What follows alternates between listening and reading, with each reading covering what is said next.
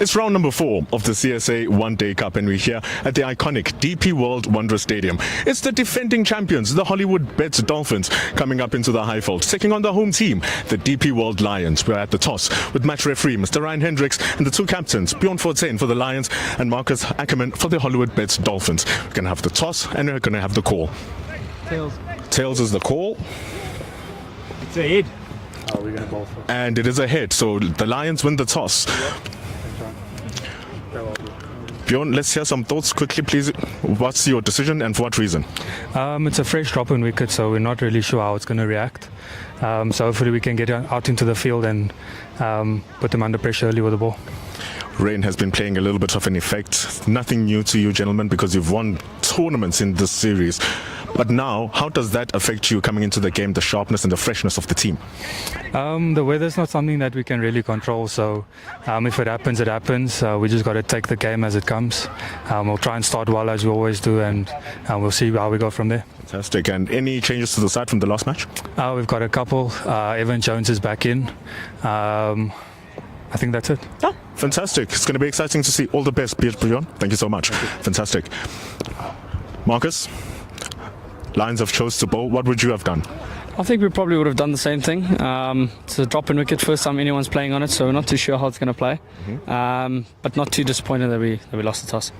Defending champions, you guys have faced so much adversity over the past seasons, but now you're linking just at the bottom of the log. How do you guys plan to just improve that in terms of how you're going to play your game today? Yeah, look, we've got a lot of guys that are away, either at the IPL or in the Proteas squad to New Zealand. We've got a couple of injuries, so we've got quite a young group here. So hopefully it's an opportunity for those guys to step up and show what they're capable of at this level. Fantastic, and the work that you guys are doing by bringing in the youngsters such as Khomole Mopiri. Simelan has gone, unfortunately. What is the ethos now for the rest of the season going into the last tournament? Yeah, look, I think it's trying to teach them as much as we can from senior players and the coaching staff, trying to give them as much information off the field to prepare them as well as possible to be able to perform when it comes to game time. But like I said, it's a great opportunity for them, and they've got a couple of games, to free up and with no real pressure on them. And hopefully they can come out and show what they're worth. Marcus, all the best. Thank you so much. Thank you so much. And the toss is completed here at the iconic DP World Wanderers Stadium. It is the DP World Lions who have chose to bowl first.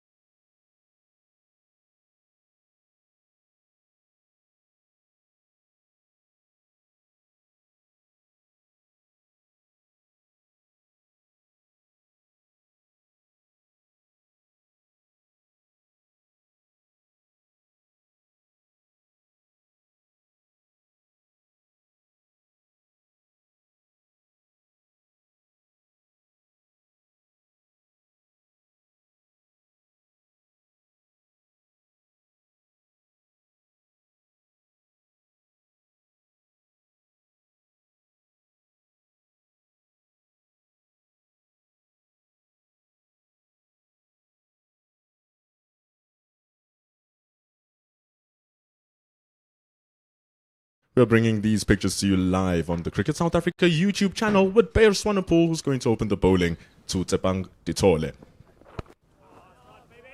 Another round, another beautiful day. It's been rain-filled over the past couple of weeks, and we're so happy that we might get ourselves a full fixture here. Let's not jinx it though, but the weather does look pleasant.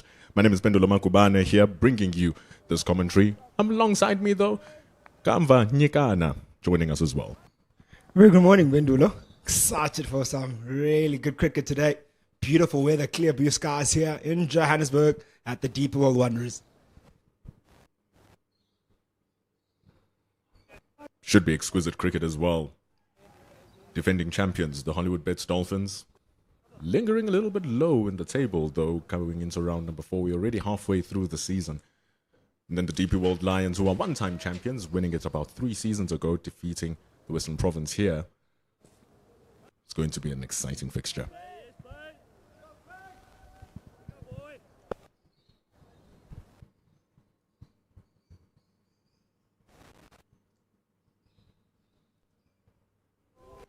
The Dolphins not starting their season too well. Their first fixture down at the St. George's Park versus the T20 winners, the Alphabet Warriors, they fell short, the Dolphins, and they've only been able to resurrect 1 victory in their past 3 games, and surely here they're looking to make it 1 more. Yeah, they're certainly looking doing that, wanting to get a victory on their belt, sitting 6th on the log at the moment. Only 1 win in 3 games. They only currently have 6 points on the board. We want to add further more points, as I say, in Bendulo. And the Lions side as well, they've been affected by rain aplenty a few times in these last few games. The previous game was completely rained out, couldn't play. Previous one only had 1 innings in that game. And the other did particularly get a result. The Duckworth Lewis result, though. And so they will be also hungry and desperate to get a result and get a win and have a full game more than anything else.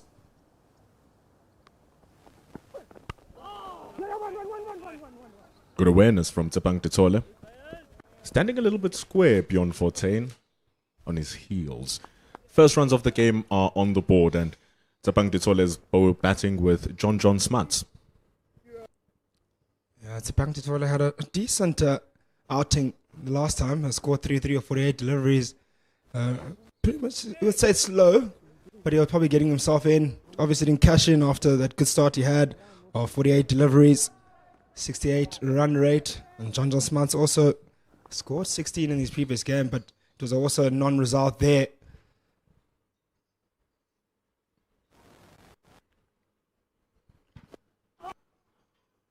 Superb stomp. Wonderful dive from Richard Seletwane. John Smuts, the Italian, is also off the mark. It's 2 for no loss after the first over. Going through the team sheets here, Kamva, it's a pretty strong team coming from both the Dolphins and the Lions. Yeah, you always get a very strong side with the Lions. You see, the opening, the Lion side is, you have there at the top of the order, Hendricks, the top. Also having a very all-round team here. The DP World Lions versus the Hollywoodbets Dolphins. Cody Youssef, player of the match in the CSA 4-day series final, came out explosive, taking 5 wickets against the Alphabet Warriors. Has something versus the coastal teams, and here's another one, the Hollywoodbets Dolphins. Yeah, it is Hendricks, Hamza in the number 2. Rusty van der Dussen, Van Buren, Seletwane, Jones, Makwetu, Fontaine, Swanepoel, Youssef and Peter to wrap it up for the Lions. Ngaba Peter getting more game time slowly and slowly. Played fantastically in the CSA 4-day series. Bowled with a lot of control in their second to last game versus the Tuskers. It's very hard for a leg spinner to be able to bowl with control and to minimize runs scored against him.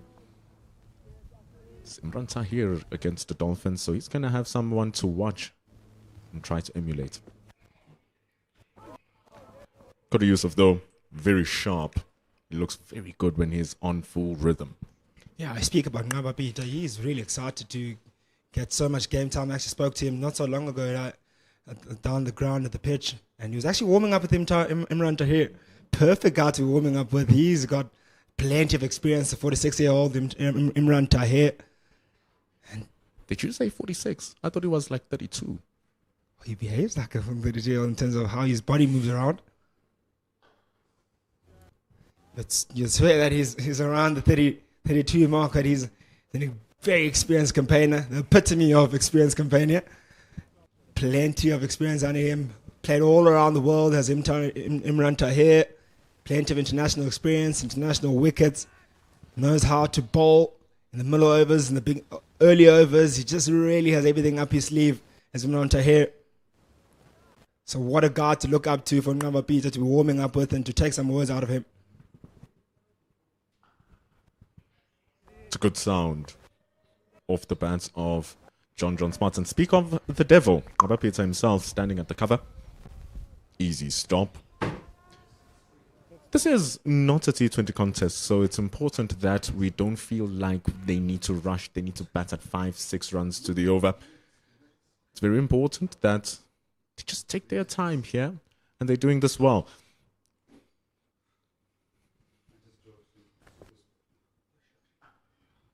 Getting it into the gap now, John Smart's going to be a long chase for Rassie van der Dussen. Too much of a chase for Rassie van der Dussen. Lovely strike off the back foot from John Smart, and it runs to the covers for 4. All timing on that from John Smart, the Italian. Brilliant back foot punch and through the covers. And the outfield is pretty quick, judging that. Look at that. You think with plenty of rain around the country, or in particular in the Gauteng region, you think to slow down a bit. That one went there flying. One of the faster fielders as well in Ngaba Peter, who couldn't even keep up with Van der Dussen. Just slightly short from Cody Yusuf, gets punished. It's a wonderful shot, and 4 runs from the over, 6 for no loss after 2. Look at that back foot punch again. Hit the middle of the bat and got the timing, got the gap, and got the full rewards in the boundary to John Smart. He'll be pretty happy with these start, these two, this pair of Titola and Smart. He'll be followed by Van Staden, Ackerman, Moore, Pillay, Perry, Lewis, Tahir, and Mohammed and Majola to follow. Plenty to come with bat. There's Swanepoel. Sends it down the leg side. It's a really, really hard take for Wandile Makwethu at behind the stumps. It's going to go for 5 wides. Pretty hot afternoon this is Mendulo. And if you are in Johannesburg and around Johannesburg and you're looking to spend the afternoon somewhere and watch some beautiful cricket in really good conditions, come out here at the DP World Wanderers and enjoy some cricket. Plenty of action yet to come. Day and night game this is.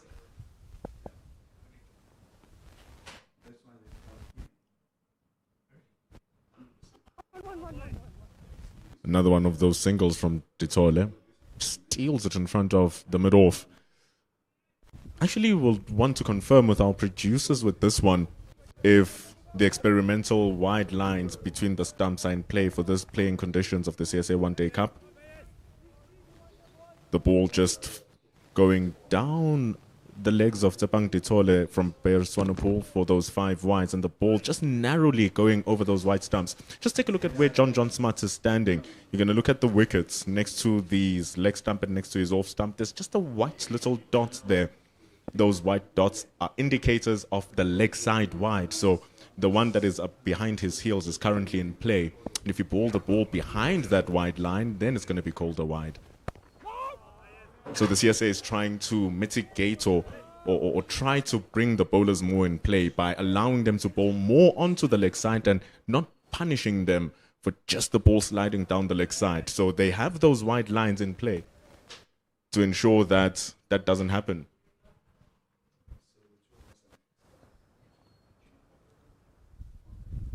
Yeah, that creates plenty more work for the umpires now to look at and look into.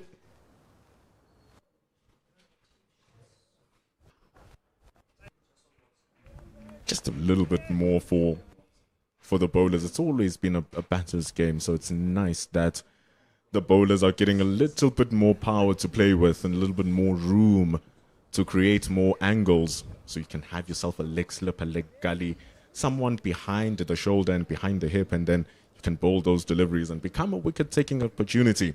So I like that little change in the playing conditions for the One Day Cup. And I like that shot, but then just doesn't come into anything. Not easy. Good bowling from Bayaswanapol. I think, Bindwell, as much as you like that, I worry when in big moments and in big situations where you say it's very small margins, that is, and you bowl that one leg side, maybe 1 run, 2 runs to win, or with maybe one very tight end, maybe last over, and you get those, and it goes against you as a bowler or as a batter. It's really tough to call. So for me, I think I would have kept it the same. Anything leg side, wide. Because as soon as you have that now a little bit of doubt in that call for the umpires, it creates a lot more drama, I believe. Were you a batter or were you a bowler? I was a bowler. I don't believe you. Any bowler would say, yeah, I want those white lines just to get more room to mess around with. You sound like a top order batter who says, nah, give us more runs just for that little mistake.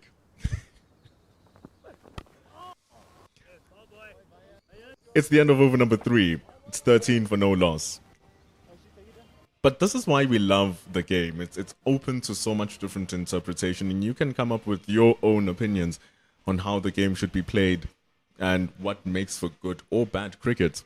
So neither of us are right, neither of us are wrong. Only the game will tell us the story. Certainly, and all these changes make it even more interesting, more exciting to call, and to have a more of a spectacle in front of us.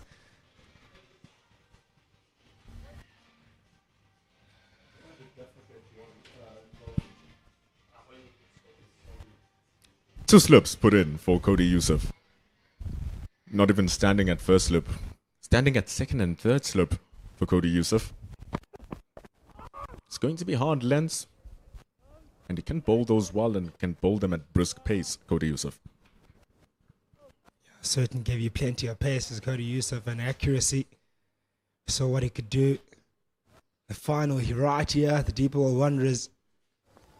And that third day, ripped apart the Warriors, the alphabet Warriors, and he can do a really good job with bowling, and particularly that new ball.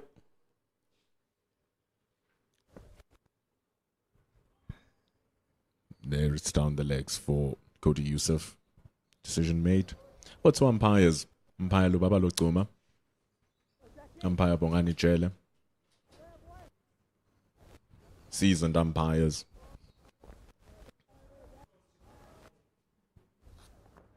Plenty of experience behind those two men. Same two men that were part of the final here. They made some really brilliant calls, those two.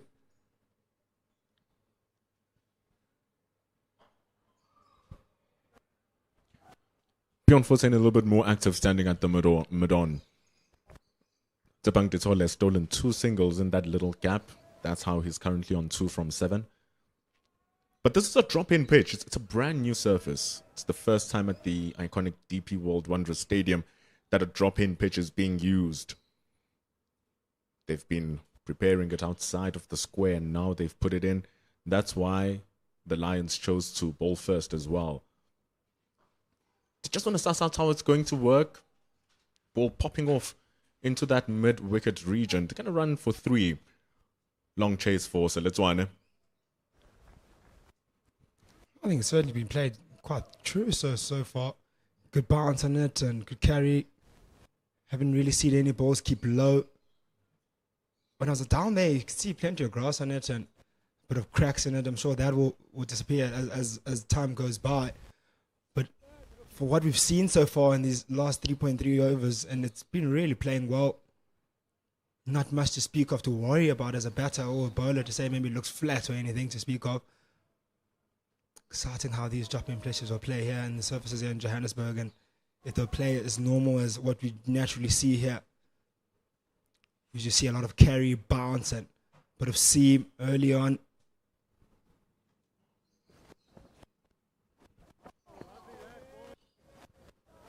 Indeed, the carry seems pretty good. And another thing is that because it's a drop-in pitch, its gradient and slope is slightly different from what the square gives. If you're going to see from our camera angle, the square goes as a ramp a little bit.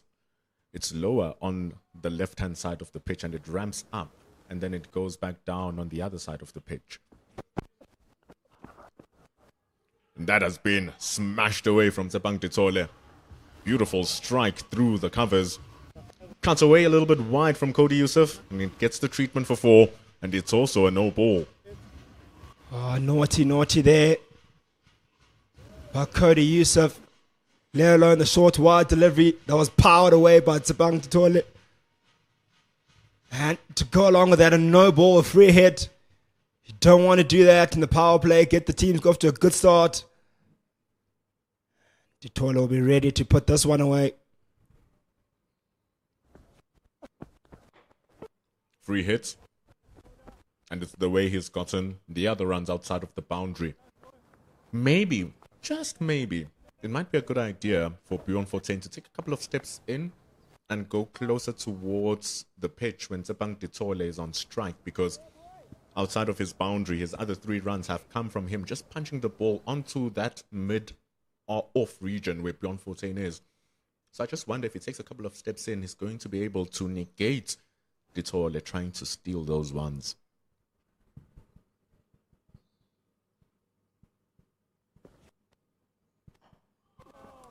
See, here he's coming in.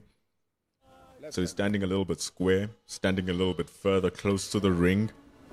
John Smart thinks against the single, but it's quite an expensive over here, going for a couple of runs from Cody Yusuf.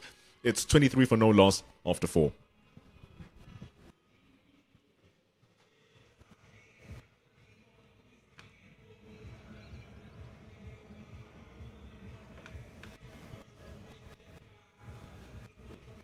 A lot of exciting action that's going to be taking place on the CSA YouTube channel. Coming in on Friday, we're going to be having that Hollywoodbets Pro 20 final. It's the DP World Lions, the women's side, who are going to be in action down in Durban, taking on the World Sports Betting Western Province, both in the Pro 50 and the Pro 20. So just keep your eyes open for Friday at 6 p.m. Keep your eyes open for the ball just creeping a little bit low for Tsepang Titole there from Bear Swanepoel. You talk about low in the surface, and you spoke about the drop in surface and being the first time here in Bendulane. It makes for interesting for the team batting first on what type of score you want to set here, because you have a new surface, you don't know how it really truly plays, and you don't have records of what you can really set here, and it makes for a really interesting start here for you.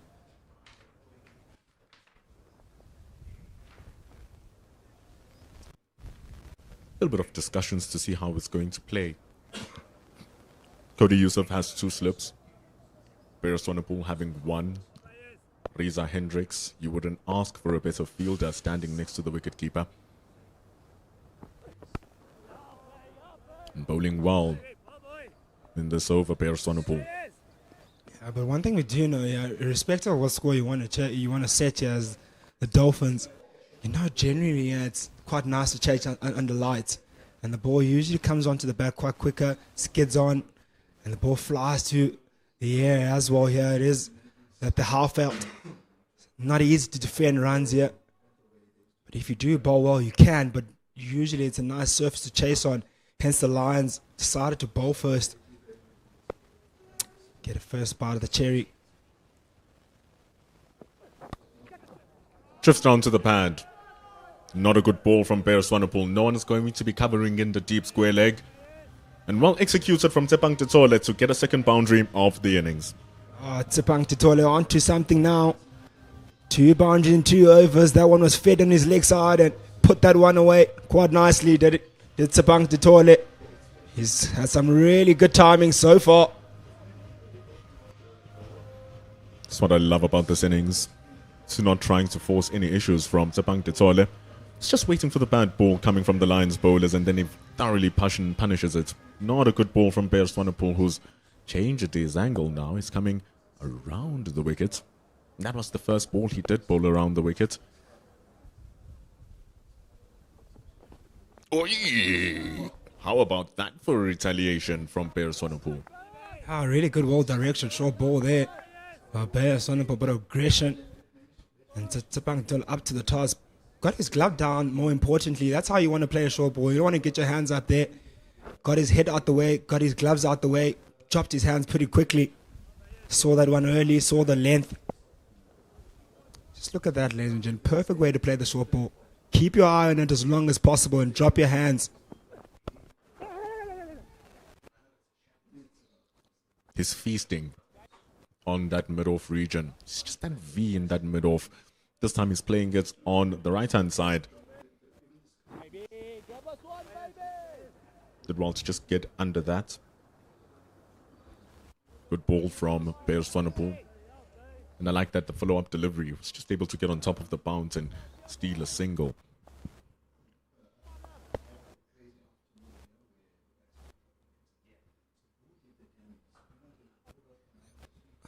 That's something I really liked about his innings so far. Tsepang Titole, and particularly these two batters, rotation of the strike. I think they've done that really well, and that's something what you want to do during the power play. As much as, yes, the power play, the fielders are in, you want to score boundaries, but it's as important to rotate the strike and put the fielders under pressure and able to keep that scoreboard ticking, because the boundaries will come eventually. And that is the end of the fifth over. 1 over. Oh, so I was about to say 1 over remaining in the power play, as if it's a T20 game. Still 5 overs remaining here in this power play. 5 overs in, 28 for no loss.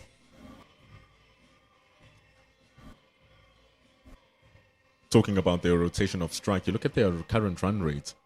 The patience in them leaving, defending the good balls, and then stealing the 1s and 2s from the bad balls, or even good balls, they get 1s and 2s. Oh, look at that for a peach from Cody Yusuf. He would want to nail that 6 times in a row. It's a very nice ball from Cody Yusuf. Shaping away from Tsepang Titole. It will explain why that slip is standing nearly at third slip. That's one thing you get here in Johannesburg. So you always have that one delivery that's kind of got your name. Might beat your bat. You have to always be aware as a batter. Just didn't time that. Wow. Tsepang Titole. But back to the discussion about just the rotation of strike here, Gamva. When the batting side is able to get 1s and 2s from really good balls, you're hitting your good lengths, your good lines, they're pushing it into a good little pockets and they take 1s. Eventually, if you get 2 or 3 of those in the over consistently every over, you start searching for a wicket-taking delivery. And in that search, you get punished. It's exactly the case right here. Just pushing it a little bit wider, inviting the drives from Tsepang Titole. He gladly obliges and cuts it away stunningly for 4. Climbed onto that one, picked up the length pretty quickly to Tsepang Titole. Got the one in the previous over and did exactly that same result. And it's a boundary. And you talk about that, Mpendulo, where when you're able to rotate the strike, get 1, 2, 3 runs early in the over of the singles. When you get the boundary, it automatically becomes a very big over. 8-run over and pretty much low risk. And you can always just now tick over the score pretty quickly with a very low risk play. And it releases so much pressure off you as a batting unit. The one here, imagine they just continue with their current run rate. Another boundary causes a lot of damage. And just to allow Cody Yusuf to bowl that wide length, they take Mitchell van Buren from the gully and he goes down to deep backward point just to defend that cut shot. See, that's why it allows now Cody Yusuf to just be a little bit more free with that ball. And so even if Tsepang Titole is able to cut that away, it's going to catch Mitchell van Buren. They brought in the third man. Third man has come up onto the ring now. So your 2 fielders are your deep fine leg and your deep backward point. I think that's a very good option. A few deliveries have gone down in that deep backward point region.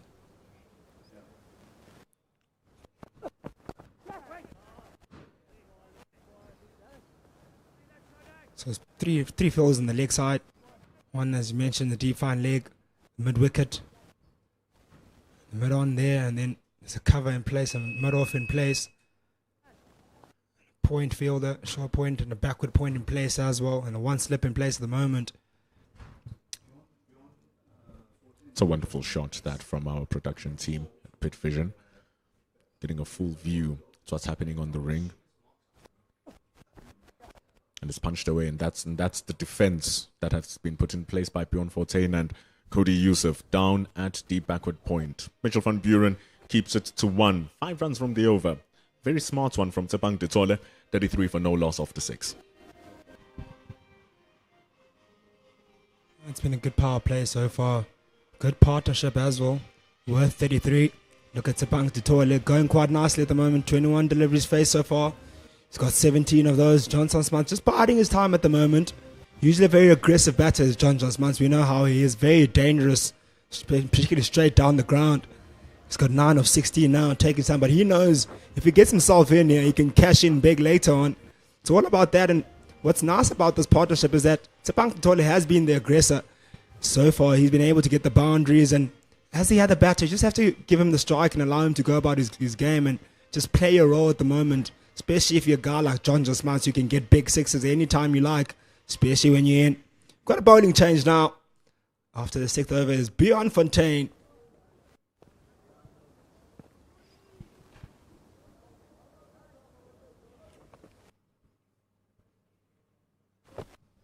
Good speed, good appeal it seems, but umpire Jele is not interested in the Lions' case.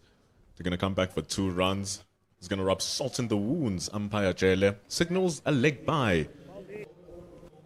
It just seems like this might be impact just outside the line, marginally just outside the line. But that's what you get from Bjorn Fontaine, wicket-to-wicket bowling. Very economical bowler is he, particularly in the shorter format, all formats. Most economical bowler in the 4-day series. You'll get plenty of dot balls from him. What will be so important is for him to just carry on chipping away dot ball by dot ball and applying that pressure and drying up those runs for these 2 batters. And you know what pressure can do.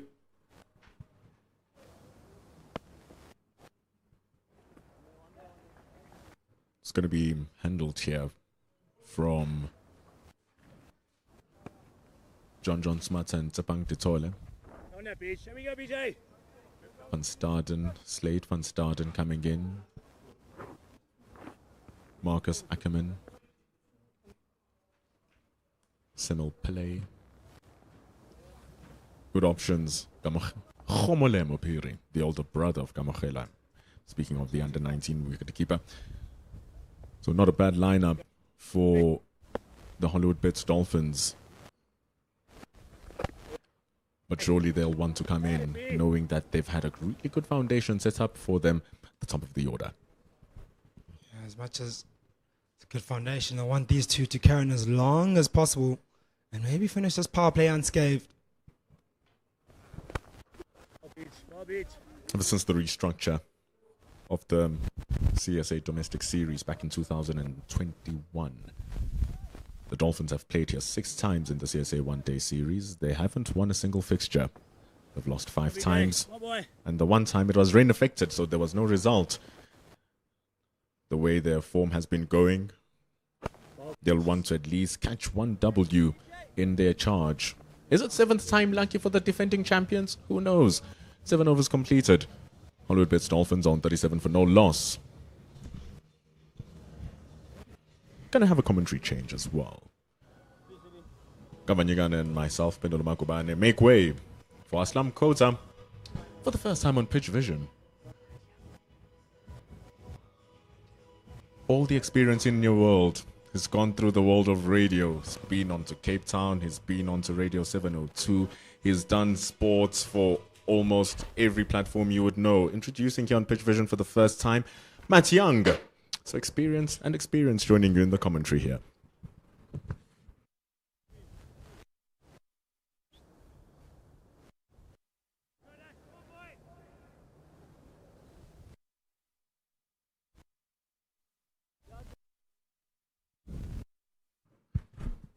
Thank you very much, Mpindolo.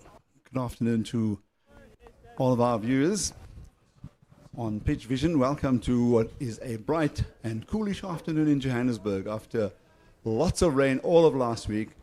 And then we had contrasting weather over Johannesburg. Winterish weather is the only way I can actually describe it. And that's why I'm very curious as to how this pitch will play, because it's in fact the first time in the country that a drop-in pitch is used. And so far it's played beautifully. Two bowlers certainly have been a bit loose, going at 5.2 runs and over. 37 without loss, this at the beginning of the 8th over. And Titola in particular has been the aggressor. Anything short, especially outside the off stump, he's dealt with it beautifully. So looks pretty solid. And as I welcome Matt Young, certainly a very nice introduction from Mphendulo for Matt, who's joining us. I've heard him on radio for a number of years, and now giving himself a look in at cricket commentary. So there's good bounce, and clearly the bowlers are testing it to the best of their ability, especially with the new ball. And let's hear the thoughts of Matt, especially with the first 7 overs that have gone. Good afternoon, Matt. Afternoon, Aslan. Well, what an introduction! My word, I feel like I should have got you guys to work at my wedding. That would have been excellent. No, we're having a great day so far out at the Wanderers. Nice sun, as you say, not too hot. Well, after winning the toss, the Lions decided to have a bowl first up, and as we said, not going along too badly. Tshepang Titole primarily the aggressor in the innings so far, with JJ Smuts, the Mr. Italian, taking part. Therefore, together 41 not out, or 41 for 0 after 7.4 overs, going along not too badly. Yeah, I think this is a good start. Remember, the Lions actually won the toss, elected to bowl first. I will say to our viewers that the surface has been put through the test. Obviously not a full 50 overs. This is beautifully nudged to the onside in that gap between mid-on and mid-wicket, rolling away towards that wide long on boundary, and they finished 3 runs. Beautifully timed stroke into the gap from JJ Smuts, so 44 without loss. I was just going to say that it's been very much a concern, and I'm a board member here, so how it will play, and there's been a lot of worry around, so they've actually given it an extra month of bedding in, and they've played a number of practices here, the senior teams, and they're pretty happy with the way it has responded. So now it's the true test. Going into the night game, it's going to be a full 50 overs. I'm sure the rest of the board members are watching this with equal amount of curiosity. It's a wild swish outside the off stump. He's been so poised in the way he's played some of his strokes, and on this occasion, perhaps maybe just a slower ball that he's not timed well. End of the 8th, 44 without loss. Yeah, we were taking a look at the pitch just before play started today, and a little bit of grass on it, but as you say, it does look good, and it's been playing pretty well so far. I don't think there's been any nasty surprises sort of waiting in it, but it will be interesting to see. Obviously, you know, rain has caused such trouble in this tournament so far, so it will be interesting to see what happens after 100 overs, and as you say, going into the night, I wonder if we'll see anything different from them. Going for 10, by the way, to continue. Yeah, as early as the 7th over, brought himself into the attack, and I'm not surprised because the ball's coming onto the bat very, very nicely. So just looking to maybe slow things down a bit and trying to pick up a wicket. He's known for breaking partnerships. Very crafty, very intelligent bowler. And being captain, he's taken on the responsibility to see if he can make any inroads here. 2 overs remain for the power play.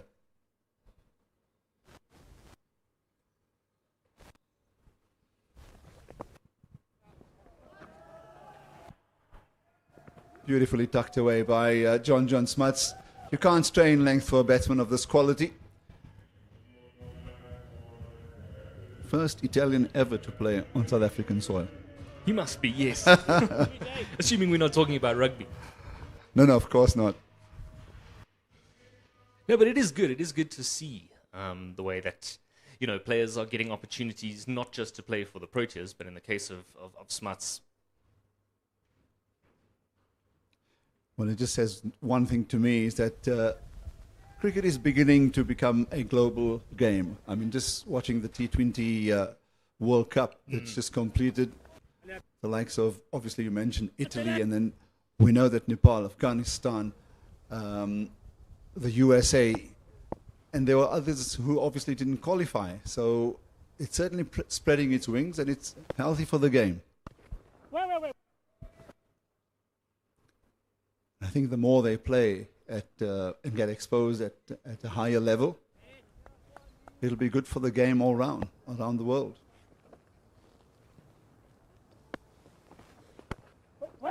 Yeah, absolutely. I think, with the advent of all these various different franchise T20 cricket going around the 100, it is really becoming a global game. We're kind of at a point where it's almost like a Premier League football situation, where you've got people from all over playing. Yeah, the only problem is that there are so many of these franchise leagues that are opening around the world that I think it just leaves 365 days short of another 365. It's beautifully bowled. It's well played by Ditole. End of the over. 9th complete. The 6 runs coming off that over from 14. So he's obviously tried. He's looked to see if there's any early chances of turn. Looking at the partnership, that single has brought up the partnership of 50. That's just come off 57 deliveries. And 5 fours in that. So it's been a workmanlike innings. And I think out of those 5, Ditole has hit 3 and Smuts 2. No surprises, though, really, thus far. I don't think the drop-in pitch has had too much on offer. Let's see. But as Swanepoel resumes, let's see in his 4th now. Maybe he can get something out of it. Well, he opened from the golf course end, so now we know why the captain had brought himself on from the far side. But he's bowled 2 overs and has removed Cody Yusuf from the attack. And Swanepoel back in harness. I think it's a good decision just to see how it goes from this particular end. He is an out-and-out quick. He does have some wonderful skill as well. Now bowling around the wicket to the left-handed Ditole.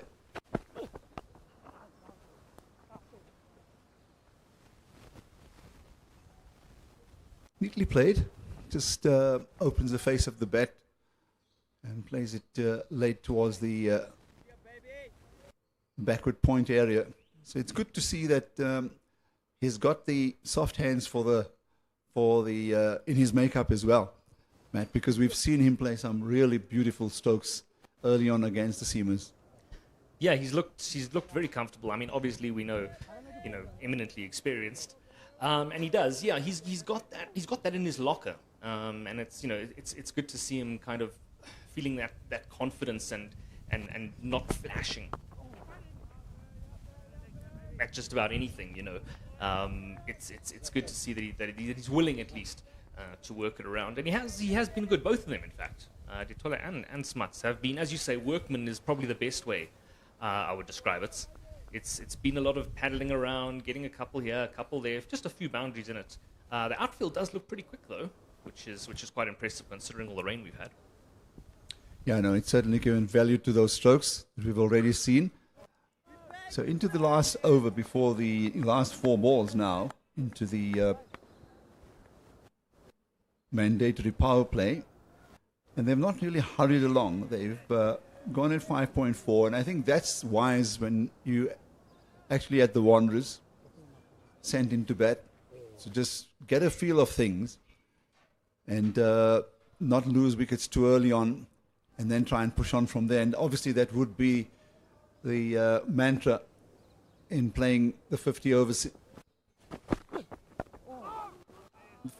format, just to make sure that you bat all the way through. And as we always know, in the old adage about the openers setting the stage, setting a platform for the rest of the batsmen. And so far, I think this partnership of 51 has certainly done that. Very professional in the way they've gone about it. Yeah, look, I mean, at the Wanderers, you always know that there are runs on offer. So if you can stick around, that one's pushed away. Well fielded, they'll sneak through for a quick single. Yeah, there's always runs available, you know, at the Wanderers, as long as you can back deep, as you say. And, you know, the openers would just like to, I guess, set the tone, even though, you know, 52 now, power play is essentially done. Yeah, it's not too bad, all things considered. It's a good stop from a very powerful stroke from John Smuts, but Seletswana has done good to really put his body behind it. He's taken a shot on his ribs.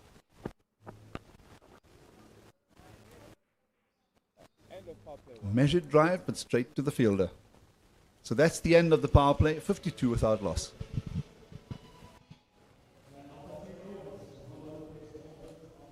And clearly, it'll be the Dolphins that'll be happy of the two for the first 10 overs.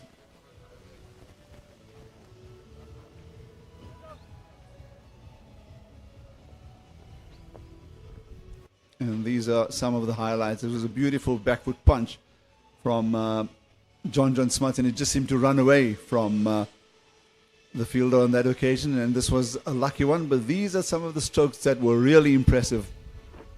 A cut in front of square on the offside, and then he repeats the dose. Lovely shot, that. Really a lovely shot. Spin to continue now. BJ.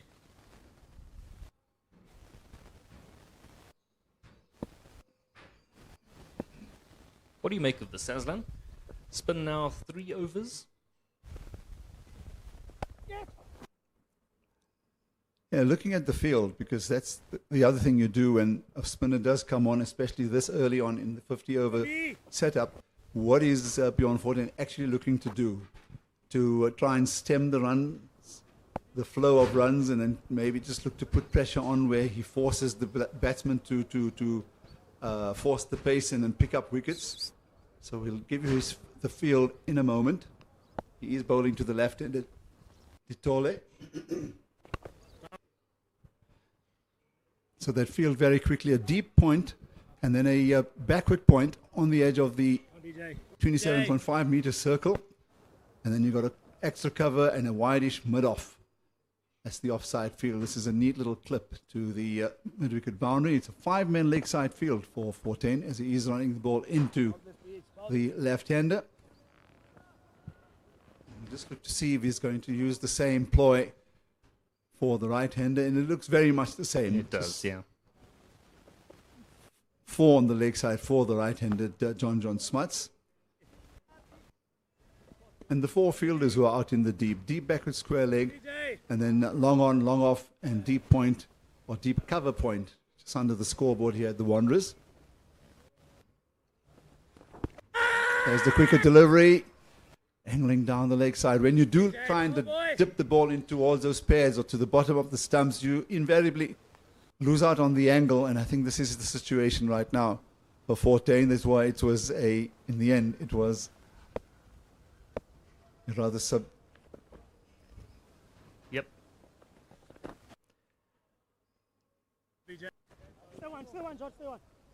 seemed to almost want to reverse the appeal on that occasion.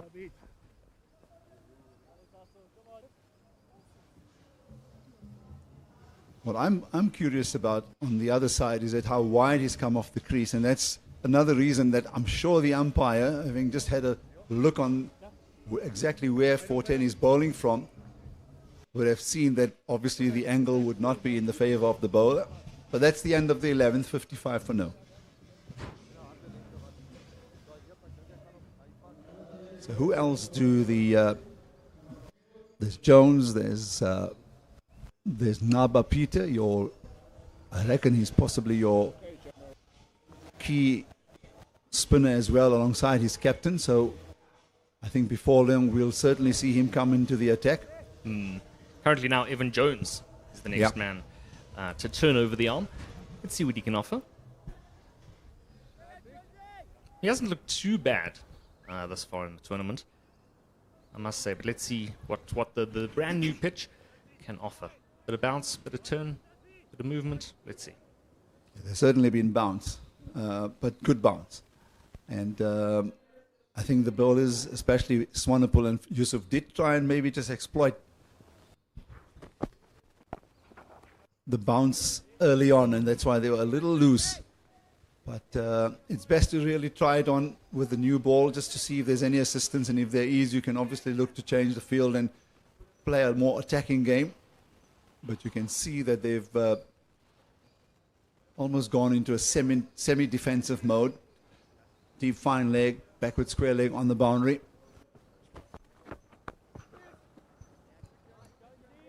I'll go through for a single there. It's a bit of an interesting one. I don't know if this is the right time to start going defensive. I mean, the power play is just done. We're 11 overs in, going into we're in the 12th over now, and it does feel as though you kind of need to get a wicket and need to get a wicket soon. I don't think that defensive fielding right now is really the best way to go about this. I mean, obviously we've got the change of bowler, so maybe he'll offer something different. But I think it's more of a wicket that's needed. Yeah, just into the 12th over now, no slip in position. So I'm just trying to read into Fortuyn's mind to see exactly what he's planning here. The other thing that you do in a case like this where you feel if there's not much happening is to just give your bowlers, the depth of your bowling attack. Bring them in, just let them swing their arms, just let them get in there and see who's maybe getting the most out of the pitch, especially with a newish ball. Because remember, it's the same. There's two different balls being used from either end. So the wear and tear, especially early on, is not that much. This is neatly pushed into the gap by De Tole. I mean, he's almost tempting them to play the drive, isn't he? He's got nobody in front of the wicket. Of the fielders in the deep. He's got, what does he have? He's got a third man. He's got a fine leg, deep square leg, and a deep point. Nobody forward, so he is tempting them, saying, "Come on, let's go. You've got plenty of space. Pierce the boundary and let's see." Yeah, there's a few things at play here. There's no doubt. I know it's too early to say, Matt, that see if the batsmen make any errors. And by that time, another 5 overs go, the partnership gets to 75, and they haven't lost a wicket, and then the game seems to run away. So it is a patience game. Ooh, swing and a miss. Yeah, slower one from Evan Jones. He's overdone, just 2 runs coming off it. So I remember the World Cup final in 1979 at Lord's. I happened to be there. Yeah, me too. Very lucky I was. And Mike really captaining the English team. And on the morning of play, they lost the services of Bob Willis, who was the key bowler for England at that time. And he had to then have the likes of Wayne Larkins and even Jeff Boycott turn their arms over. And remember, it was 60 overs then. Yeah, I do remember. And I'll get back to that story in a moment.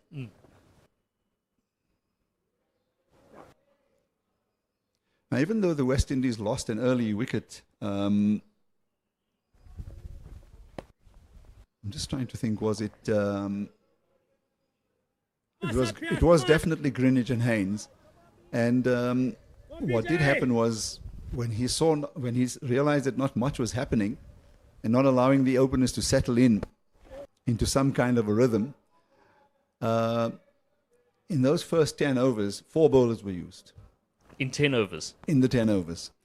So Mike Hendrick, Chris Holt, Ian Botham, and one other. I did mention Mike Hendrick. So they all gave it a go. It didn't work. But he tried. He wanted to see what they can, if there was anything they could get early on, because it was the West Indies that batted first, and just to see early morning if there'll be any assistance, and if it wasn't working for a particular bowler, let's try 1 or 2 of the others. Go up for the appeal. What was that, for a court? It looked like. Or Yeah, was it yeah. LBW? Very quick. I think the bat may have just brushed the pad as you look to make the stroke. We'll get confirmation here. We'll get an idea from this. It's hitting something on its way. So there's just too many things at play, too many layers Lovely pitch, lovely boy. to look at with that reverse sweep. He's played so well until now, and this is exactly what the bowler wants, Bjorn Fortuin wants. He wants him to now look to improvise. He wants him to look to do something differently. He's unable to pick up runs on the leg side. So hence the attempted reverse sweep, but there is a fielder in that point region. That is the end of the over as well. Yeah, he just needs to get it sort of just behind. I mean, there isn't really anybody. Is what a backwards of square, but otherwise, yeah, there's not that much available to the Lions. Certainly behind the wicket. So I think, yeah, the reverse sweep makes sense. It's also, I think, Bjorn Fortuin will be happy to see. You know, if the batters are sitting there looking comfortable, 59 without loss overall, you're gonna think, well, they're gonna start to accelerate now. So if they start to accelerate, well, you know, then perhaps that chance opens up for the wicket. So in a way, the neat and tidy bowling from Fortuin I suppose it does start to build a little bit of that pressure. They haven't had a boundary now in a while. Maybe about 4 overs, I reckon. Jones again. We're just looking at the stats for this season. Smuts has played three innings, top score of 22. And Titole has also played 3 and batted 3 times, top score of 33. So for both of them, first of all, the partnership is a very good one. They're both on 23 each. So if they can carry this through for at least the next, the next 7 overs, take it to at least 20 without a wicket lost. And I think their confidence will begin to flow a whole lot more, because they need to clearly deliver for the Dolphins. You know, the Lions in particular, but also to a lesser extent, I suppose, the Dolphins, it's almost like they still need to adjust to playing 50-over cricket. Because, I mean, yeah, we just had the 4-day cup, but what should have been 3 games for the Lions was only 1 and a little. So, you know, maybe there is still that adjustment that needs to be done, where they need to just work out, especially on their home pitch now, just what they want to do, how to approach it, because they haven't really had the opportunity. Oh, there he's gone for it again. He gets lucky on this occasion, a thick edge, runs away for 4. But there's one idea that I'm sure the Lions bowlers will keep in mind now, is that if there's anything short outside the off stump, Titole is going to go for it. Sometimes it can be the undoing of the batsman, but he gave it the full kitchen sink and he's got 4. It's my fault. Shouldn't have said that. Yeah, you're looking for the boundary, you got it.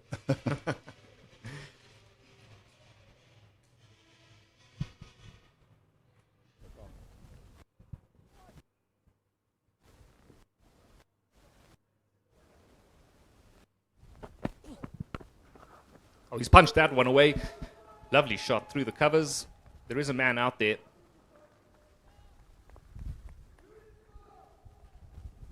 Boundaries covered off. Just go through for a couple. Titole moves to 29 now. Yeah, just looking at their campaign so far this season, playing against the Warriors, they lost by 6 wickets. They scored 279, but unable to defend that, and Warriors passed it with 4 wickets down. So that was their opening fixture, the Dolphins.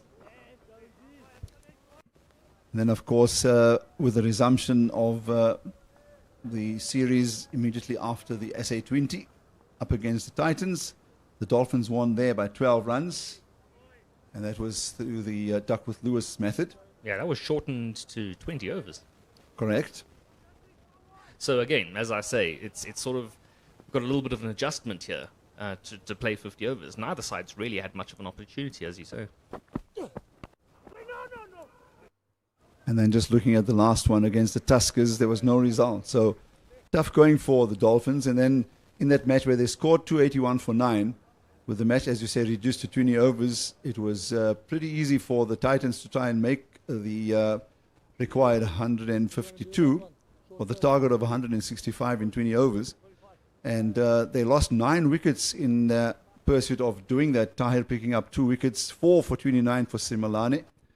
And Bartman also picked up 2 wickets there. So eventually, it was a good performance with the ball from the Dolphins on that occasion.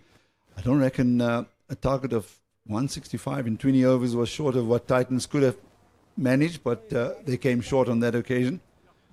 And then the Tuskers versus Dolphins, as I've said there. 211 for 9, the Tuskers managed to get 66 for 2, and there was no result. So they need to post wins in the remaining fixtures if they are to stay, or at least finish in the top half, in the top 4 to qualify for the finals.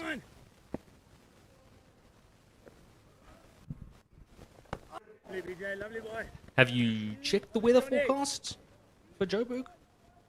I must be honest, I do believe there's supposed to be rain over the next coming days.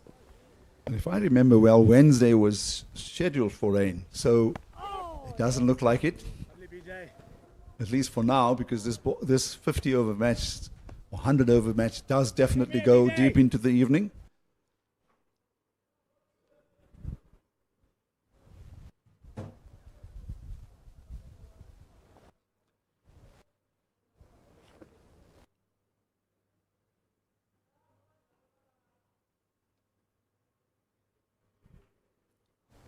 Yeah, they're playing it well here. They've decided that occupation is the key. They don't want to lose wickets. And any team gets a good score on board, certainly makes it a lot easier to try and defend that. And if you let the home team who've just sent you into bat get away and pick up early wickets, you don't leave yourself much chance. And I think they've realized the importance of this particular fixture, given the fact that they've not had results go their way.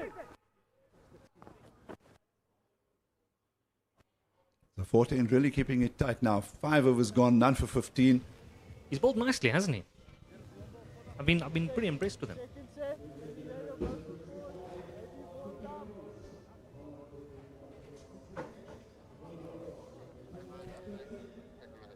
That looks like Jones to continue there. And you just mentioned the captain himself having bowled beautifully, none for 15 in his 5. And that's one thing about his cricket, whether he's batting, whether he's in the field, and now in the role as captain and bowler, the sense of reliability in Bjorn Fortuin's cricket, I mean, he has to be one of those most valued players. Yeah, absolutely. What a servant of South African cricket. He always reminds me of Reza Hendricks, who's sort of always just been there and just done the job and just carried on over the years, done what's been asked of him, and really just kind of, I mean, certainly at the very least, made the domestic game very much his own. Let's see what happens. And this is a matter of interest. I mean, the Lions up against the Western Province, they won by 15 runs, that too with a rain-reduced match. So their target of 231 in 36 overs was achieved, winning by 15 runs with the DL method. And that was against Western Province. And then they did not, Lions got 229 for 3 in 42 overs, also a match reduced to 42 overs. Stopped. And the Dragons, unfortunately, didn't even get a chance to bat, so that was rained out. And they need to now make sure that they at least get a good result here at home, because in the shortened season, you have to be able to score runs, to score wins at home if you want to qualify.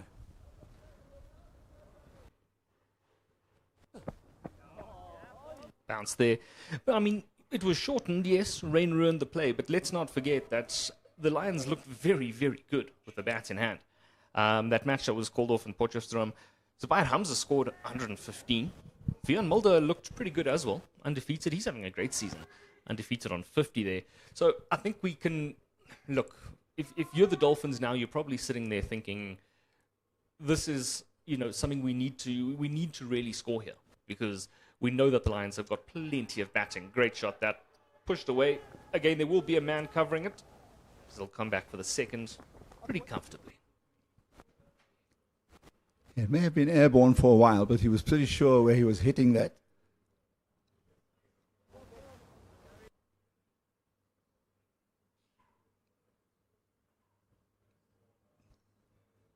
Interesting field set. I mean, he's got a deep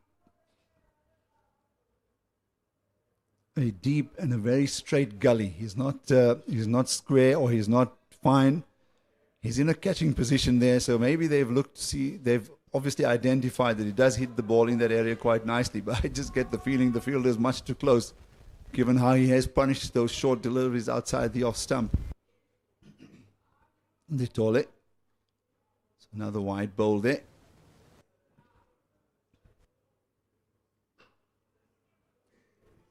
That was the 8th wide of the match so far. So, I mean, you can understand fine, all right, if you look at the field.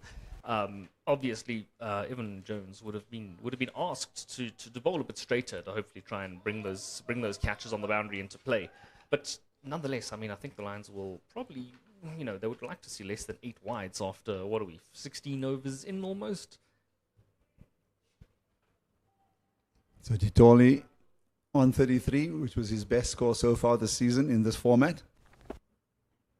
Oh, was that going too high? There was a stifled or a chance or a thought of an appeal and then just held back the Jones. So 16 complete, 73 without loss. It's time for a commentary change.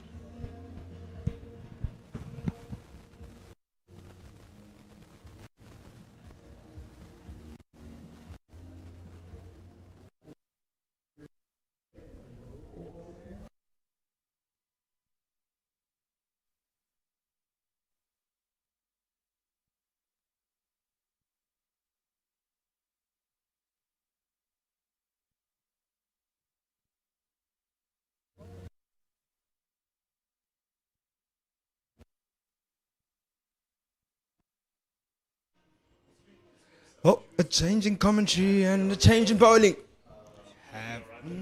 Peter.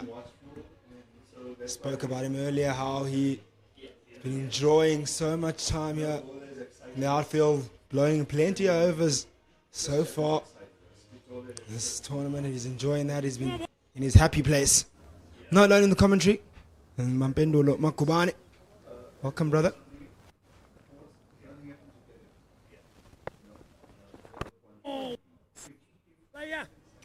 It's done pretty decently.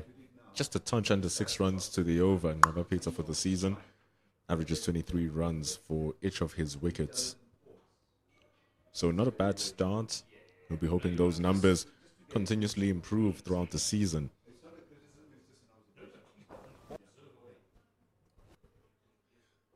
Two for 46 is his best this season. Hey.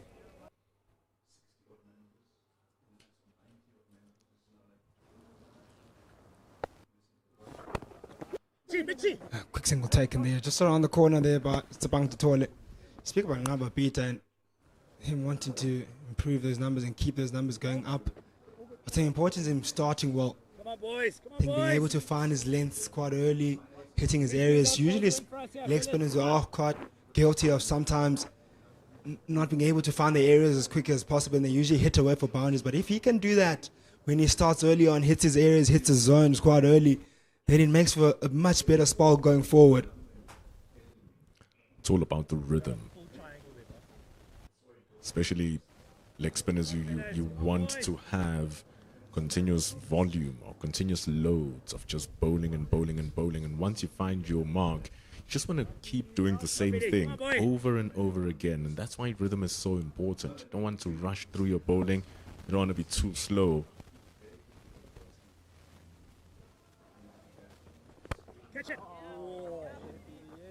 And you're starting to find good tempo. You just see how you get through your bowling action and how the ball flies and how it lands and how it reacts with the surface. It just tells you where the bowler is in terms of their tempo.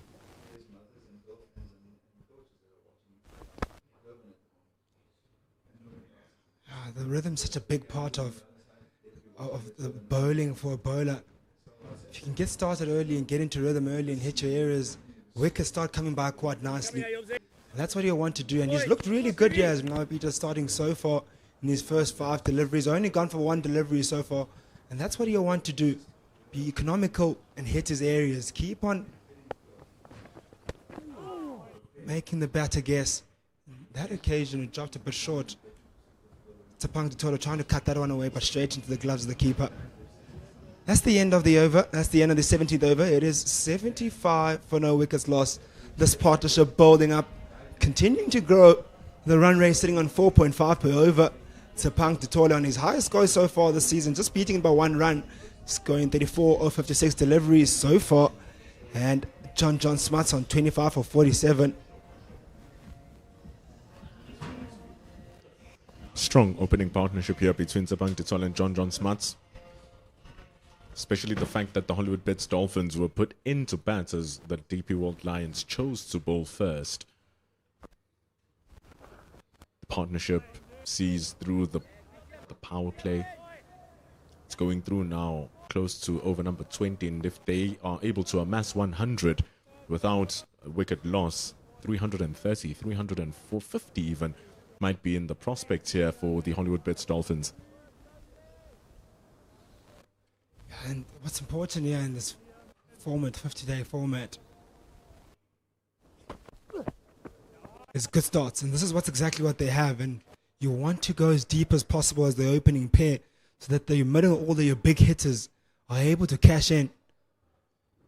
And what the Lions won't want to do is that allow these two to settle in and continue to get that new ball as old as possible and get it soft. Yes, there's two that they're playing on at either end. If they can get those two old enough,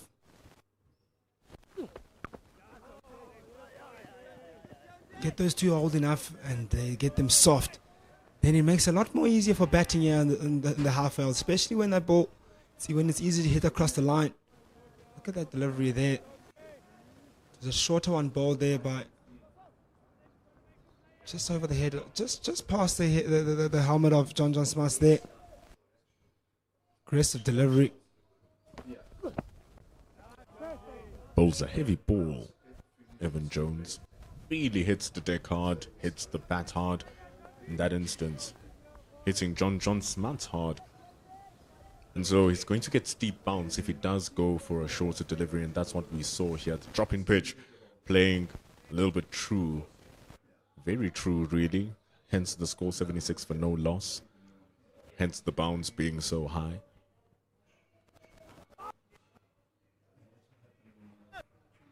And it's excellent work here from Evan Jones, because the wide was not even a wide based on lines. But the DP World Lions need a wicket here. They really need a wicket, because it's slowly going away from them as this partnership grows stronger.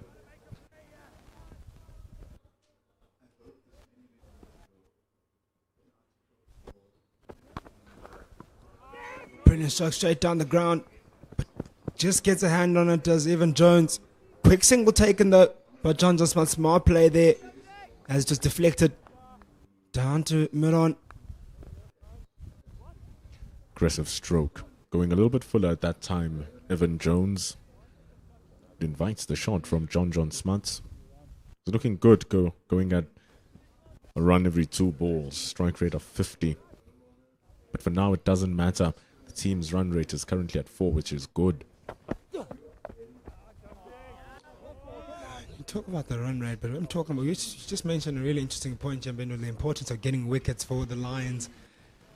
And it's been some tough going for them as they come to the end of the 18th over. It's 77 for no wickets lost. And I think what's going to be important for them here is being able to drop that run rate even further and drying up those runs and making it difficult. If we look at the bowling figures of the Lions so far, have Bear Sonapur right at the top there, who opened up with Cody Yusuf. They both 4 apiece. Didn't manage to pick up any wickets. Bear Sonapur going at a common rate of 4 per over. Cody Yusuf 5.5. And also then we had the other bowlers coming in. There's Bjorn Fortain and even Jones, another beater now in action. Lovely, Youngsy. Lovely boy. Those bowling figures just tell you how well the Hollywoodbets Dolphins have been able to work this innings. The 2 openers, Cody Yusuf and Bear Sonapur, bowling the first 8 overs of the innings. So that means they bowled the first 8 overs of the power play. And they are the 2 bowlers who are going at the highest of the economy rates.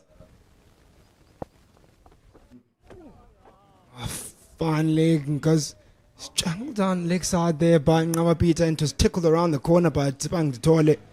Goes all the way for 4. Almost like these will happen. It's the first ball, which is bowled in error from Ngabapeta. Just see that he tried to force that a little bit through, add more pace, flatter delivery, and got it all sorts of wrong. Not to a man who's playing like this as Tepang Titole moves to, let's say, 8 runs.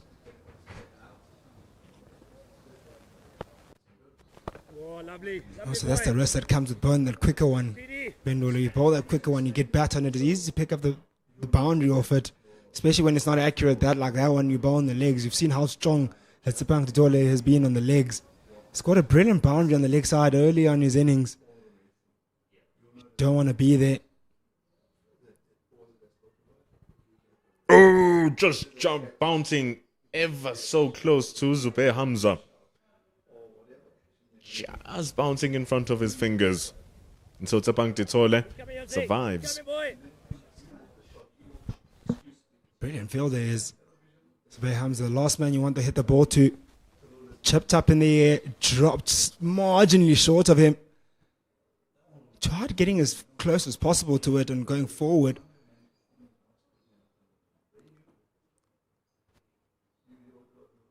Oh, brilliant sweep. Could be, just dropped short again.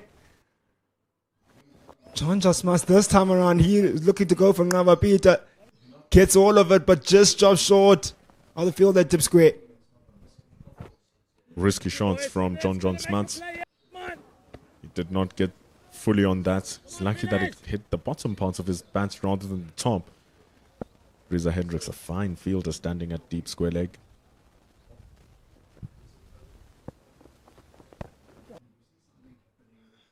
Interesting how these two are playing. Ngabapeta having picked up a boundary early on in the over, looking to go big again. Maybe they feel that he might be the bowler to go after.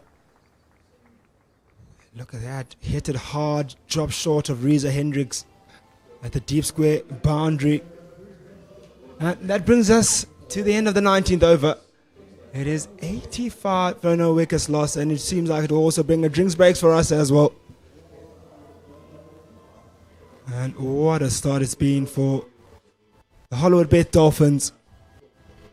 It's currently having an 85-run partnership between the pair of Tepang Titole and John Smuts. Tepang Titole just got to his 40 of 61 deliveries. John Smuts on 28 of 54. And at the moment at the crease bowling is Ivan Jones and Ngabapeta. They also haven't been able to pick up wickets. We had earlier Peya Swanepoel and Cody Youssef, who opened the bowling for the Lions, but weren't able to really bowl. They were more the expensive bowlers so far for the Lions. The opening bowlers, yes, they were bowling with a new ball, but they weren't able to pick up wickets with that new cherry. Even the best spinner at hand, Buan Fortin, who also didn't really get much out of the surface or any wickets to speak of. But we'll enjoy a bit of drinks now and plenty of tactics to speak of for the Lions to maybe potentially change the tide of this game. And for the Dolphins, continue how you've been going. Let's have a drinks.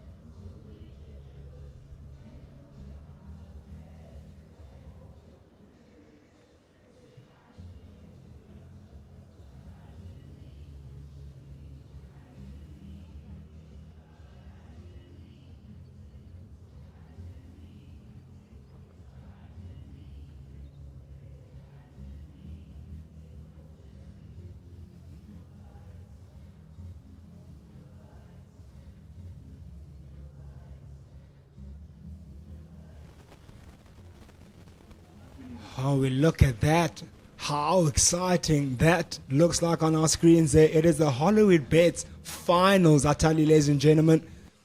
It is on Friday at 6 p.m. It is the Hollywoodbets Pro 20 final, 13th of March, between the DP World Lions and the Western Province Girls. up in Durban.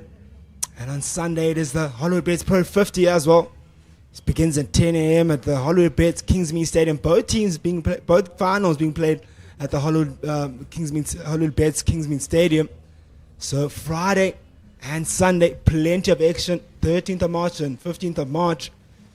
So please be tuned here on our CSA YouTube channel on some exciting women's cricket. Here's Evan Jones to continue after the drinks break.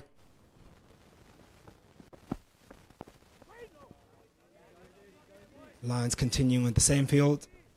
Have deep fine leg, deep third man, deep cover in place, and a deep square. And then in the inner ring, there's 4 fielders in front of the bat, and mid-off up, and mid-wicket and the cover in place, the extra cover.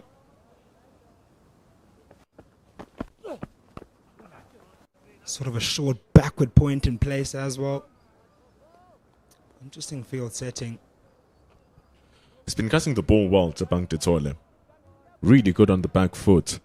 We've seen those cut shots go for boundaries. We've seen those punches just go for singles and twos. And so having that fielder just behind the point region for those cut shots, just in case he miscues one. It's a nice stop from Zubair Hamza. Very active fielder. He's been very active with the bat. Ever starting from the CSA 4-day series final, he scored that blitz 68, which absolutely crumbled the Warriors' bowling lineup. Came in, first game of the season, lightening up with 115 runs undefeated. And lucky that that game had no results. Scored a 46 as to follow up that 100. Zubair Hamza on fine form, standing at now mid-wicket. Brilliantly peeled over the mid-wicket region, but plugs into the ground over mid-wicket. There will be cover on the boundary. They'll take 3 to the Dolphins. And good running. Oh, just tied that one. Looks like the bat was stuck as Johnson Smart was initially trying to slide it in. Pulled it over the top. John Smuts. Gonna come back for run number 2.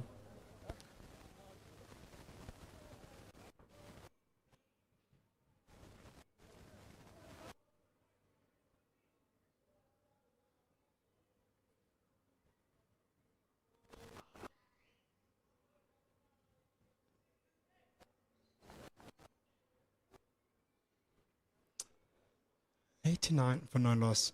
Pendulo, it has been some tough going so far for the Lions. There's the wickets column. What could they change tactically now? Don't want this partnership to get over the 100 mark, or they get these two too comfortable to be able to cash in here on the surface.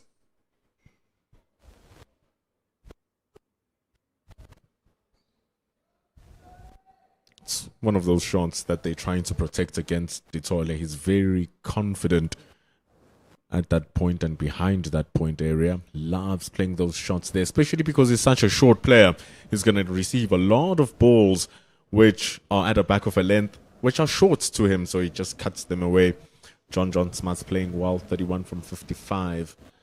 And the Lions have tried. They've tried Bear Swanepoel, they've tried Cody Youssef, they've tried all the bowlers. And there's a couple of fixtures happening as well around the country. The World Sports Betting Western Province taking on the Gold Rush Borland. It's going to be live on Supersport.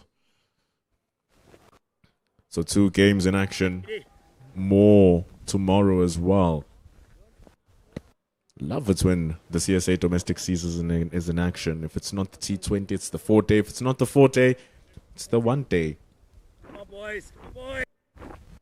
Not just men's, women's as well. All action all around, men's and women's cricket. Makes it really exciting, as you say, in Bendulo.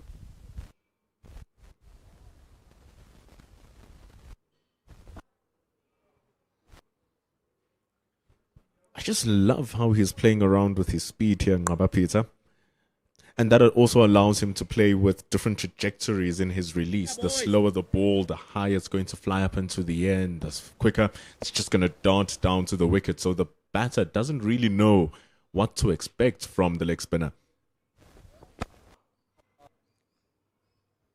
Now, the challenge that he might have is that there is a left-hand, right-hand combination, which won't make it easy for him to settle into a proper rhythm or set up a batter. Particularly bowling to the left-handed, left-handed Tepang Ditola, will be a different angle there, different variation. Then you have John Smuts. You're different. I'm sure you have different plans for both, which doesn't make it any easier. He'll much rather bowl to John Smuts than bowl to Tepang Ditole. You much rather always bowl the ball to the batter that it moves away from. So here, John Smuts, the right arm leg spinner, is going to pitch the ball, move it away from John Smuts, and that's where you have much more action to play with. Outside edge is in play, the stumps are in play, the pads are in play, and you're forced to hit.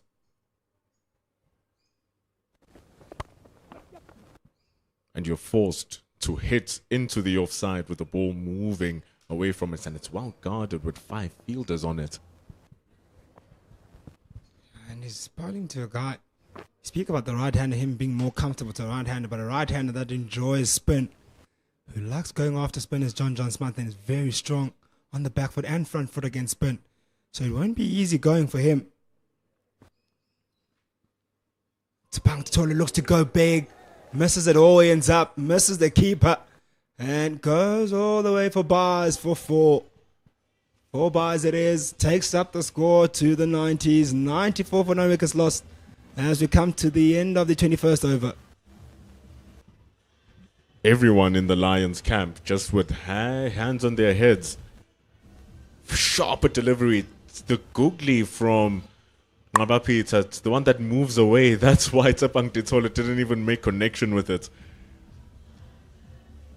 Just moves away from the bat, and it moves away from the stumps as well. Wandile Makwetu couldn't stop it. Smart bowling from Ngabapita. Unlucky to not get a reward for it though. He seems like he's been the bowler who's asked the plenty of questions. Had 2 half chances in the previous over. And now also another chance is created here. Just beating that off stump of Tepang Ditole. Have Cody Yusuf back for his second spell. Up in the air. Drop short of the mid-on.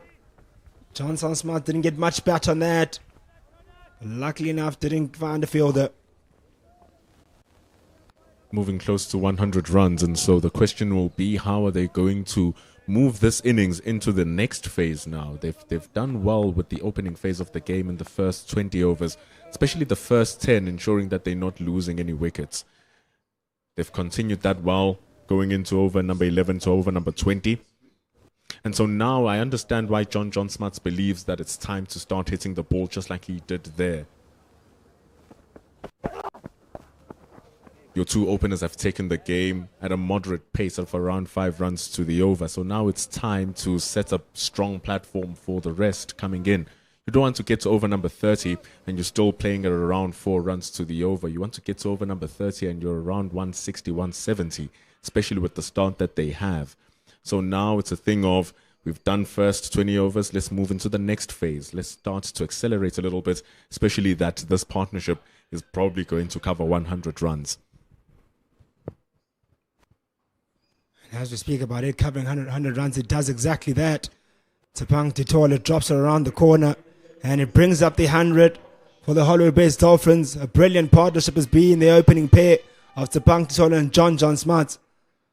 Really good partnership this. They've set them up, his team up. It's come off 84 minutes, 135 deliveries.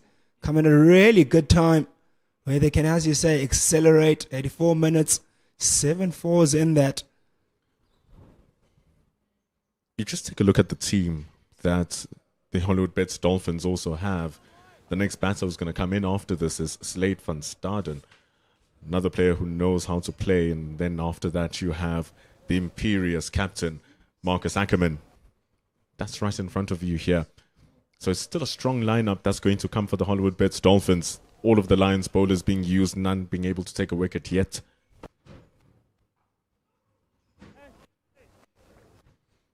Van Staden scoring 64 runs versus the Titans in the Dolphins' only win for the season. But he also started with a half-century versus the Dolphins in the loss versus the Dufferbed Warriors. So 2 half-centuries for Slate Van Staden in his 2 innings that he's batted. And he's coming in next. Marcus Ackerman needs no introduction. And so it's a very dangerous place for the DP World Lions to be right here. 100 for no loss with those players coming in next. Brilliantly cut. It was 4 and wide. There's a fielder, third man that covers the 4 though. They get 2, does John Smarts. Delivery a tad bit too 4 and wide there to cut away for John Smarts. Cody Yusuf will need to fix up his lens here. Just going for that wide Yorker. Wonder why.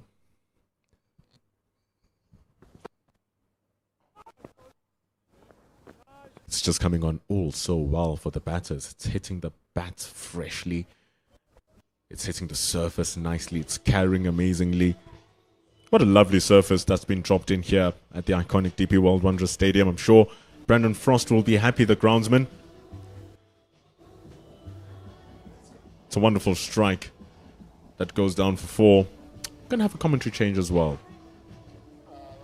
22 overs gone, 102 for no loss at the iconic DP World Wanderers Stadium.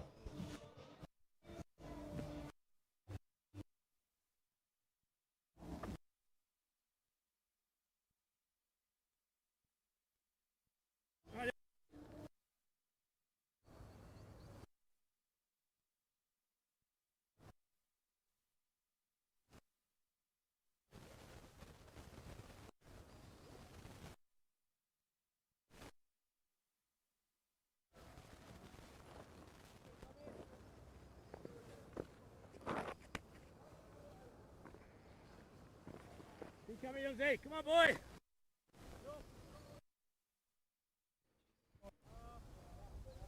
It might not be a test match, but precariously balanced is where we can put it right now. 103 without loss.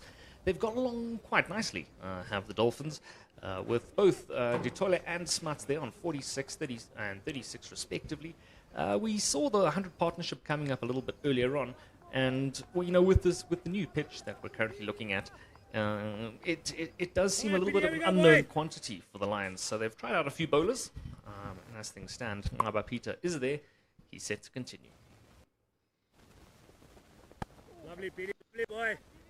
So 103 without loss. They're going along at less than 4 runs and over, which you don't want to say will be a concern, but perhaps something that they are thinking about. Haslam? Yeah, I think, in fact, they are going at 4.6 runs and over. And in that 100-run partnership, just 7 boundaries. So just a few notes that we've picked up in the first 20, 21 overs.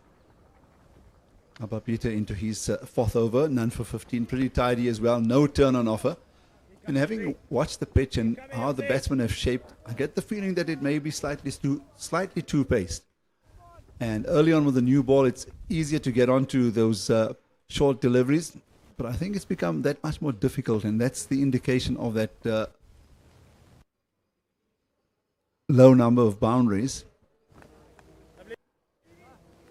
Yeah, they've had to work in the sun.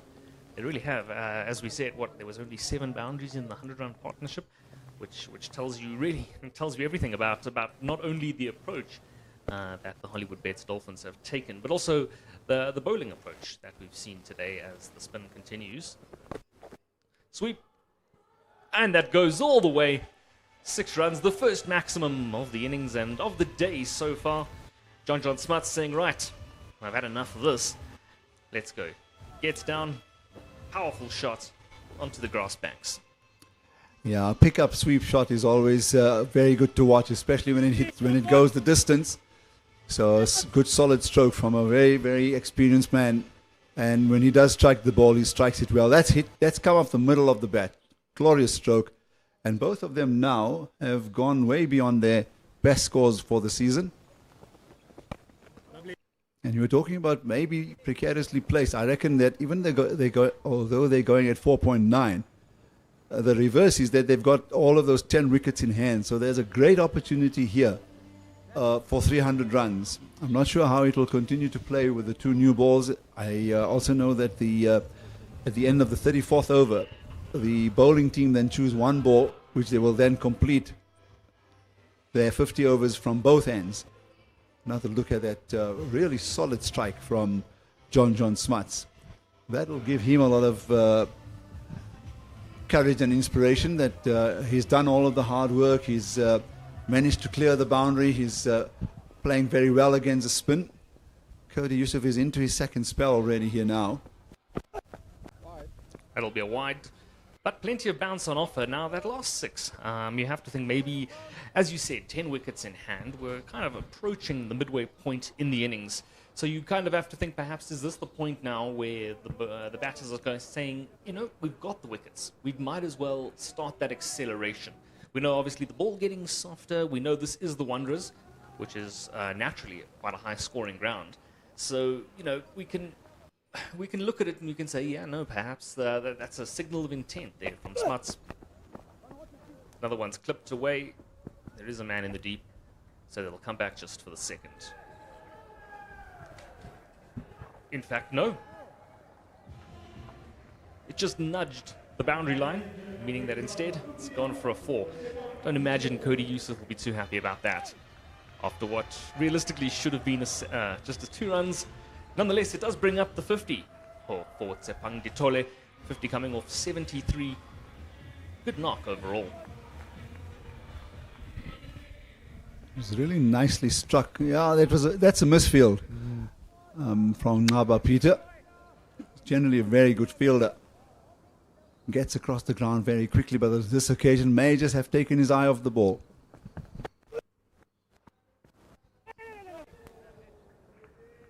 Cut powerfully. Definitely, they must have had a chat somewhere in the middle of the overs and said, yep, it looks like it's now time to put the hammer down just a little bit. It'll be interesting to see if the new sort of aggressive-looking play brings out another fielding change. Perhaps Lions captain Bjorn Fortuin might even decide to bring up a little bit of a change in the bowling. We'll have to see at the end of this over. Cody Yusuf hasn't looked too bad overall.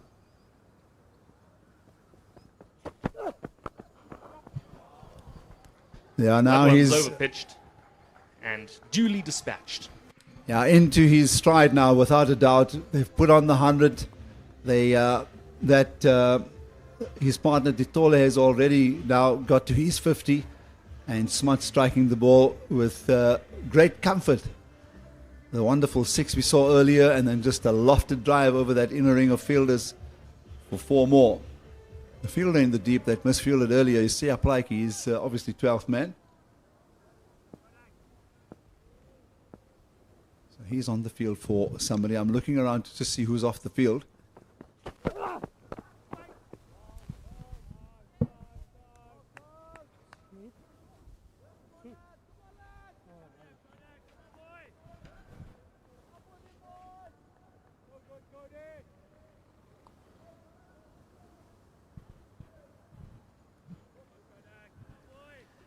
Of course, plenty of batting still to come for the Dolphins. Looking likely to come in next will be Slade van Staden. Now, he's had a pretty good season himself. Last time out, he went on to, well, not last time out. As we see a wide called.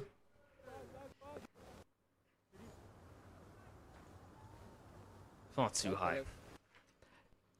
Perhaps not last time out, but there was that match in Durban at the beginning of March where they were taking on the Titans.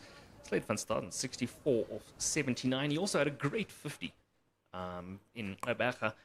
That was when the Warriors defeated the Dolphins. So nonetheless, a losing cause.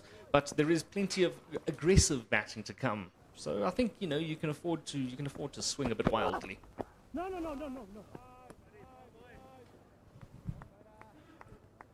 I'll tell you why. Just looking at the stats again, and what I see here is with the Dolphins, there's just 2 scores of 50 from Marcus Ackerman, and then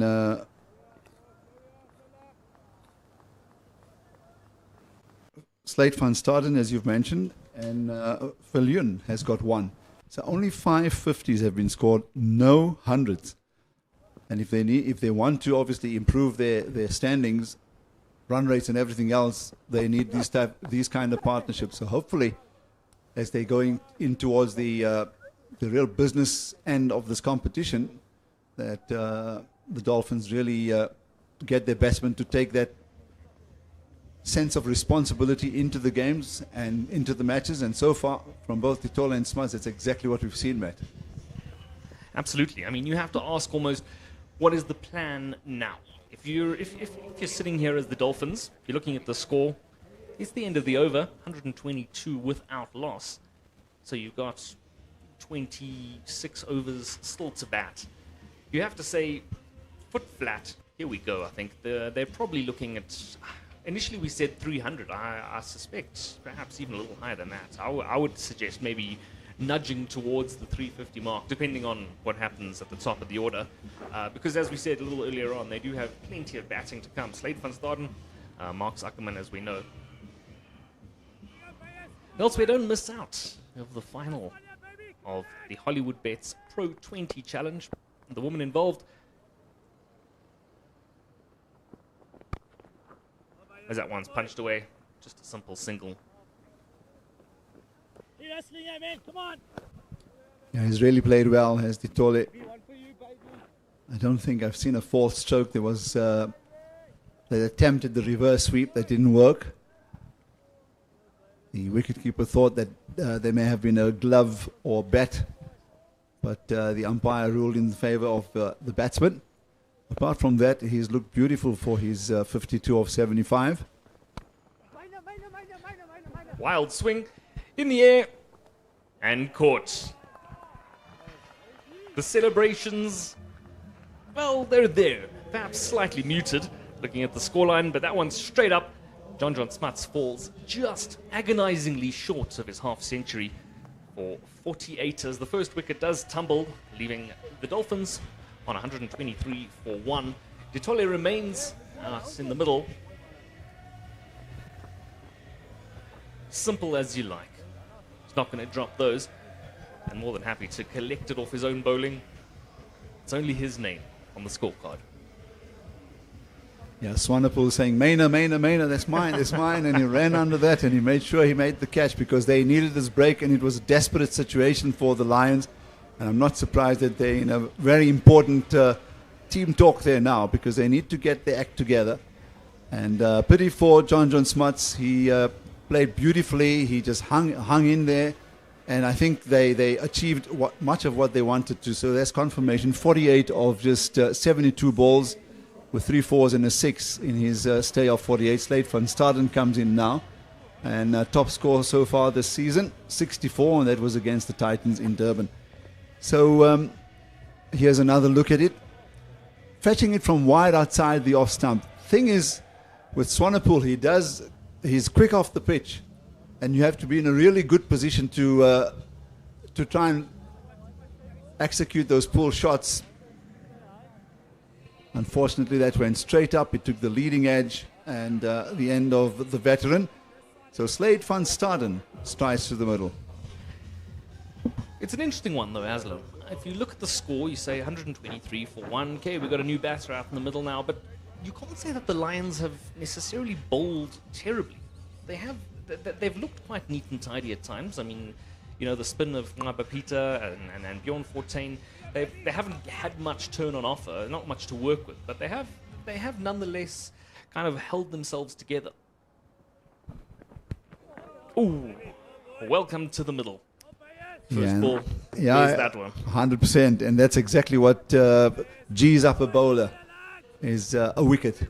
And Bayer Swanepoel, we know he's a highly talented, good quick bowler, very skiddy, and good first ball to give to for the new batsman to receive, Slate van Staden. We'll talk about the bowling in a moment. Lovely. Pushed away, beats the man, 4 runs. What a lovely way to get off the mark. A back cut, just waited on it, and van Staden helps himself to a clinical boundary. So is that also the... No, it's not the end of the over. Here's another look at that.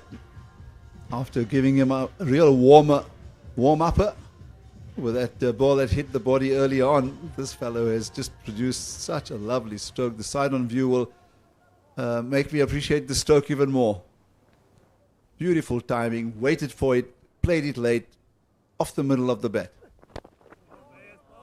Good response there. Good response. Bit of a tidier delivery. Yeah, a lot straighter, and that's where you need to be with a new batsman, because if he's half-hearted, if he's lackadaisical in his foot movement, you can actually get through the defenses, maybe even pick up the edge. And Swanepoel more than anyone else will know that.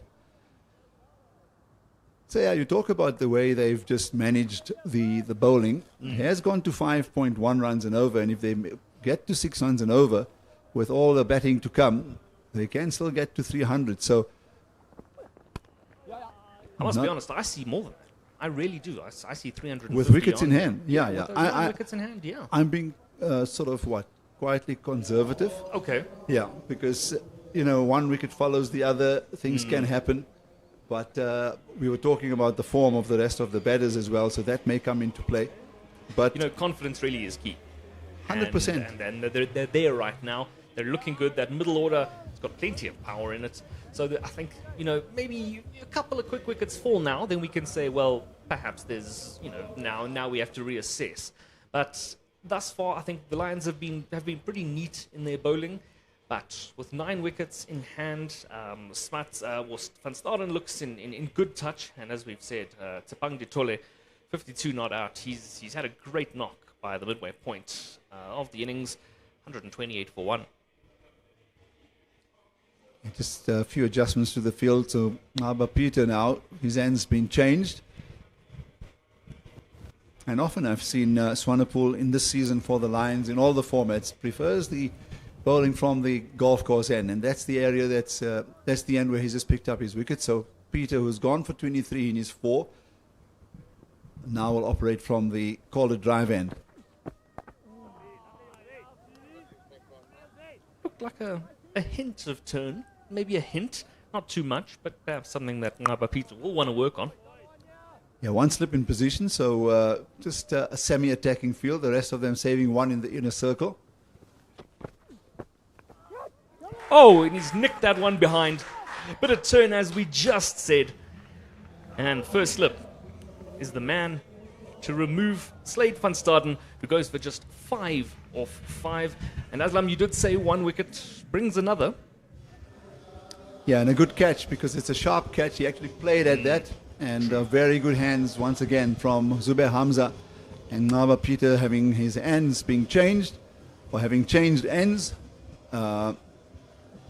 Yeah, he gets bounce and a bit of turn, as you were saying, Matt, and very well judged catch there. So Van Staden impressed us for just the one delivery, and unfortunately he's held out. And this is possibly the break that they were looking for. A double break after a really big opening stand worth 123 runs. Now they just need to make a fist of it, look to concentrate, and the bowlers obviously need to lift their game that much more. But having said that, you made the point about the bowling, just to maybe complete the observation is, I think it's two-paced. So that's why conservative 300. If they get to 280, I think still they would have done a good job. But let's see how the rest of the batters all shape up. Titoli is now the key. He's the opener. He's seen it all. He's watched all the bowlers from both ends. And he started as kind of the aggressor of the two between him and John Smuts. But as the innings has kind of ticked by, and of course Smuts went out now just for 48 runs, Van Staden we saw disappearing for 5. I think he's now going to have to take on a little bit more of the anchor's role. He's the only one at the crease who's kind of really settled in, and, considering he's been there for 75 deliveries, you have to think that, he's kind of got a better read of this right now. So I suspect he'll probably take on the anchoring role. And Marcus Ackerman, as we know, is somebody who has scored a fair few so far in the tournament. So, I think let's go with that for now. If I'm Ditole, I'm saying, all right, Marcus, get in for a couple of balls, and then from there, let's play your natural game and kind of see how it goes.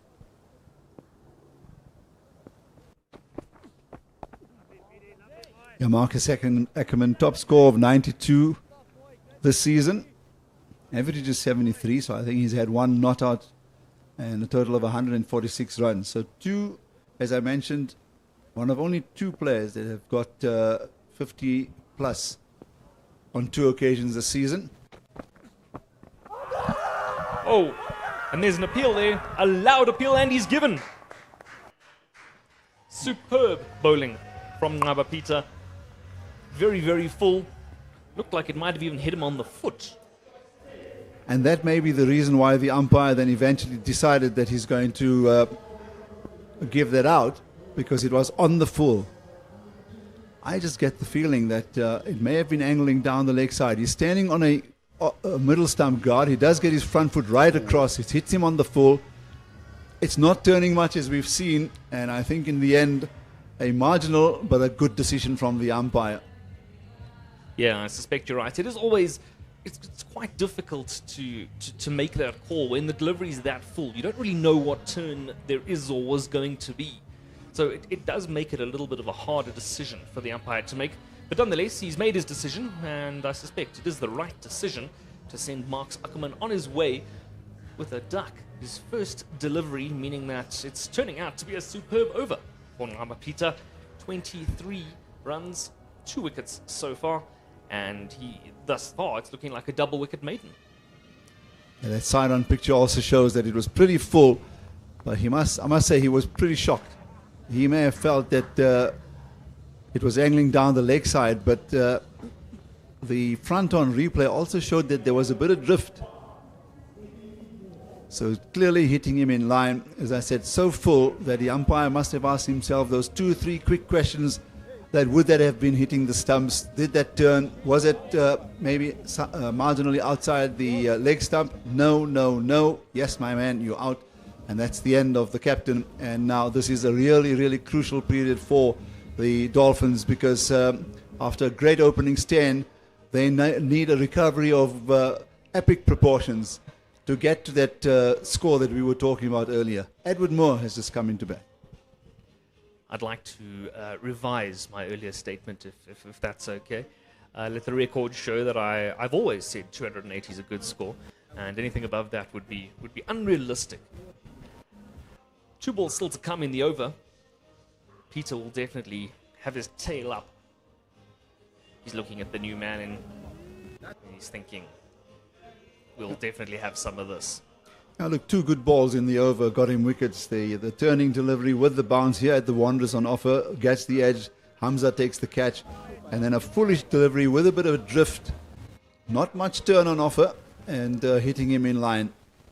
And Peter picks up 2 in the 26th over. Can he get another? Not to be. Safely defended. Avoided the 3rd wicket of the over so far, but still 1 ball to come.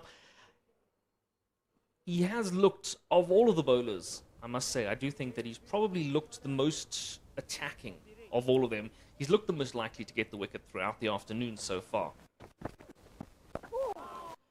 And again, not really much turn on offer. Safely pushed away, nonetheless ending a superb double wicket maiden for Ngaba Peter. It's currently 128 for 3. Also, I'm just glancing at the stats. Moore hasn't played in the One Day Cup Division 1, CSA One Day Cup Division 1 competition. So maybe a fantastic opportunity for him to put his markers down for the rest of the season.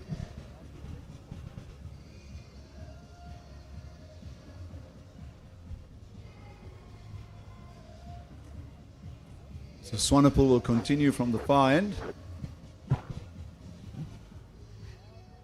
1 for 22 in his 5 overs.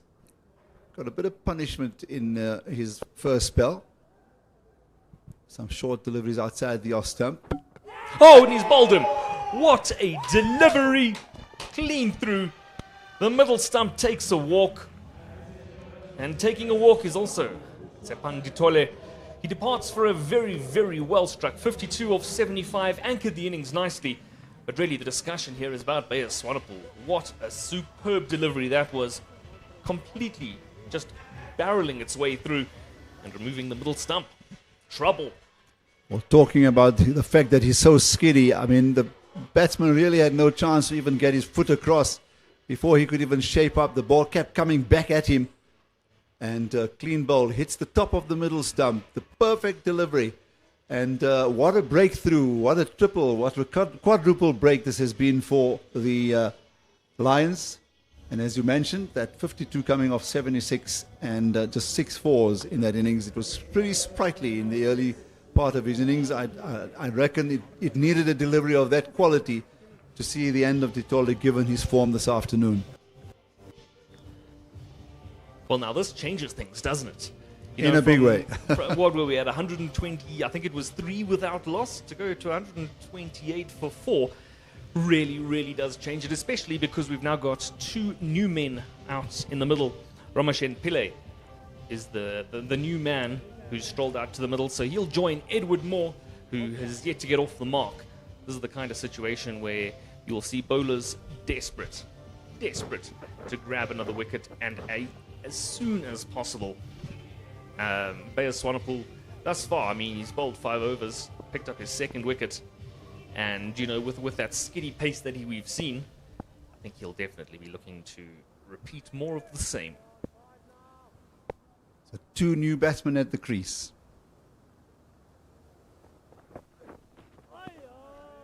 And that's what makes Swanepoel so dangerous. I mean, we've seen for a number of seasons, even before he came up here to Johannesburg to play for the Lions, that he's always been a tough customer, and a lot's been spoken about him, the fact that he does produce some real good pace.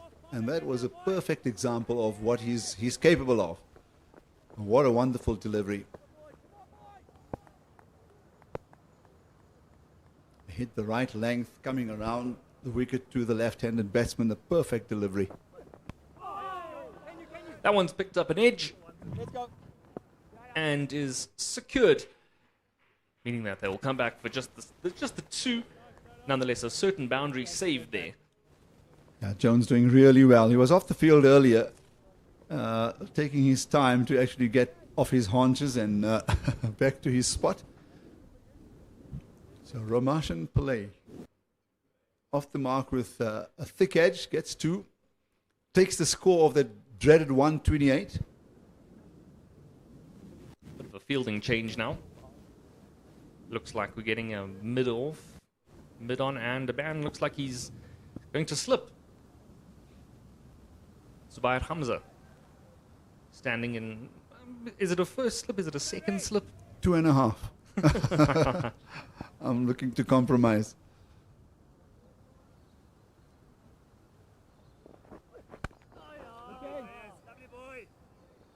You can see the attacking intent now, though. You know, a couple of new men at the crease. It's positive captaining from Bjorn Fortuin, recognizing that, you know, you've got them up against the ropes. So it's time to now perhaps make a more attacking field setup, bringing in the slip. Hamza, we know, is rock solid with his hands out there at slip, and Swanepoel seems to be causing enough chaos to warrant it.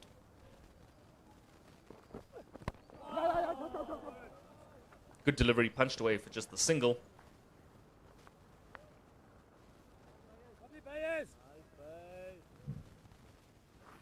Moore now takes the strike. We're still looking to get off the mark. He's been a bit of a spectator over the last couple of overs. Yeah, what a wonderful change to this game. I mean, it's just amazing, and it's indicative of how the Lions have actually played their cricket recently in that 4-day series final, which they won so handsomely. They bowled the Warriors out for 95, Cody Yusuf picking up 5, Swanepoel picking up 4, and just hit the target of 106 runs with 9 wickets in hand. And the point here, of course, is that we've seen a number of collapses, and here we've just witnessed an upper order collapse of high quality. I think the minute Swanepoel got that first wicket, I think the Lions were off their heels and back on their toes. Absolutely, yeah. You kind of sense they were starting to get a little bit flat, and it didn't look good for them. I mean, it must be said, 123 certainly 121 without loss. You kind of start to worry if you're up here on the high felt. You know the ball can travel, especially as it starts to get a little softer. The batters can take a bit more of an aggressive approach. Yeah, I think it was definitely a watershed moment for the Lions, and as we saw subsequently, magnificent collapse, spectacular collapse, depending on who you're supporting. Yeah, indeed. So Ramashan Pillay, who's taking guard on the far side, which is the golf course end, has played just one match, didn't bat. And so far he's shaped up, he's got into position very nicely. He's got a wide stance. Ooh. That was turn. There was some turn there. Yeah, beautiful ball, because Ramashan Pillay was almost hanging forward, reaching forward to that, and just beating him outside the off stump. How about Peter? That's the area he needs to just persist, because that's where he got the wicket and he's got the slip in position.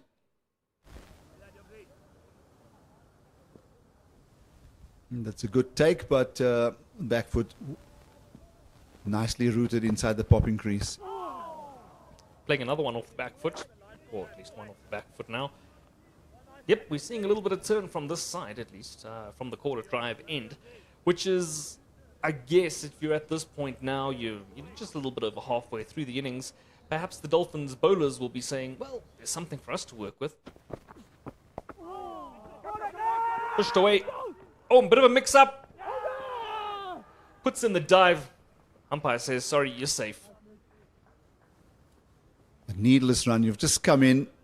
It's to the right or left of two fielders who are pretty close in. Silly run.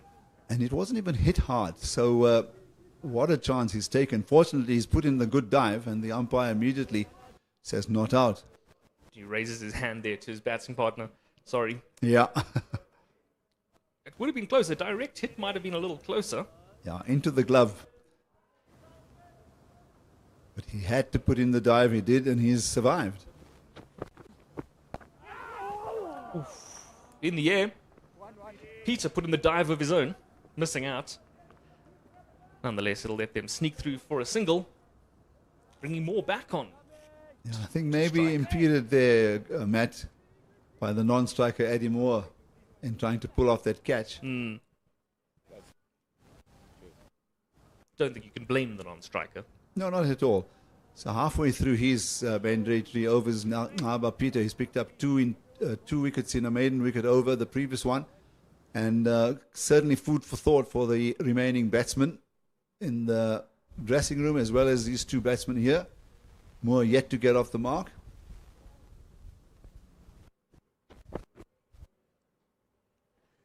Again, a little bit more in terms of movement on offer. Just pushed way down the leg side for the single. Get the feeling that Moore has perhaps come in to answer that problem, or to remedy the problem of the brittle batting. And we see him a lot in the 4-day stuff. So from a Dolphins point of view, he has a wonderful opportunity with a number of overs remaining. Quicker ball to end the over. They'll get through for a comfortable single after 28 overs. The Dolphins, 134 for the loss of 4. 2 new men at the crease. We have a different game on our hands. Yeah, they need to plan, because that's what it's all about. The 5 overs and the 10 overs. This is another look at that wonderful bit of wicket keeping from Makwetu. But Pillay well in. And this was the attempted run out. Good thing is young and fit. got in there very quickly, because he was quite a way down, I must say. Like you, actually. Reminded me of you, young and fit. Ah, okay. Thank you very much. Swanepoel resumes. I like the way Pillay gets into position there. He's got this open stance. Not so much with his shoulders, but I reckon with the way he's placed his feet. But he gets into line, and those fuller length deliveries, he's actually played it quite nicely. Obviously, he's just been in there now for 10 deliveries. But talking about the 22 overs that remain, and talking about what plans do they make. Smash that one.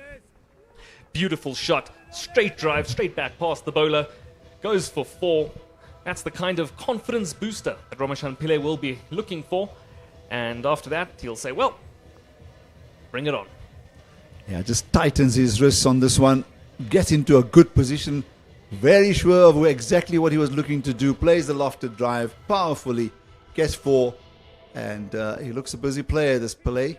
Lovely balance too. Excellent.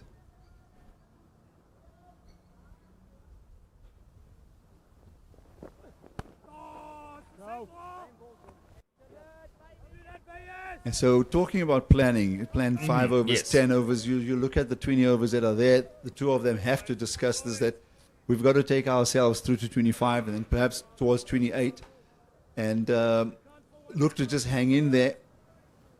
Don't give any more wickets away because that has allowed the opposition in and then they'll continue to.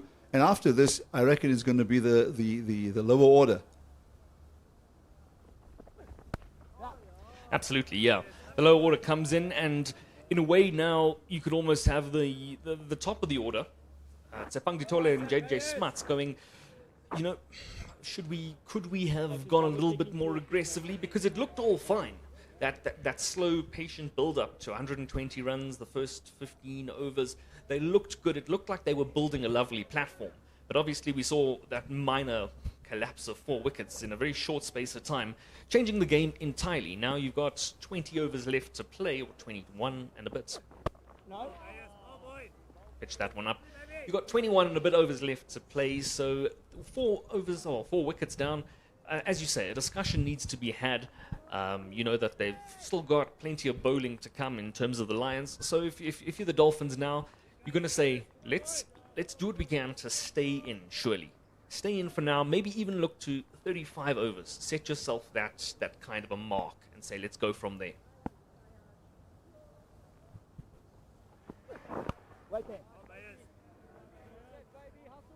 This is really good cricket from the Lions. After that break in the 24.2 overs when the first wicket fell, that of JJ Smuts at the hands of Swanepoel, they've really taken this game by the scruff of the neck as Lions. And the other point to make is the guys that are back in the dressing room now, they'll be talking about Ngaba Peter and perhaps what they saw early on with the new ball with Bjorn Fortuin. They do have the mercurial Tahir in their lineup. And one thing they'll be talking to themselves is, if we want Tahir in his 10 overs to be a match winner, then we need a score on the board. And at the moment, I'm just looking at the run rate, it's under 5. Not enough. What's the most they can actually get? 220? If they can get to 220, even 240 with Moore and Pillay playing a huge role in that, it'd be great for them. Peter in again. Very little turn that time round. Yeah, I think 220 maybe is where you're looking at the moment. I mean, you know, these are 2 middle order batters. You're not necessarily expecting, you know, a couple of centuries out of them. Especially we've seen that there's been a bit of trickery now towards the middle parts of this innings on offer. It's a bit of skidding from Swanepoel, a little bit of turn, some drift from Ngaba Peter. I think, yeah, maybe 220. Sensibly pushed away for just the single. I think that's it. Sensible is what needs to follow now.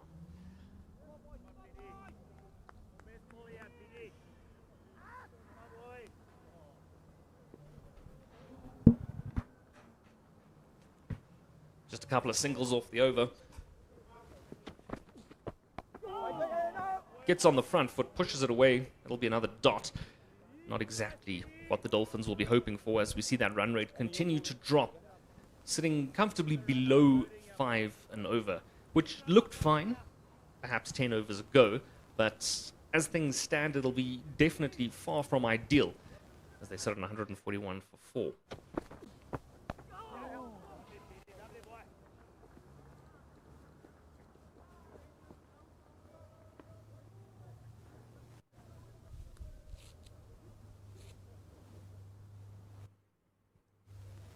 It's been intelligent bowling from the Lions thus far today. I think Bjorn Fortuyn's really nailed his selections and his timing of bringing on the various different bowlers.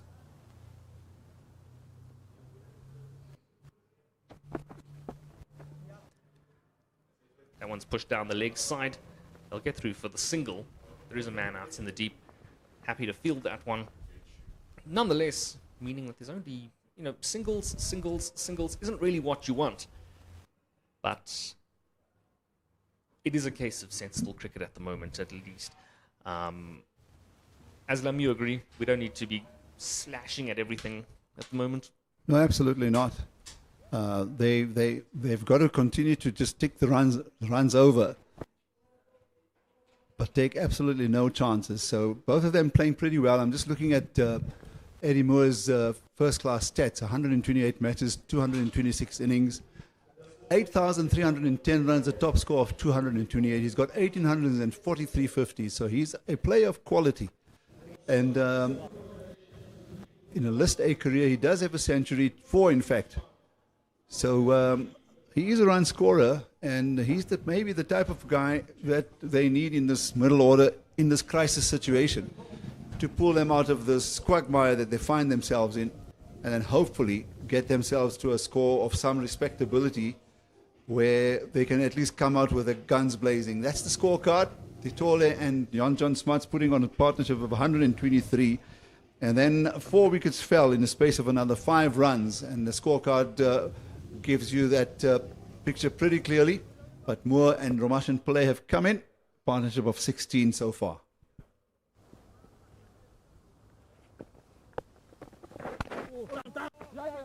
Captain into the attack. There is a man out. Ooh, that looks like it has been saved. Coming back for the third. So he just goes and saves the 1 run there. You've also got the youngster coming in next to bat, Homalemo Piri.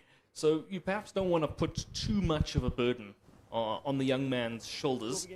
You'd rather say, let's try and get as much going as we can as we have a look there. That does look like it was safely saved. There we go, Umpire's BJ. happy Come to on, take boy. just a 3. Come on, fellas. 5 and 6 here. Come on. It's the old thing, Matt. You picked as a batsman, you do the batting. Don't expect the other fellows who are your bits and pieces, all-rounders and bowlers to come and pull you out of these type of trouble. So these two, as we just mentioned when they were both new at the wicket, Do that, BJ. that this is their last hope of getting to some sort of respectability. They cannot leave it to the lower order.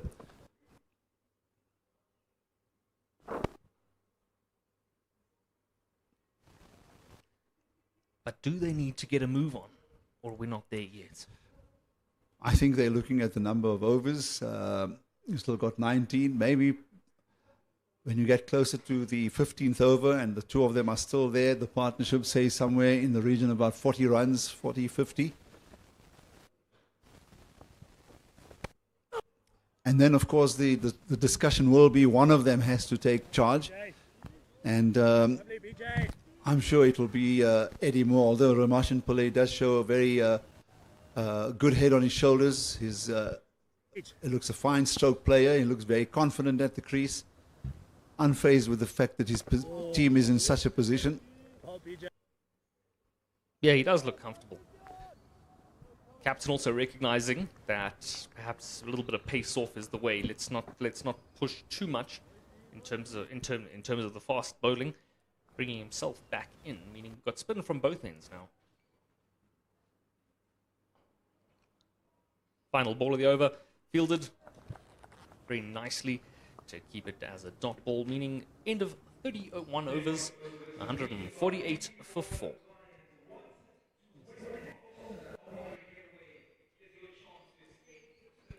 Up here, meanwhile, we've got a change in commentary. Kamva has returned, as well as Mpendulo.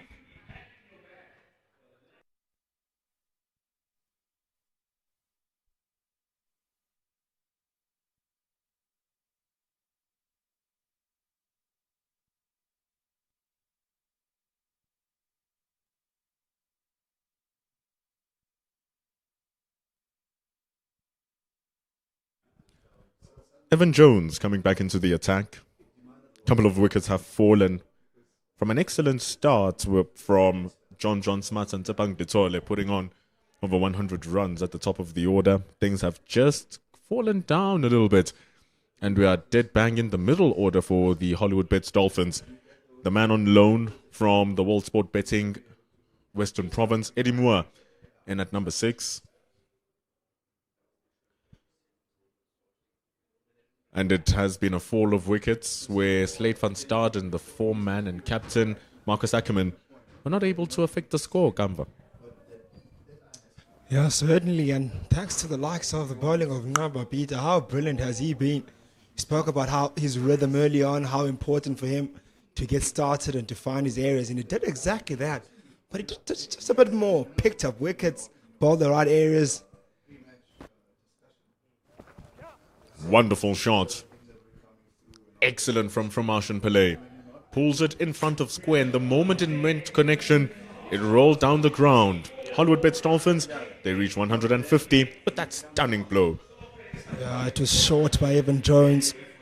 It was there to hit. Ramashan Pillay found the gap with ease there. Kind of stuck on that surface. It was not really a difficult one to control down.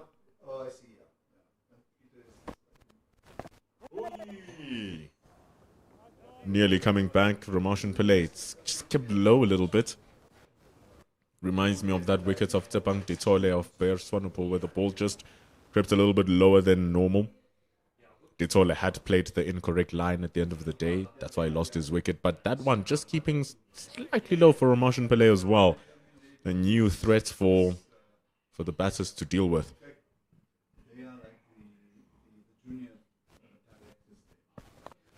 Smart bowling from Evan Jones. Just target the stumps if the bounce is a little bit uneven. Gets the outside edge. Single. Yeah, we're somewhat of a rebuilding phase now for the Hollywoodbets Dolphins. Lost a relatively quick 4 wickets. Now we've got these two sitting on a 27-run partnership. And these two will have to at least go over for the next 10 overs. Can't hand it over to the lower order. Have to go big. Looked at a decent start. Ramashan Pillay on 21 of 23. Going at a decent strike rate. And you have Eddie Moore still trying to find his feet at 6 of 12. How important is this partnership Bindul in the context of this game? Now, 155 for your 4, you find yourself. Had a really brilliant opening stand at the start between Ditole and John Smarts. That was broken. But this one is absolutely massive. And to get yourself into a score of 250, these two have to cash in. From the way that Ditole and Smarts were playing at the top of the order, I genuinely thought that 300 might even be on the cards here for the Hollywoodbets Dolphins. Everything just looked to be playing so nicely and so true. But right now, 155 for 4. 32 overs gone. And in order for them to actually try to get to that score, you nailed it on the head. Can't just be that only partnership at the top from Ditole and Smarts. These two need to come together and really work hard. You always want to have partnership at the top of the order, partnership at the middle of the order, and at the end of the order as well. But Ngabapita and Bear Swanepoel have been the main reasons why. Top of the list there, Bear Swanepoel 2 for 30, Ngabapita 2 for 31. He has 3 more overs remaining, Peter. So Bjorn Fortuin is going to continue with the work. He's also bowling his 7th over. Yeah, with his 3 overs remaining, you want to get him out. Respect his bowling. And respect this man bowling here as well. He's a real gun. Bowler is Bjorn Fortuin. He is also a wicket taker. Ooh, it's not going to be easy here for Bjorn Fortuin in terms of the captaincy.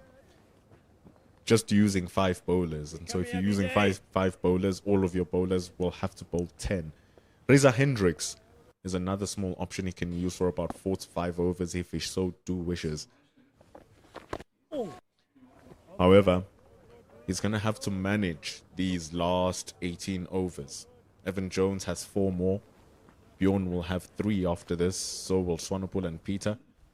Yusuf will have 4. So it's going to be a lot of man management.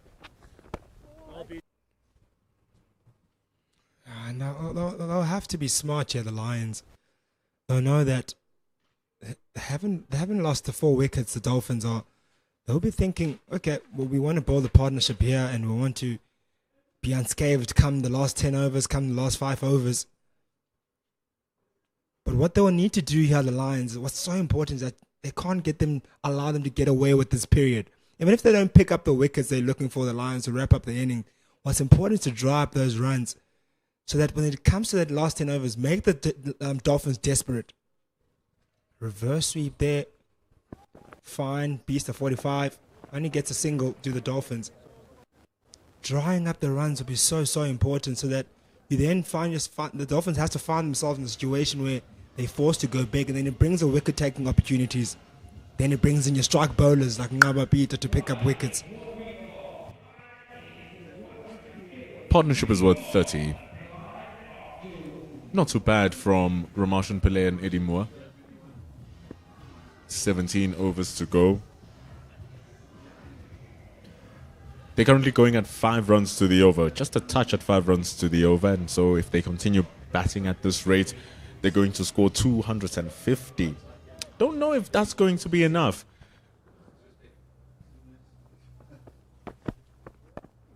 It's only in 2 occasions that the Hollywoodbets Dolphins have been able to score over 300 runs versus the DP World Lions.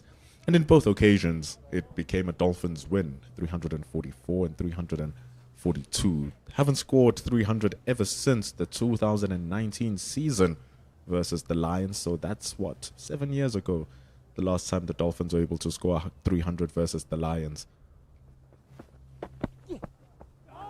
If they continue bowling like that, 300 might not happen here again. The 300 you speak of, is it here on the surface in particular or just in all grounds? Potchefstroom was that. Pietermaritzburg the other. So different surfaces except for Potchefstroom. Potchefstroom plays very nicely. You can score buckets of runs at the JB Marks Oval. Pietermaritzburg, shocker, because that plays relatively slow and low down in KZN, so to get 300 there, but that was back in 2018.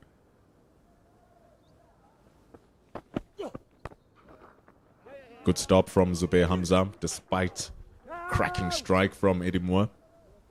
Heavy commitment from the Lions fielders. Got his one hand there just about in the right time, because that was cream, that was destined for boundary. Really well timed by Eddie Moore. And you can see he's still clutching his hand is Zubair Hamza. With an outstanding effort in the covers. As a cover fielder, you'll definitely be catching those in all sorts of areas, knees, ankles. You have to put your body in line when in that zone.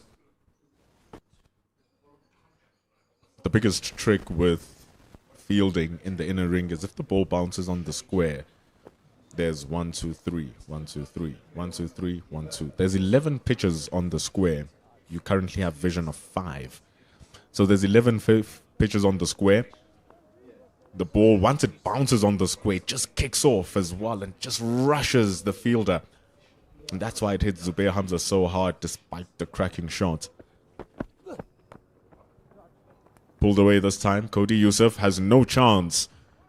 Splits the gap between deep fine neck and deep square leg. Cracking stroke from Edward Moore, goes for 4. What was so nice about that stroke is picking up the length very quickly, and the control of that stroke. Didn't try to muscle at all. Just almost placing it in that area. And such not really a big gap between those two, deep square and deep fine leg. Really exquisite shot that is. And Evan Jones got good height on it. He played it right on his eye line, Eddie Moore. Signal of a good shot. Cuts it away. Great stop from Mitchell van Buren. He's one of the finer fielders in the DP World Lions side. That was destined to run for the boundary. It's the end of over number 34. 165 for 4.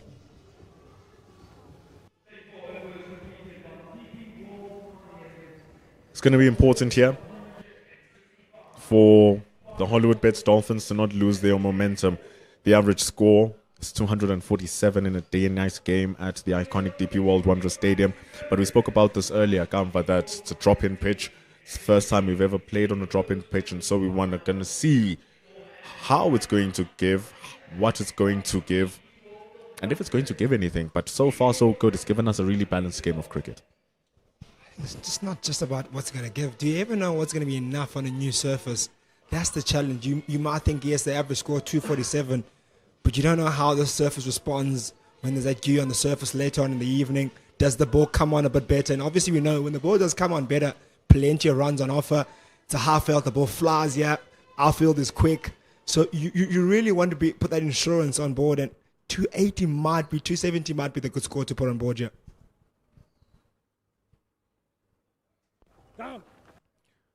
Can't say you're too far off. The fielding was a little bit off there. Ball creeps through cover. It's going to run for 4. We did tell you about the square. Just slips through after it bounces, and Ngabapisa could not stop it for 4. Eddie Moore looking like he's onto something now. 2 boundaries and 2 overs. Finding the middle of the bat on regular occasions. Yes, there. He was done the favour by Ngabapita, who misfielded the ball in the covers. He'll be disappointed by that. The value of patience is what we're getting to see from this innings from Eddie Moore. Really took his time. Took over 15 deliveries to get going. The footwork is so good. Gets to the pitch of the ball. Long stride in. Plays it on its pitch. And even now, so certain behind every stroke that he's playing against the spinner. You know, Eddie Moore, I don't know about you, but he reminds me of like a David Miller, the way he just goes about his game. That swivel pull stroke he played in the previous over, that cover drive there he played. Very like for like.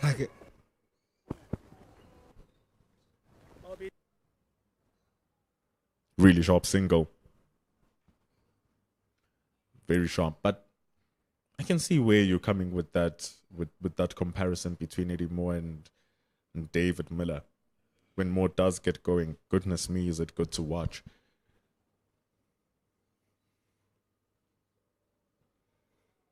Who played really well last season. Eddie Moore got a couple of centuries as well. The issue is always just being the level of consistency.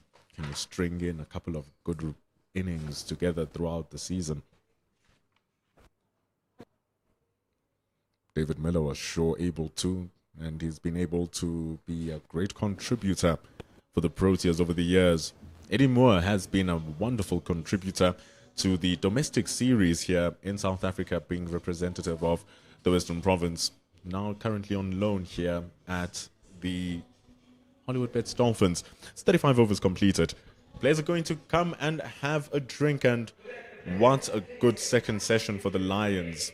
First time we had drinks, there was no wicket in hand, and Tsabang Detol and John Smart had everything in control, and now all of a sudden, 4 wickets later, 18 overs later, everything has changed. Everything has changed indeed, and the change was made by those 2 guys who were right on top of that bowling list there in Bayer Swanepoel and Ngabapita, who did majority of the damage, really got the Lions into, I think, level peggings, I'll say for now, in terms of getting them back into the game. They were far behind the ball game at one point, and now they're right into it, and maybe a bit more control, more comfortable at the moment. And we look at that top of the batting session there, or the batting side for the Hollywoodbets Dolphins. They who started really well, that partnership at the top with Tsabang Detol and John Smart. Now at the crease, the big partnership, 43-run partnership at the moment, and Ramashan Pillay and Eddie Moore, which will be so crucial in the context of this game and getting it deep into that last 15 overs. It's drinks after 35 overs. It's going to be 15 overs remaining. We too here in the commentary going to have a little bit of a sip. 171 for 4 for the Hollywoodbets Dolphins.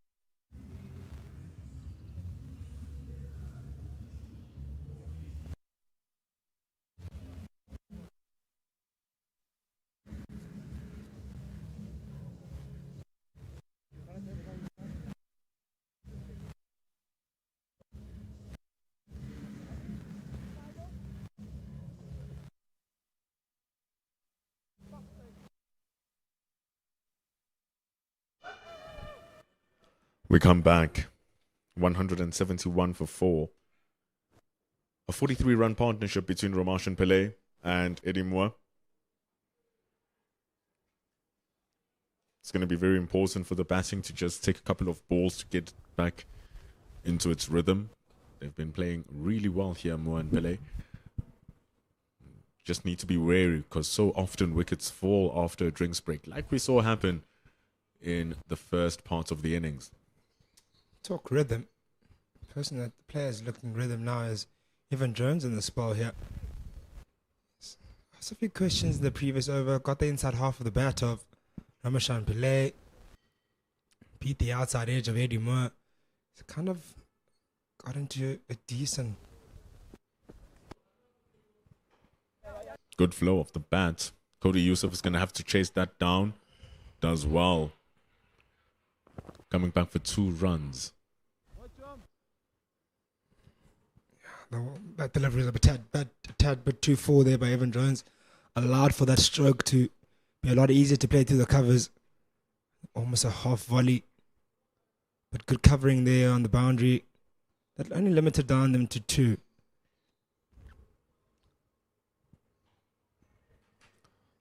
And this is what needs to happen from now until over number 40. Just want to make sure that these two are there starting that over number 40. Last 10 overs, you can get and really accelerate that scoring rate. Go at 8s and 9s to the over, especially if you have 6 wickets in hand. And so if they are able to just get 5 runs, 6 runs to the over, don't go boundary chasing. They should be able to be in good standing going into the last 10.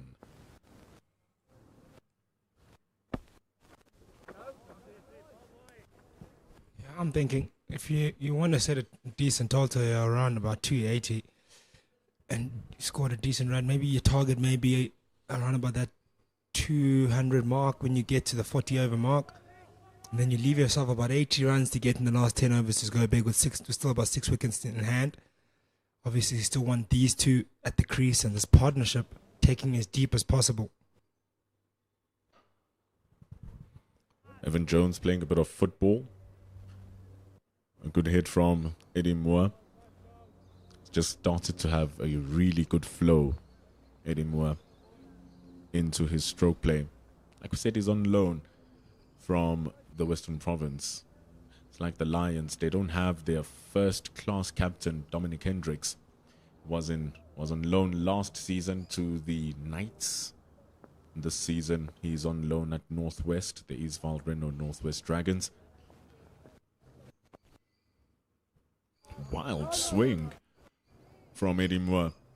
Mustn't get frustrated here. It's good bowling from Evan Jones. Only 3 runs from the over. 174 for 4.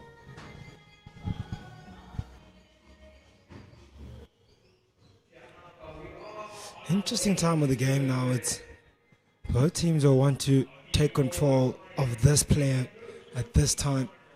To be the Lions, probably searching for more wickets to limit them as best as they can and not allow this partnership to extend any further. And then the Dolphins, who want to get this partnership up to the 50-run mark and get it up to the 80-run stand. So a lot to play for now in these last 15 overs, which will pretty much set up the game. So plenty of action to come in the tense moment now. These are the moments that Bjorn Fortuin shines best. And so the Hollywoodbets Dolphins are going to have to realize the moment that it's just 11 more balls for the DP World Lions captain to bowl. Look at that economy rate. Goodness me, he's giving away nothing. And so it's going to be important to just see off his 10 overs and then try to see where you're going to get the rest of the runs from, because once you try to attack Bjorn Fortuin, that's where he's going to get you out.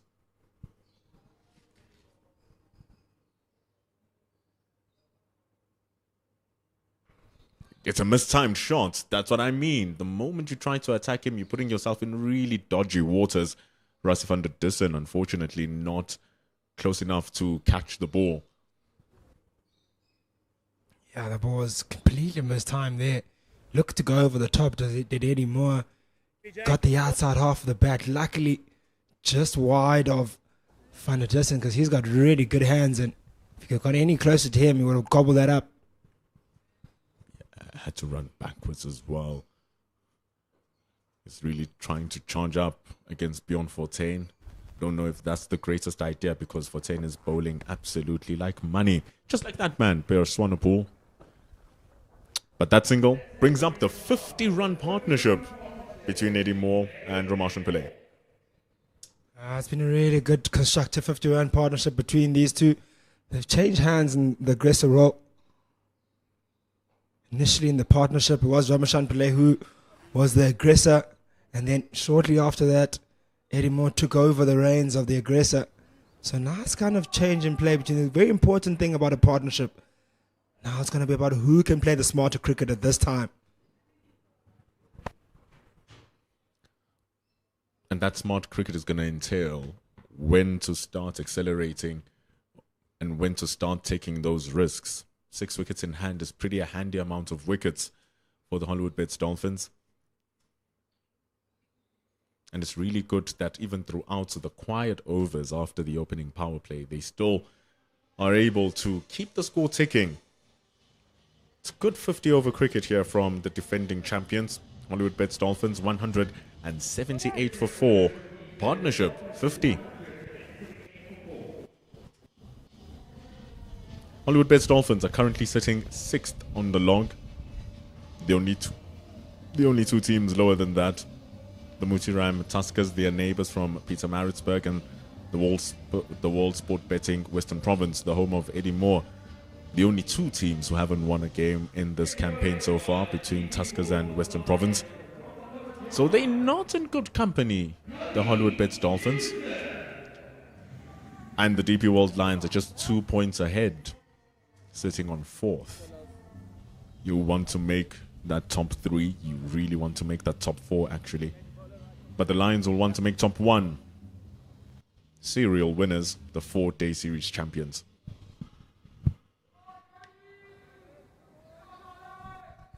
Cody Yusuf. He comes in. Of the bowlers, he's been the most expensive, but he hasn't been expensive going at a run per ball. That's what happens when you're a strike bowler. You try to go for those wickets. And it's that balancing act. Can I get a wicket or do I go for runs? It has a window of opportunity, I think, for the Dolphins. And maybe this might be the time where they can say, look, as a batting unit, you always have in mind who's the batter. You spoke about getting past Bjorn Fortuin and then looking where you can score your other runs. And I think this might be the ball you can go for. He hasn't been in the best of rhythm today. Ooh, kicking it back. Lucky that Moore got back home. And I think on top of that, Gamvad, the pace on the ball too is going to count as a really good advantage for the 2 batters. It's much more easier to score when the ball comes to the face of the bat and you don't have to generate any power. You can just use your touch and finesse to get the ball around the field. So that's why at the back end of the innings, so many coaches stress the idea of slowing the ball down. Use your slow balls, use your trickery. And so pace on the ball might work for the 2 batters. So let's see.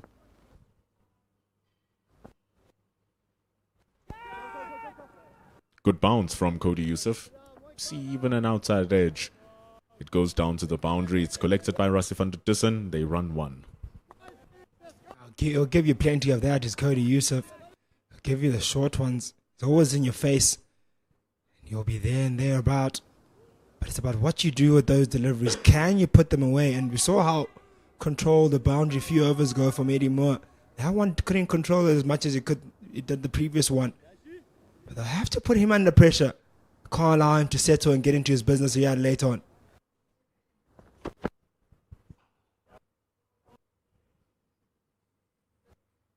But he's bowling good lengths here, Cody Yusuf. Bowling good lines. Nothing really in the arc where the batters can confidently go for it. It's a great comeback for Yusuf. Got his maiden call-up to the Proteas after a stellar season in 2024-2025, being the DP World Lions Bowler of the Season, Player of the Season in the 4-day series as well. Went to Zimbabwe, got his debut, 5 test wickets. really did deserve his call-up based on how he has played. And so here he is trying to make another mark so Patrick Maroney and co can say, come back to the green and gold. Yeah, he's certainly making his mark, and he's only, if he gets going here right at the end, it's going to be so crucial, because you look at what the overs remaining, about 7 overs remaining of the guys that can really be economical. Ngaba Peter. Oh, brilliant shot, clip down to the mid-wicket region, but there's cover on the boundary. They get to Dazomashan Pillay. And I say, if he gets going, Cody Yusuf here gets to drop the runs. Now Peter said of 3 overs remaining, who's bowled really well. Bayer Swanepoel as well. Bjorn Fontaine has 1 remaining, and Evan Jones with 2. So still plenty of overs of the guys that have bowled well today. So if he can add on to that, that score can even get less than what the Dolphins will want to achieve here tonight. That's the end of the 38th over. 12 overs remain now in the game. The score is on 181 for 4. Partnership sitting on 53. Eddie Moore getting into his game. 23 of 34 deliveries. Amashan Pillay also going quite nicely at 30 of 39. He has Bjorn Fontaine for his final over, and he's 10 over allotted. Spell.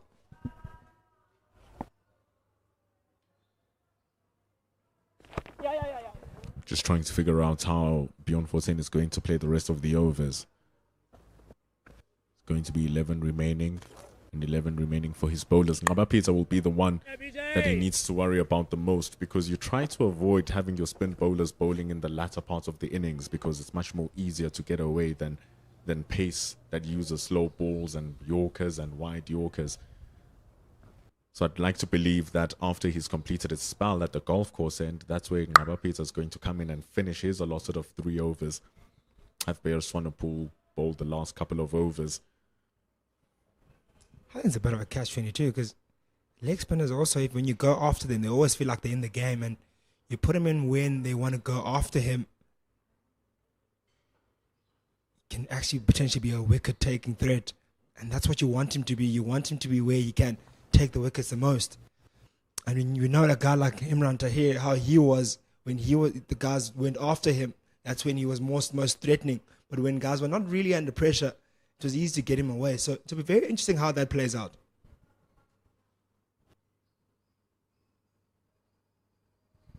Down the track, such crash, such beauty, such elegance from Edward Moore. Shimmies down the wicket and sends it over the long off boundary for 6. Yeah, what was important there by Eddie Moore, got to the pitch of a delivery quite quickly and played through the line and straight. That was so important in that stroke play. Didn't play across the line, played it right over the head of the bowler and got all of it and went all the way for 6. Mid-off is standing inside the ring because the ball is spinning into Eddie Moore from Bjorn Fontaine, and so for him to actually hit that ball against the spin speaks volumes of the quality of the stroke from Eddie Moore.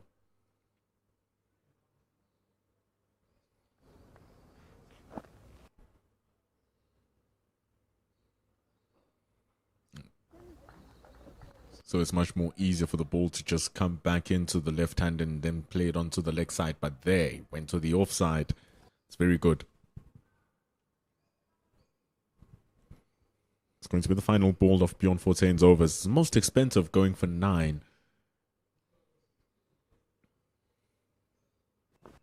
And it's going to go for 10. A wicketless spell for Bjorn Fontaine. His economy just a touch below the current run rate. Went at 4.2. The current run rate is at 5.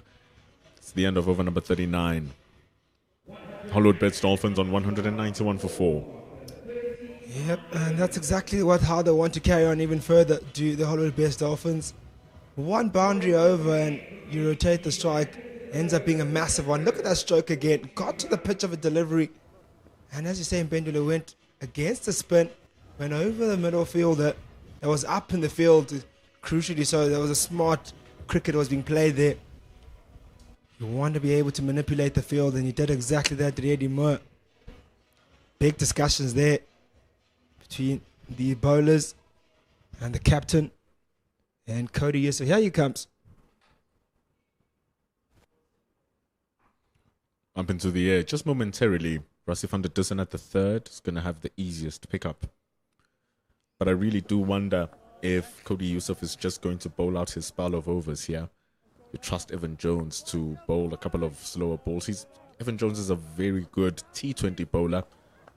So at the death, you wouldn't mind having him a couple of overs. Bear Swanepoel, proper quality bowler. So some decent options for Bjorn Fortuin to use, but the biggest worry, like I say, Ngaba Peter, navigating those 3 overs of spin, that's going to be the challenge for the Lions. Yeah, with Bjorn Fontaine done with his bowling on the golf course here, and you probably like to think Ngaba Peter might be coming in from the golf course here, and though he did pick up his wickets here from the caller drive end, so that'll be very interesting if he does come in on the golf course end. But if he gets to bowl his allotted 5 remaining 3 overs on the golf course end, then you leave the last 5 overs to Bayer Swanepoel and Evan Jones. Good slower ball that from Cody Yusuf. That's the time now to start seeing more of that variation. Very early on the shots, Edward Moore. That's all they need to really do here, the Dolphins. Keep on rotating the strike and wait for your boundary option. Get 2-3 runs here, get a boundary, you see yourself in an 8-run over, 7-run over, which is awfully not too bad. And we did speak about getting around about that 200 mark by the 40th over. Full pace. Just keeping a little bit lower for Romashan Pillay. So maybe targeting the stumps might be a good idea for Cody Yusuf. Variable bounce always asks for you to just try and aim for the stumps because you never know what the batter's going to do with what they receive. Yeah, that's one thing we've seen here on this drop and pitch, some variable bounce. See how the wicket of, I think, Tsipang Tatola, which kept a tad bit low. We spoke about it off air. That's one thing maybe that's given us some variable bounce. And I think you mentioned bowling wicket to wicket, and when there's variable bounce, you want to be targeting those stumps because when that one keeps low, you can pick up similar wickets how the wicket of Tsipang Tatola fell, where the batter was probably committing to a delivery that is going more of a back of a length, so rocking on the back foot, only all of a sudden to see it squat a bit low, and then it's hard to adjust once you've gone to the back to the front foot. You find yourself in no man's land, essentially. And that's what Cody Yusuf does with the last 2 deliveries of his overs. Targets the stumps. Previous ball driven to mid-off for no run in the last. Just pedaled away to the mid-wicket. It's the end of over number 40. There's 10 more remaining in the innings. 10 runs to the over. They get 294. 8 runs to the over. They get 274. 7 runs to the over. They get 264. So now the question is, where will the Dolphins want to end up? They have the power hitting Khomolemo Phiri, who's going to come in. 250s in the T20 competition. Probably the best rookie of that T20 competition. And then we go into the bowlers. Yeah, so not much to come with in terms of batting stocks for the Lions, but 10 runs per over here. Oh, 290, they'll definitely take that. That'll be a massive total here. But I'm sure Lions will have different ideas to that. We'll see how they bowl in these last 10. They'll have to be really smart on how they go about their play. Spoke about how they'll bowl their last 10 overs. We look who's started in the last 10 overs. Even Jones spoke about how really good he is with those slower deliveries. And they'll come in to great play now because you'll need to get in those variations. Not just variations, but those variations have to work and pick up wickets and limit down these Dolphins and this partnership of 6-6. It's going to help Evan Jones a lot that he bowls such a heavy delivery. It has so much weight behind it. It's unbelievable. So if he does hit a hard length, that is that length just shorter of a good length, and tries to target the top of the stumps and bowls at the stumps, it's hard to hit him away for big sixes because of the weight of the ball. Cut away though. Balls it wide. You don't want to do that. Smart shot from Ramashan Pillay. Goes for 4. Poor length, poor line by Evan Jones. Was really there to hit. Allowed Ramashan Pillay to free his hands. Look at that delivery. Just short and wide, and good placement from Ramashan Pillay. Beats backward point and went all the way along for the boundary. The fact that there's so much protection on behind that square area, he still found the gap. It forces the third fielder to go back. That's more like it from Evan Jones. Has good protection. There is Reza Hendricks standing at deep square leg. So if he tries to pull that ball, good luck. But Peter, he's warming up at mid-wicket, so he might see him coming in the next over. Then you have field at the fine leg, Cody Yusuf.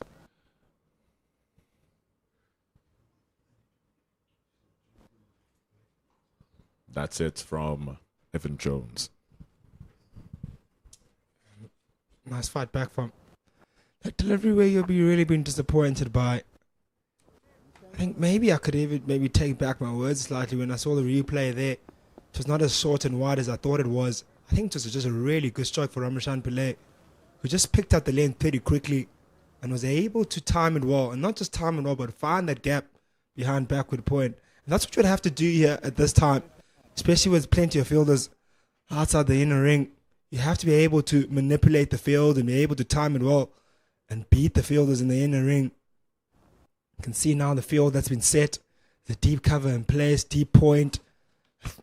Oh, sorry.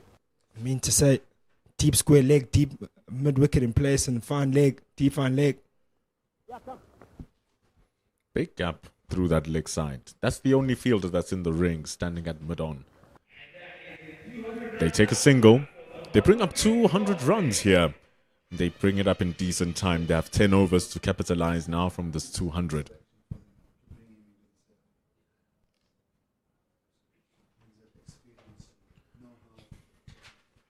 $200 for 4. Partnership with 72. Going to start freeing up those levers, and so now it's going to require a lot of discipline from the DP World Lions. They're going to need to dig in and not allow these two to free themselves. 41 overs done. 201 for 4. And Bendu, don't you love how this game has changed hands so much? It was the Dolphins who started really well up top, got the runs, didn't lose any wickets up until the first drinks break, or just after that first drinks break. Then a big fight back from the Lions, picking up 4 wickets, and you thought they'd probably take control of the game further on. And then now it's the Dolphins again, the 73-run partnership. They've kind of wrestled back the game, where you thought they were in a real spot of bother at some point. But this partnership, we spoke about how crucial it is, and how crucial it is in terms of how deep it can go. Give these two the next 5 overs. We're looking at a really decent total here. And that's the challenge that Ngabapita now will face. He's been bowling very well. 31 runs from his 7 overs, just above 4 to the over.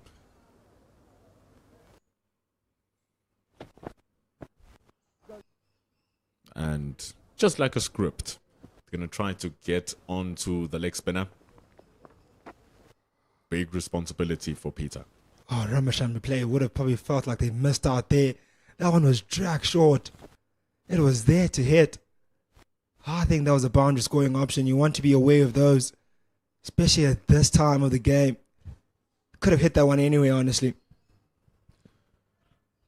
That's what you need to contend with now. The skill of the batter trying to find the gaps. It's not going to be easy. You can't just hit. I think it's just not about just finding the gaps, Bendul. It's about actually putting the bowler under pressure. You want to punish him when he makes mistakes, and you put him under pressure, especially early in his over. You want to make him think, oh, I've started off badly. Now I have to correct my over, and then he's overdo things. Tries to go big. Ball is going to bounce a couple of times on its way to Cody Yusuf. And I also must say, from that first delivery where they tried to pull it away, did bowl it much quicker. So it kind of rushed the batter. tries to make connection with it. And because it rushes you, you play it behind your body, exactly where the fielder is.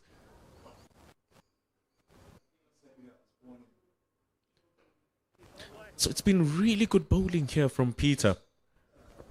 Except for that first ball. If that first ball was in its normal pace, easy pickings. But he's just controlling it really well.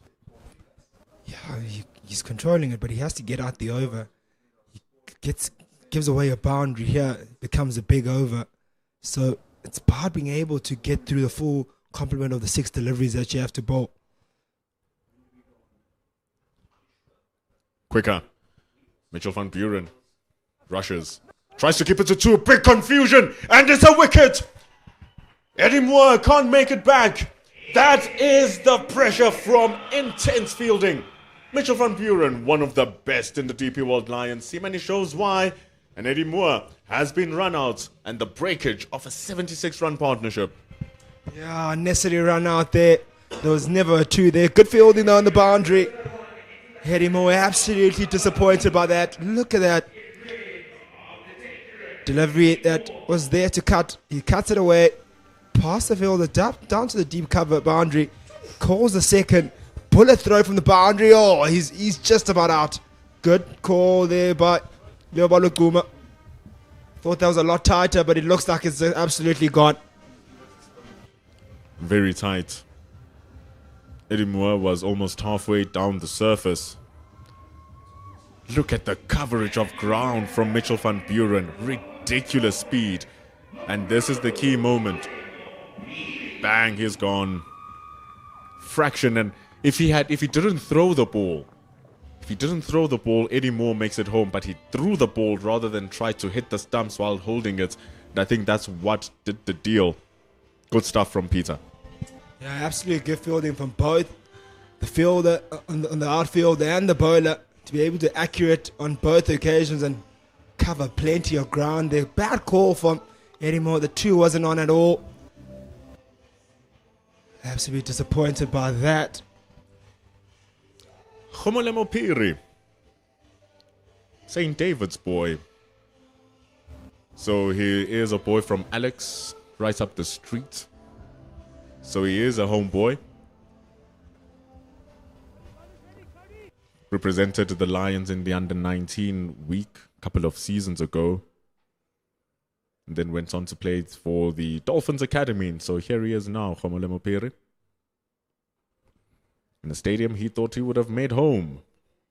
But he's gone down to the Hollywoodbets Dolphins. And he scored 31 earlier on this season. They need him now. It's 205 for 5. 8 overs remaining. Wow. How big of a wicket that was. Eddie Moore was looking set and ready to unleash and go big. He spoke about how dangerous he is, and he was exactly looking dangerous. He was looking to go big, and crucially, a timely wicket there for the Lions.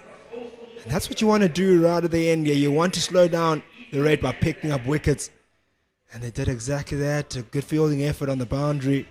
It will certainly slow down the Hollywoodbets Dolphins now, who are looking extremely comfortable. His first season. His first season in professional cricket. So these are the times where he's going to learn. When's the right time to attack? When's the right time to just take his time and get himself into the game? Still 8 overs gone. Can have about 4 to 5 balls to play around with here, Khomolemo Phiri.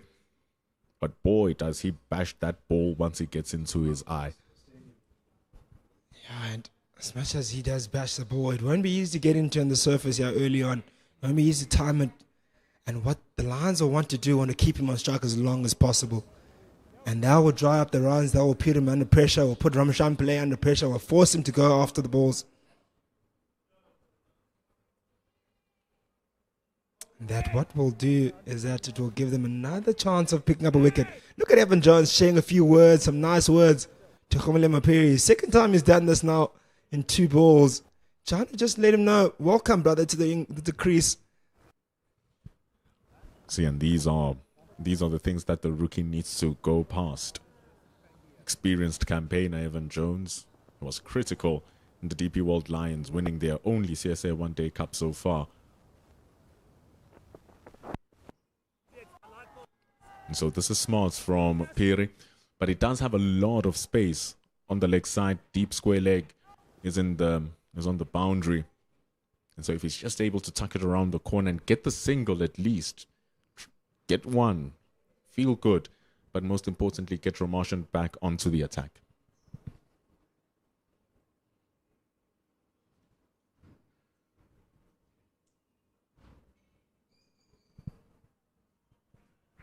Oh, Evan Jones getting into his business quite nicely to the new batter. Hitting that back of a length hard. And as we've mentioned earlier, he's got that heavy delivery. And he's played some mind games early in this over in the face of the batter. Using that big frame of his to get right into the face of the batter and make him feel like he's not getting in, he's not comfortable. He's pulled up 4 dots now. Made an over here is massive.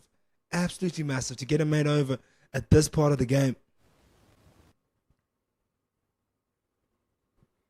Gets the runs. Piri is off the mark. It's going to come back for 2. Sketchy, but it all count. Good work from Zubair Hamza. Actually brave running, because so often after a run out, the first couple of runs between the wickets, they feel a little bit sketchy. Both Pele and Piri very adamant that that was going to be 2. So excellent spell from Evan Jones. His final ball. Cut away to the deep. Richard Seletswane will collect to end over number 43. Khomolemo Piri goes to 3, but Ramashan Pillay, it's going to be on him now. 42 from 53. There are 7 overs remaining in the innings. It will be Matt Young and Aslam Khoza. We're going to take you to the end of the first innings.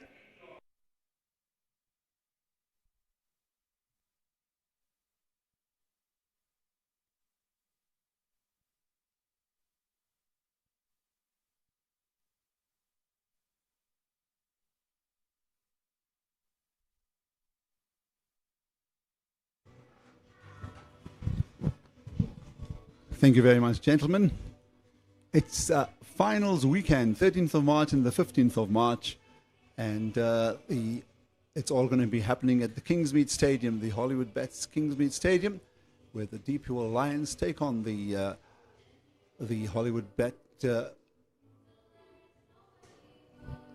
Dolphins in the Pro 20 and also in the Pro 50 final. So what a weekend of cricket that'll be. It'll all come to you here live on Pitch Vision. And of course, if you are in the area, go and watch some of the upcoming talents in South African ladies cricket. 208 for 5, 7 overs remain. And we witnessed a wonderful fight back, a gritty fight back that was worth 76 runs. And a very, very tight call from the umpire has ruled that Eddie Moore will have to end his innings, and he did on 34-43, just 2 fours and 1 6. In what was a very, very important middle order partnership after a calamitous collapse in the top order. Just to remind our viewers, there were 123 for no, 128 for 4 with 2 wickets falling in 1 over to Ngaba Peter, and they were reduced to 128 for 5. The recovery took the score to 204 for 5.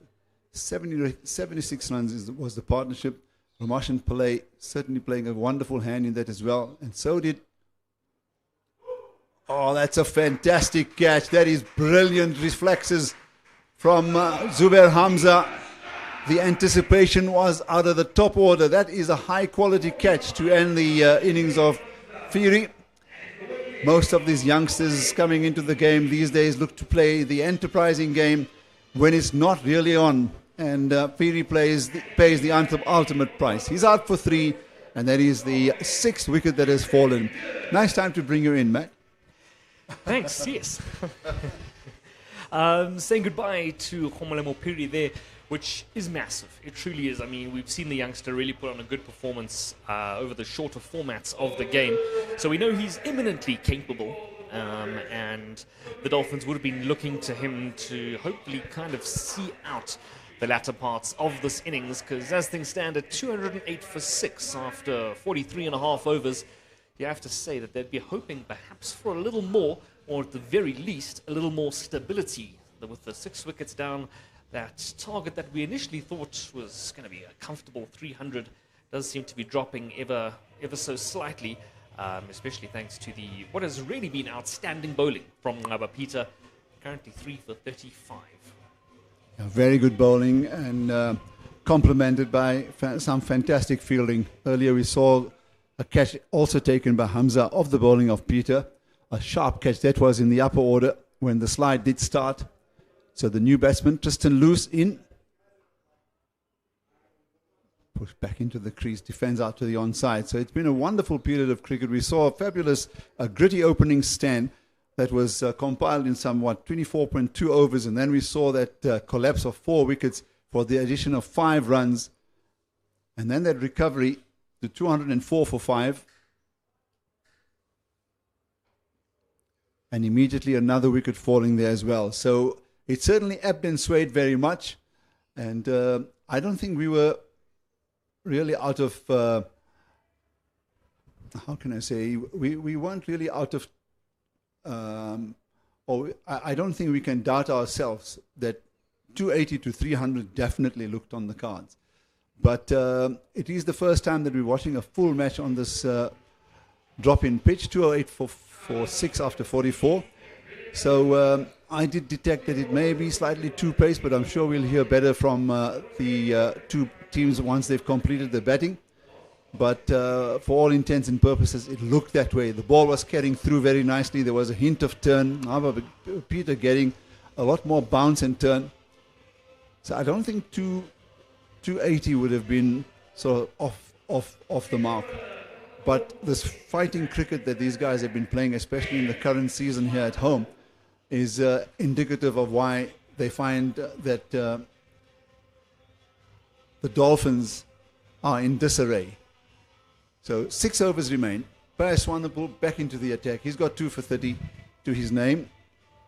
Naba Peter again. That's his first wicket. The umpire took his time to adjust at LBW. And then this was Swanepoel removing the off stump of the very, very stout Tepang Titole for his 52. And then Moore, having played a powerful shot, wonderful pick up and throw in one movement. And so interesting to see that Naba Peter actually just threw the ball onto the stumps. And I wonder if that didn't give the batsman a chance to actually get his bat in there. That's why it was a tight call. And then we just saw that wonderful catch that fell. And that catch of Zubair Hamza, his second had slipped, and the second one, a high-quality catch. He has been very good today. I mean, look, we know with Zubair Hamza, we know that he's got a really, really safe pair of hands. I mean, there isn't a slip in place at the moment. He was fielding on the offside at point, but I see now they've moved him into the deep on the leg side. Perhaps, now he's in fact coming in as we see fine leg going out. So we have currently got a long on. We've got a deep square leg. Oof, what a delivery, what a delivery. Just narrowly missing out on that one. Playing and missing, though. Beyers Swanepoel's another one who has been very good today. He's kind of had a lot of skid on, plenty of pace on offer, as we know from him. And those couple of wickets, let's also not forget that of those couple of wickets, the first one, the breakthrough, was his with that lovely caught and bowled. We saw the leading edge going right up into the sky from John Smuts.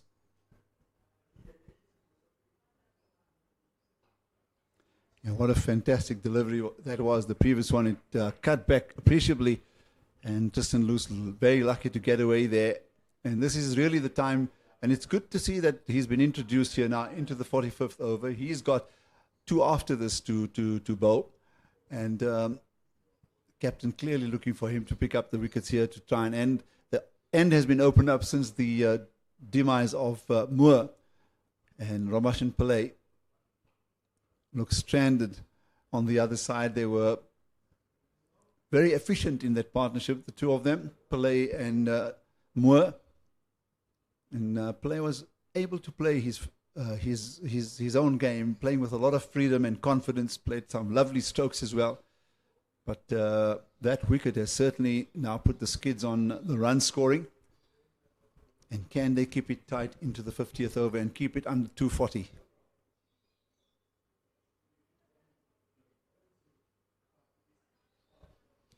That one will race away, catching the, not the outside edge, but just narrowly tapping it behind.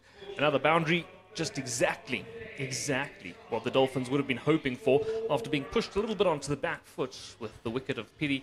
Tristan Luce coming to the middle, so the youngster Ramashan Pillay has really kind of stepped up and borne the weight of what is looking like potentially quite an aggressive closing to the Dolphins innings. Yeah, just 2 months over 21 years old is Ramashan Pillay. And that was a lovely stroke because sometimes you overcommit yourself. And here it was just all about soft hands, allowed it to just ride off the face of the bat. So 1 ball remains in this over.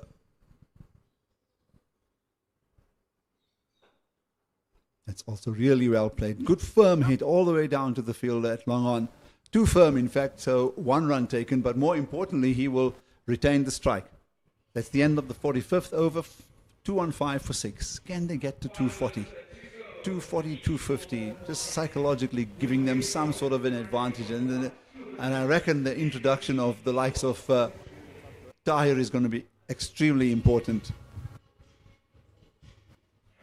And more so from this end, the Caller Drive and the Unity stand and here at the Wanderers, because Naba Peter has got lots of turn. He's got 3 for 35 in his 9 overs. He's going to look to complete it. He's about to take up the cudgels. And that's the scorecard. Run rate at 4.8. Contributors contributing at the top of the order. Ditoli 52. John Smuts 48. The 2 openers. Play is there undefeated on 48. On the brink of a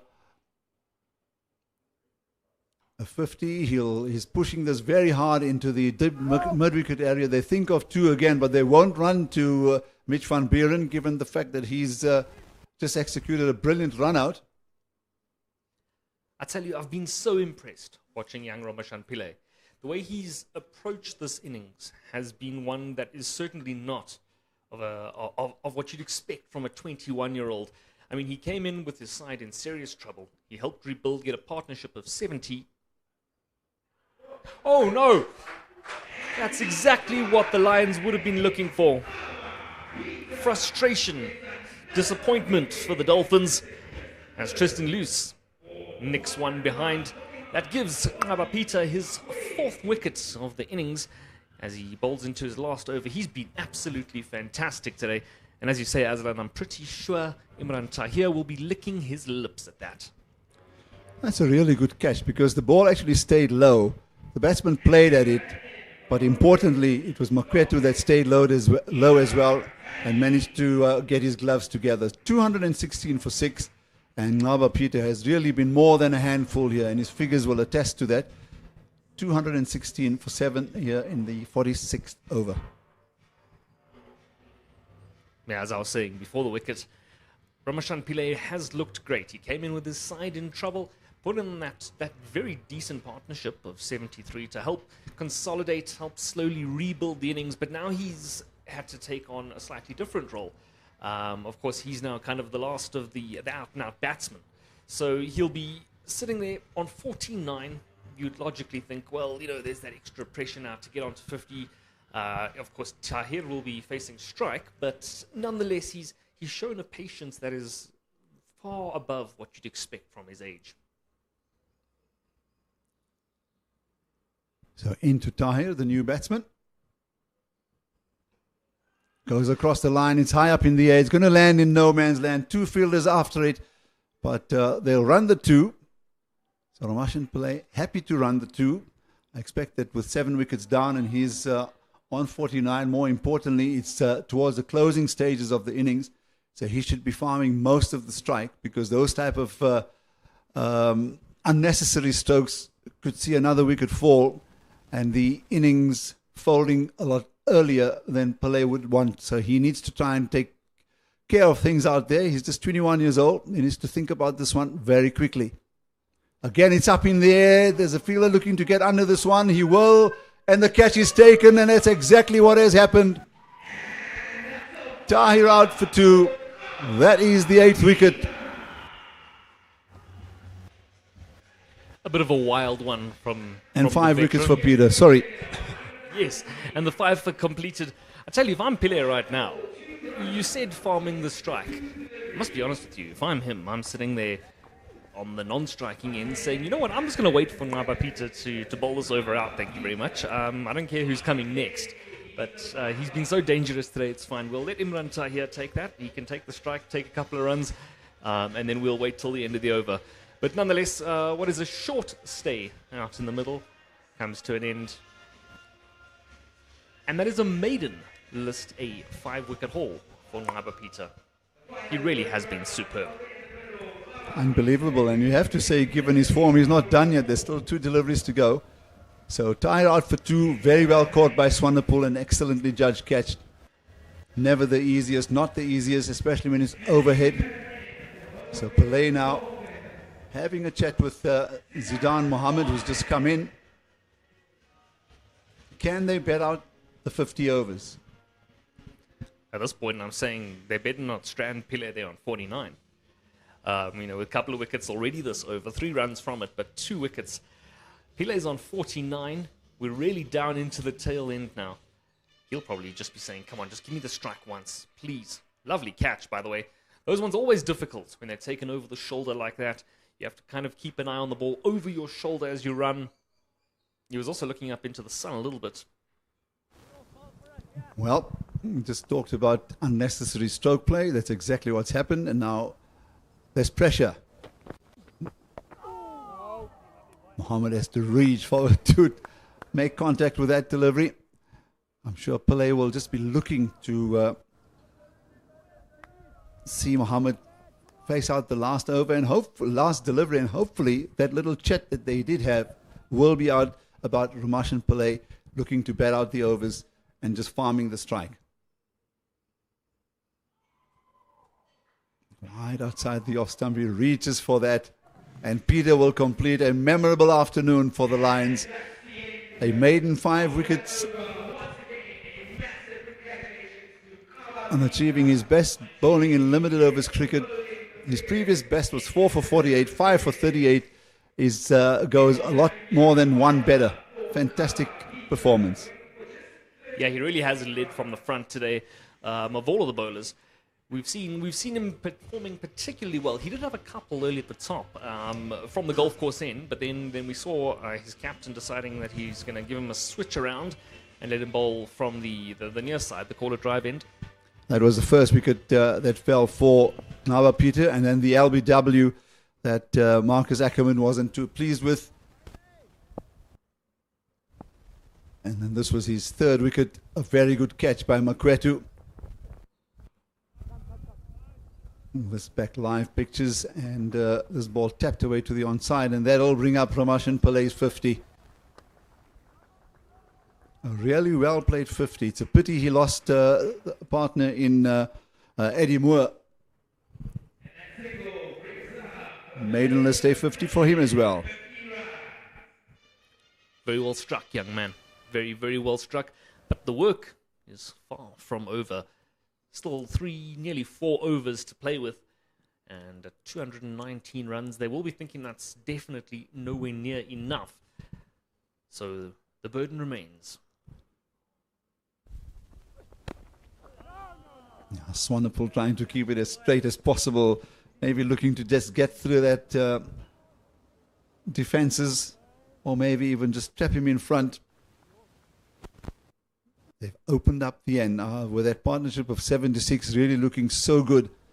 I'm sure that the Lions would possibly at that stage thinking that a 250, 260 score is on the cards, and that they needed to do something special. And a great run out there by Beetle van Buren saw to that.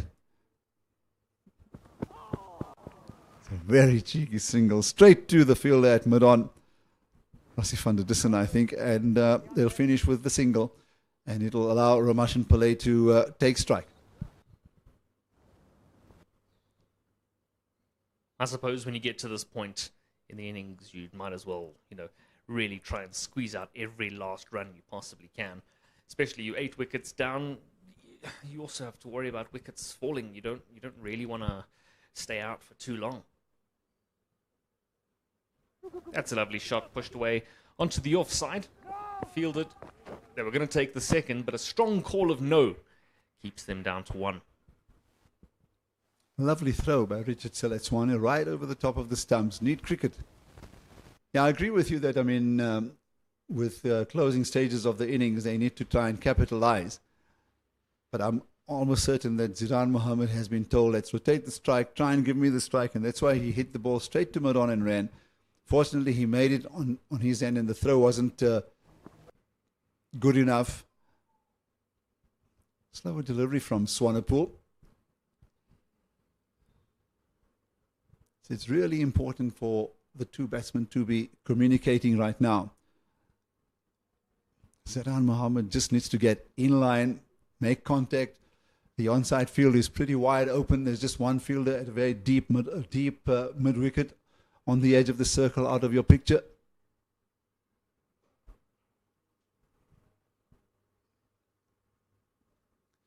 Well, when a batsman, the tail ender, is looking for that single to give the senior player a strike, I wonder why the fielders would be that deep. But now we understand why, because that was the last ball of the over. 2-2-2 for 8.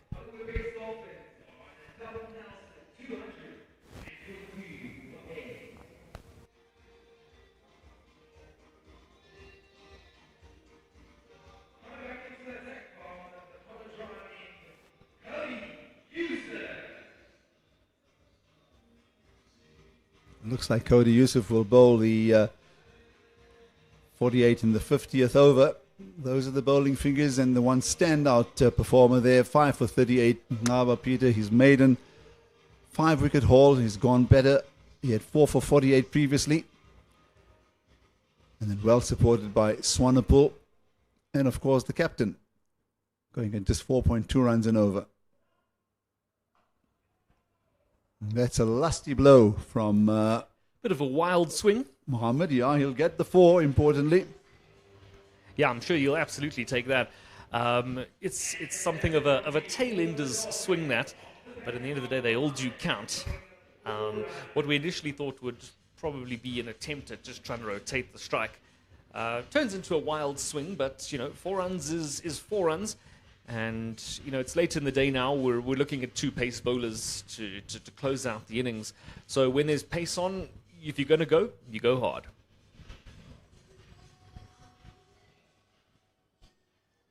He's got the fielder still out on that point boundary. Then there's a deep backward point, deep fine leg, deep backward square leg, just off the line. This ball is short in at the body of Mohammed. On this occasion, he's able to just nudge it away to the fine leg. So an important 4, an important single, 227. All of these runs are absolutely vital. Now I'm curious to see how Ramashan Pillay will shape up and what his real intent will be at this stage. It's been very positive throughout his stay of 59 deliveries. It's been actually a joy to watch in the way he's got in line, and his shot selection has been classy. So they depositing the mid-on to deep mid-wicket. Fine leg comes into short fine. In fact, the bowler wants him deep.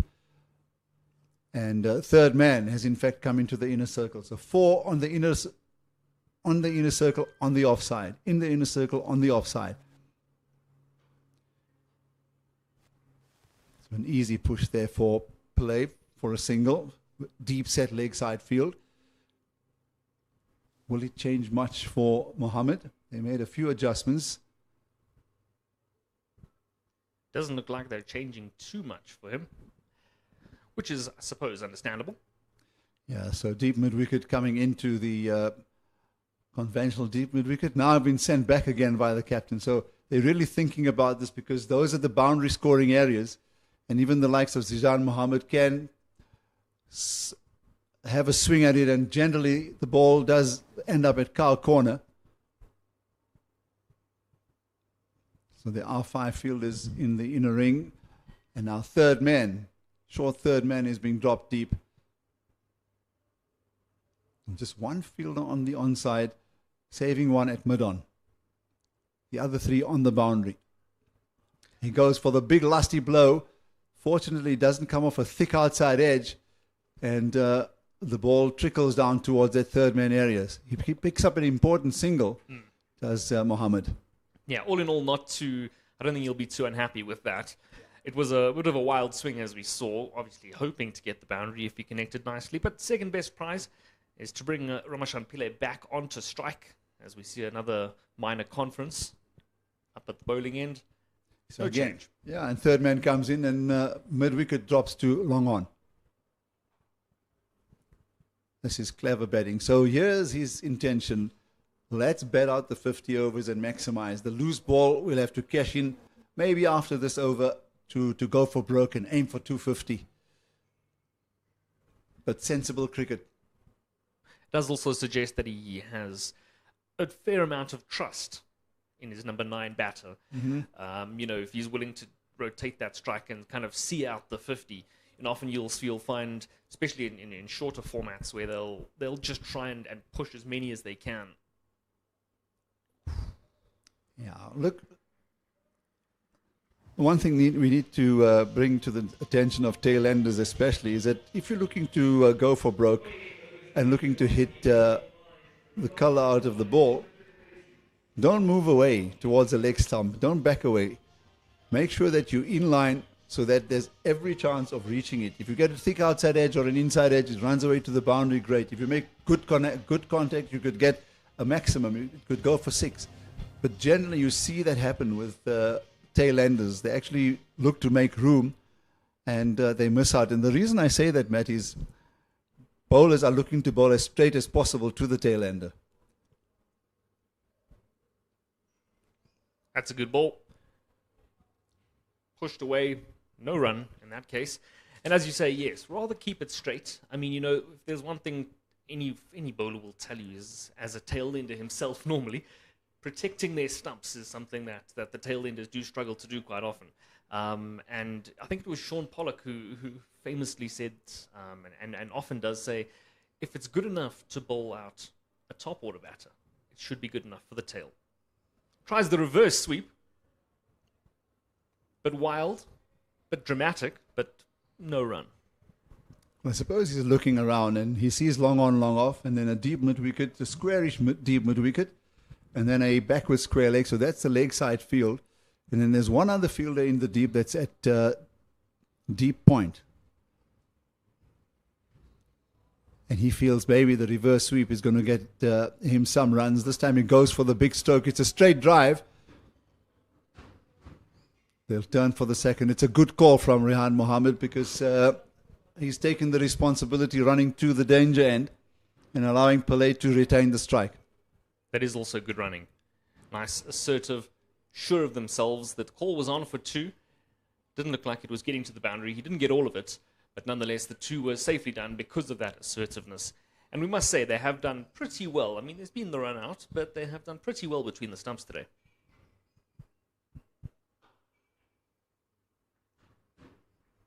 Happy to give away the single instead of the boundary, especially to the senior batsman.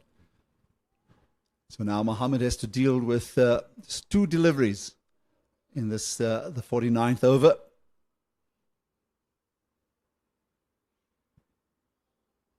What do you reckon they're discussing there with 2 balls to go? He's probably saying, look, mate, just get me on. Or, okay, he's fast, he's skidding on, but survive. Just please survive.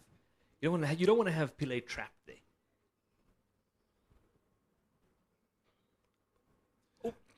Well, maybe Mohammed's got his own own intentions.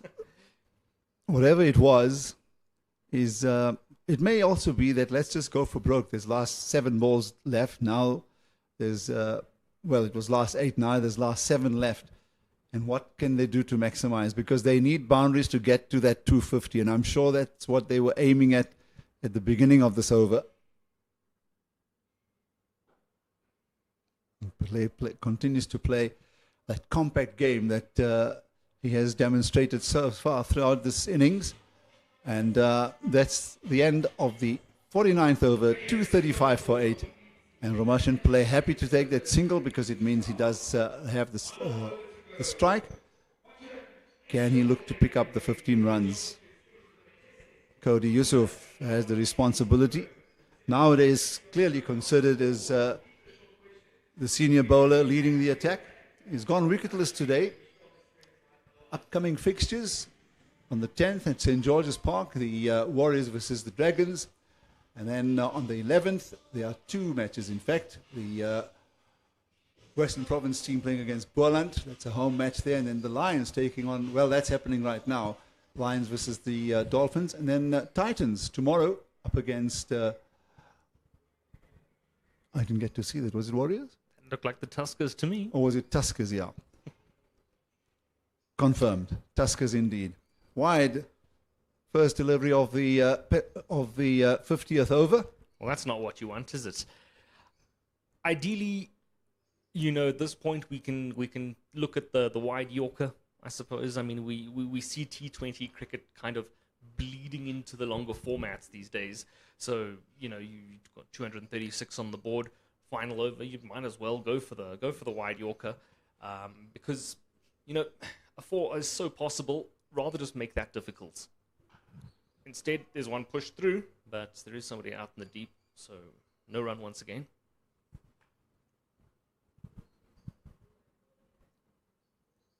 Five deliveries.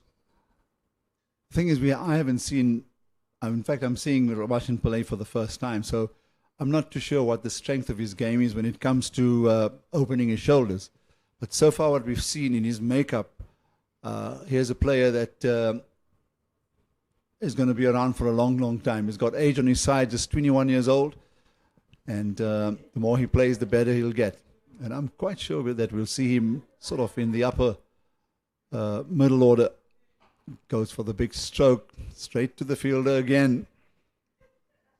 That's one of the first times we've actually seen him playing a bit of a looser stroke, letting the arms go. But he's put on a very, and I suppose I keep saying it, a mature adult performance. You know, he's had to shoulder a bit of a burden here. He's now having to rotate the strike intelligently, but he hasn't lost his head. He's kept cool, and he's played the safe shot, which I think has really saved the Dolphins. So he does go across the line, but unfortunately straight to Reza Hendricks, and he'll get just the single. So he's now up to Zidane Mohammed. He's got 3 balls to face. At an absolute minimum, he'll need to get a single. I think this is probably the best case scenario for the Lions right now. You know, just a couple of balls left. Obviously, Pillay would have been the one who wanted to take strike for those final 3 balls. But with a wild swing in his arsenal, maybe Mohammed will be able to add a couple extra. We see the wide swing. Oh, they're going for the single. Quick running, but intelligent running. Pillay looked like he was halfway down the crease before the wicketkeeper had it in the gloves. Yeah, good run nonetheless. So now 2 balls remain. Can Pillay hit 2 big sixes, get them to 249?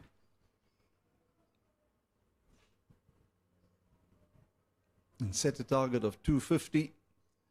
I get the feeling he's not too much of a puller or a leg side player. Makes himself room and holds out, unfortunately. Trying to improvise the best he could. And Ramashin Pillay's really impressive innings comes to an end here in the final over. Out for 58 of 69. And it was a standout performance really for Pillay. 70 deliveries, 4 fours. Yeah, when you consider the circumstances, 58 off 69, not perhaps the strike rate you often see in the modern game, but you know, you only play the conditions around you. And with the situation that he had to face coming in after a mini collapse, rebuilding the innings manually, and then having to deal with the tail, I think he can be very, very happy with the performance he's put on today. And I'm pretty sure those in the Dolphins management will agree. I'll tell you something, Abba Peter will have a really good sleep. 5 wickets for 38 runs, and then picks up a good catch as well. So has a hand in as many as 6 wickets that have fallen. Bayanda Majola is the last man in.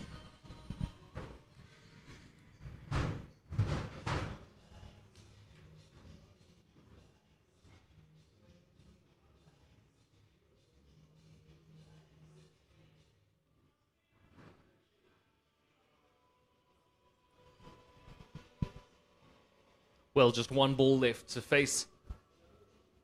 He takes his guard. He'll be looking for the big one. They've pushed out as many fielders as possible, all down the leg side. I must say that the Lions were very, very well led today by Bjorn Fortuin.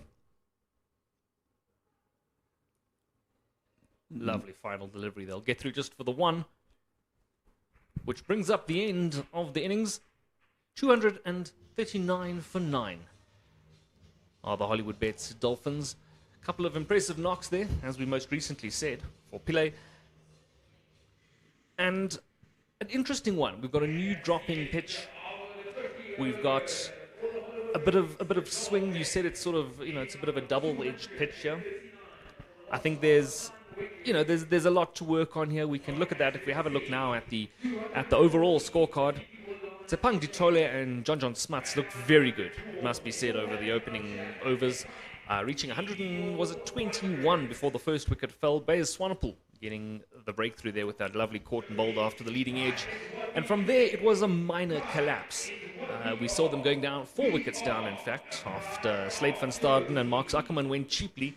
And then it fell to Edward Moore and Ramashan Pillay to rebuild the innings, something they did with aplomb, particularly Pillay, eventually caught right in the final over by Ngaba Peter. Speaking of Peter, those are some superb bowling figures. 5 for 38 from his 10, 4 maidens included in that, and a run rate which is not often seen in one-day cricket, 3.8. Definitely something that he will be proud of, and in fact will go down in his history books because they are his best ever List A figures.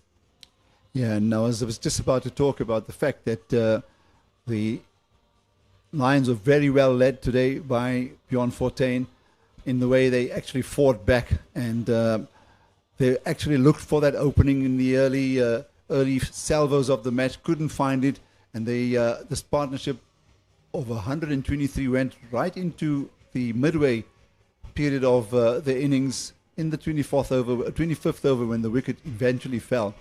And then a calamitous collapse in the top order from 123 for none to 128 for 4, and then 204 for 5 with a partnership of 76 between Pillay and also Eddie Moore. Eddie Moore's innings unfortunately coming to a rather abrupt halt with a run out. And that then allowed the Lions to, again, just turn the noose tighter. And I think in the end, a very good fight back from the Lions to limit the Dolphins to 239 for 9. Remember also that it was the Dolphins who were put into bat on this drop-in pitch. So its innings changed. The heavy roller is being used. And the groundsman himself is having a very close, eagle eye look at the pitch itself, the wear and tear on the bowler's marks, and also where the batsmen stand, and of course to see if there's any indentations, because this is the first time that 50 overs have been bowled on this drop-in pitch. And so far for me, I think for the first time out, it's given a good account of itself. A true account, of course, we'll get to know when the Lions come out. And they'll be looking for 240, and they'll need to score at just under 5 runs and over. Until later, we'll leave you for now, and you can join us in half an hour.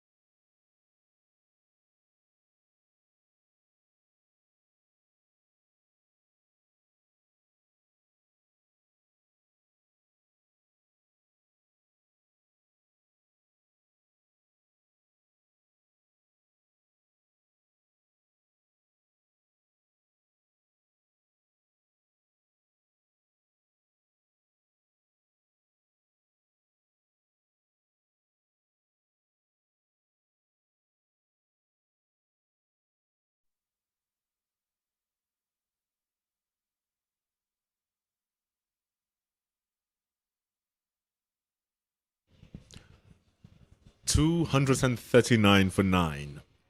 That is what the Hollywoodbets Dolphins, the defending champions of the CSA One Day Cup, posted. Ramashan Pillay, Tsapang Ditole with half centuries. John Smart falling eerily short. And Eddie Moore on loan from the World Sport Betting Western Province getting 35. But the story of the innings is not how much the Hollywoodbets Dolphins scored or what the Lions must chase. The story of the innings is Ngabayomzi Peter getting his first 50 over fifer. What a performance from the leg spinner. And he's been having several performances over the course of the season that has just entailed that we are going to reach this moment in time. And so here we are. For a moment, it looked like the Hollywoodbets Dolphins were going to get 300, but from clever bowling and smart captaincy, get reduced to 339. You're live on the CSA YouTube channel, bringing you these pictures of Pitch Vision, and we are watching the CSA One Day Cup at the iconic DP World Wanderers Stadium. My name is Pendulo Makubane on commentary. We also have Matt Young with us, starting off this innings. Good day, good day. Tell you, it was really some strong captaincy and some strong bowling that got them to 239, or should I say restricted the Dolphins to 239, thanks mostly to Knaba Peter, as well as we say, some clever bowling choices and some fielding choices. Youngin at heart, Bayanda Majola is going to open the bowling. Feisty fast bowler, was superb in the Under-19 World Cup recently for South Africa.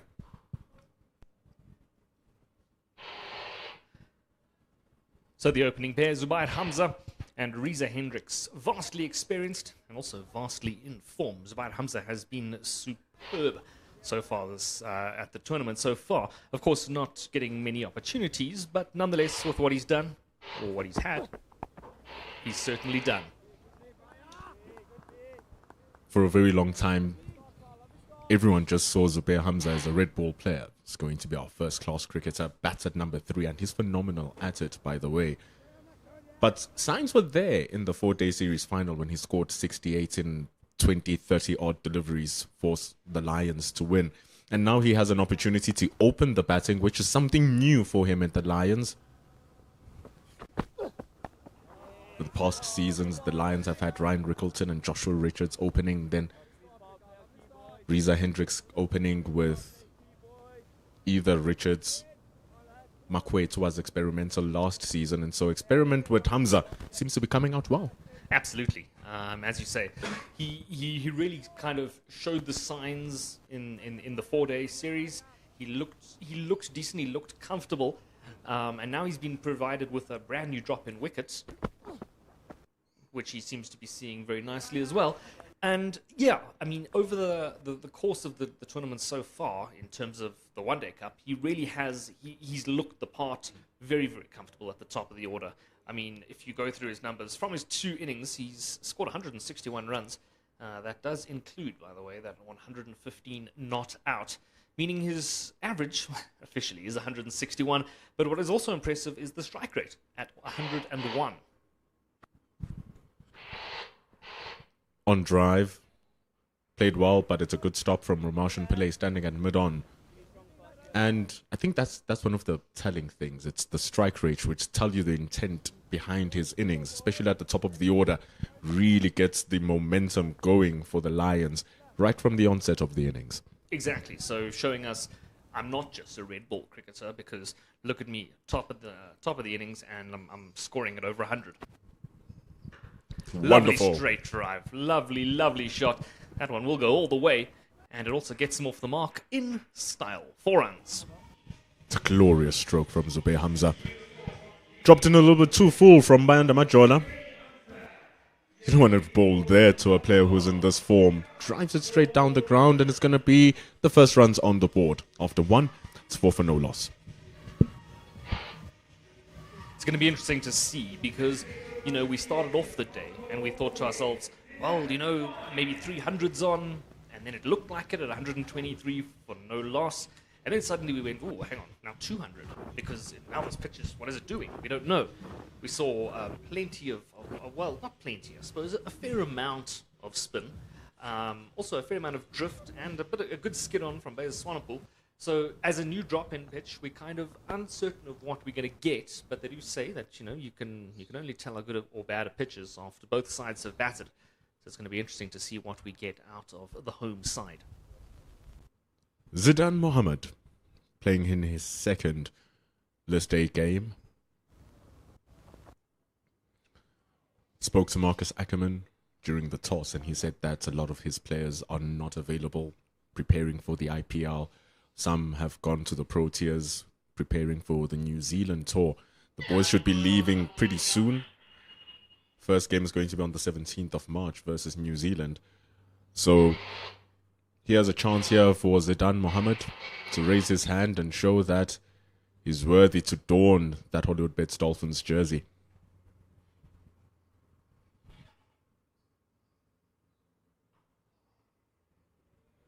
But it's not often that he'll be bowling to such experience in a match situation. Both Zubair Hamza and Reza Hendricks have played tons of cricket over the years, and that experience is invaluable for the Lions.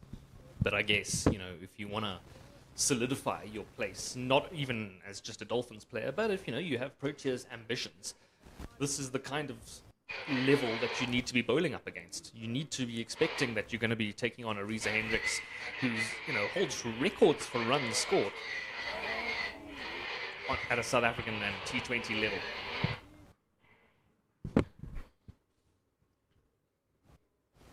Played for a long time. Reza Hendricks making his debut 19 seasons ago, back in 2007-2008. Then Bayanda Majola making his debut this season. The contrast of the players that we have here in the CSA One Day Cup. Reza Hendricks playing his 115th match. Leaving that alone. And his partner on the other side, more of a red ball specialist, only in his 50th innings, has played 52 games, Zubair Hamza, even though he made his debut 10 years ago. 10 years already. My goodness, that makes me feel old. And I thought I was old because I happened to know that I had a chat with Homolelo Piri, and he was taught Afrikaans by my wife. And, well, that's certainly one quick, fast way to remind you that, sir, you are no longer young. I totally get you. I totally understand. Yeah. But look, times have to change. At least we're getting new breeds of talent coming through, such as Zidan Mohammed. But I just can't help but feel he's bowling it a little bit too wide. There's no reason for Reza Hendricks to engage in those strokes. Made an over, sure, but no threat in it. It's 4 for no loss after 2. Yeah, let's be honest. I mean, they can afford to leave their fair share of deliveries. I mean, they went in needing, 4.9 and over, give or take, was the initial rate required. So, they can take that time. And we did see it at the top of the Dolphins innings, where their opening pair also managed to take their time, settle in. Sure, it didn't go so well when the collapse started, but nonetheless, there was more than enough time to settle in. So I think if you're the Lions, you're not worrying about a maiden over right now.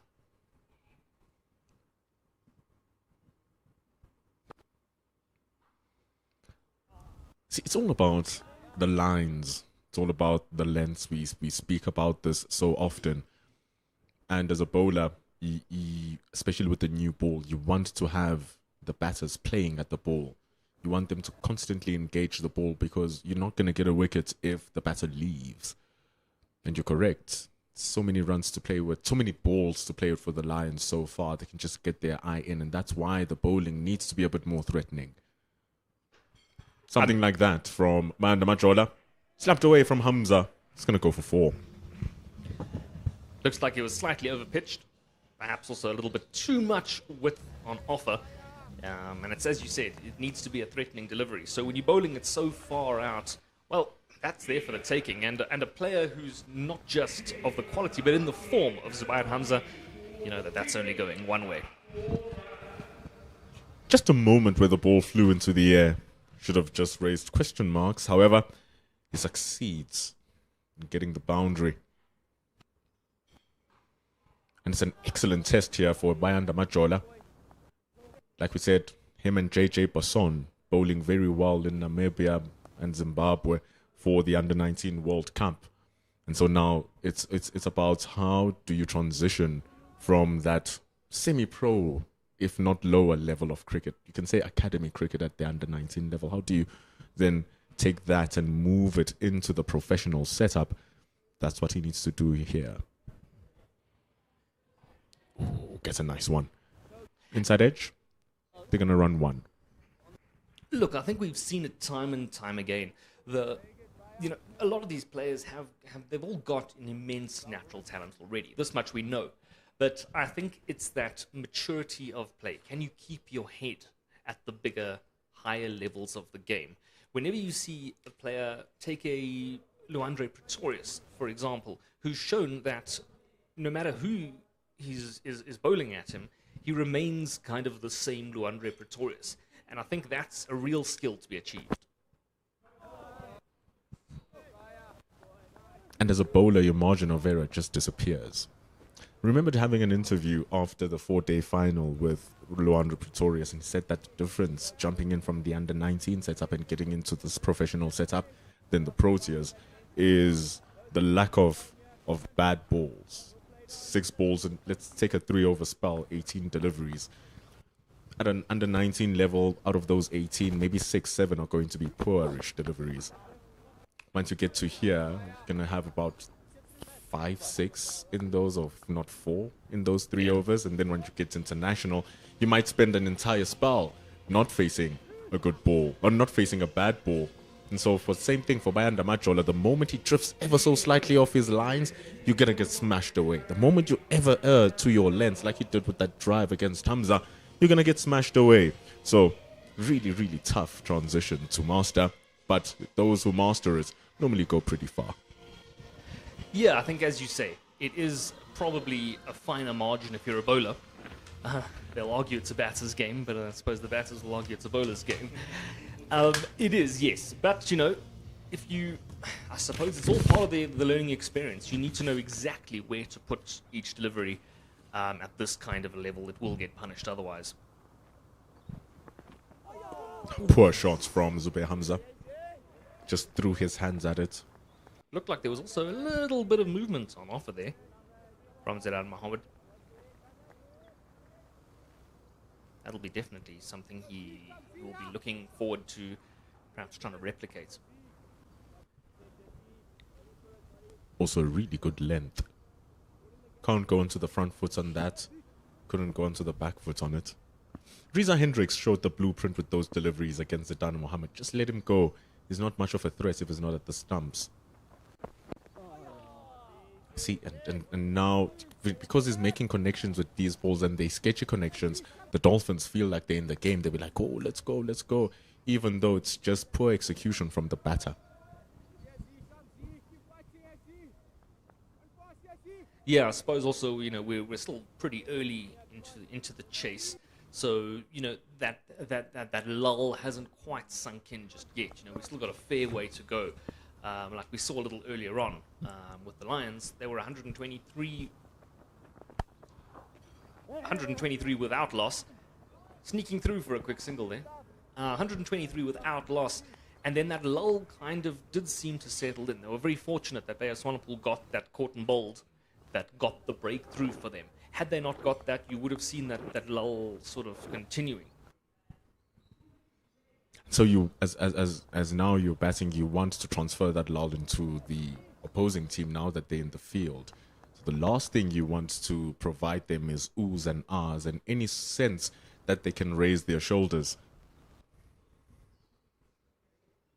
See, it's very sketchy. It's not a great shot, it's a great result. Let's put it that way. A great result. Sketchy in terms of the connection, in terms of the decision making, perhaps not ideal. Look, they'll take it however they come, of course. But it was, if we have another look here. But Uppish, he would have definitely wanted to control that a little bit better in terms of the height.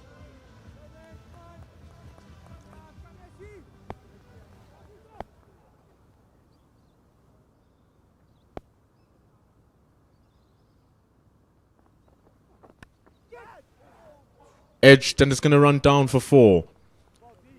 Really lucky for Riza Hendricks.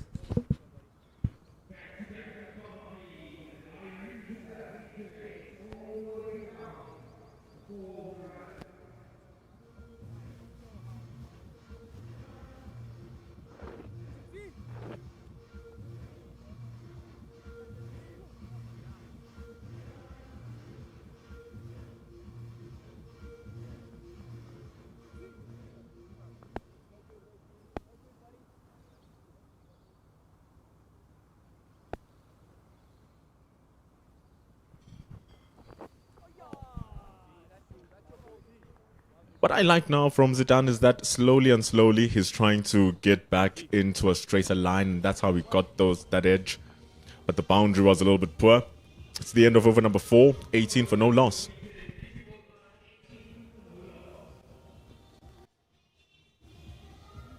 Look, they've looked a little undecided at times, perhaps a little unsure of what to expect out of this brand new pitch.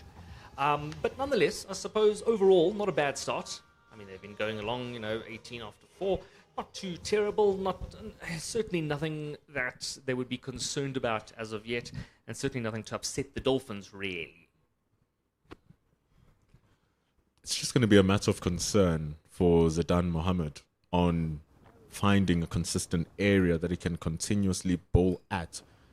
I feel like Bayanda Majola has found a very good stock delivery, which is just at that back of a length, and it's making the players play the ball uncomfortably around their hip.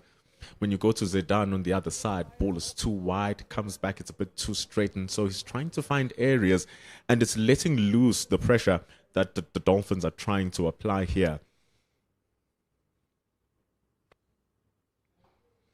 It's going to be a big test for this bowling lineup because 2 young fellas bowling. The next bowler coming in is probably going to be Tristan Lees, who's also a young fella. It's going to be tough here for the Dolphins. And it was Dale Steyn who often says that, bowlers, they hunt in packs.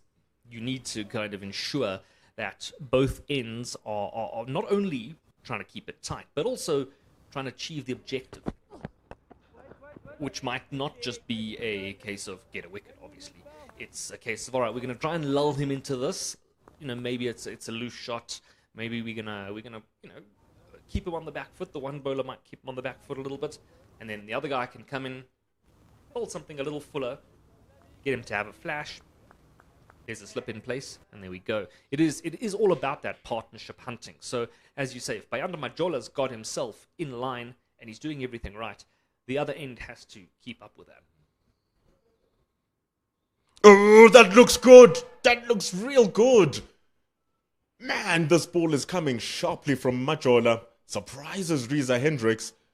But umpire Kuma unshaken. Yeah, I'd like to have another look at this one. Oh, perhaps maybe just going down the leg. And I suppose height might have also been a bit of a question there. But nonetheless, a good shout. And he's getting the ball to move into the right-hander as well. Right off the surface. It just jags back into Riza Hendricks.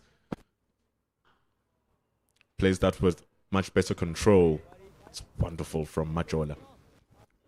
And back to that conversation about, and I love that you used Dale Steyn as the example, because what a great partnership between he and Morne Morkel. Completely different styles of bowling. And even when Vernon Philander came through to partners Dale Steyn, it was still different contrasts.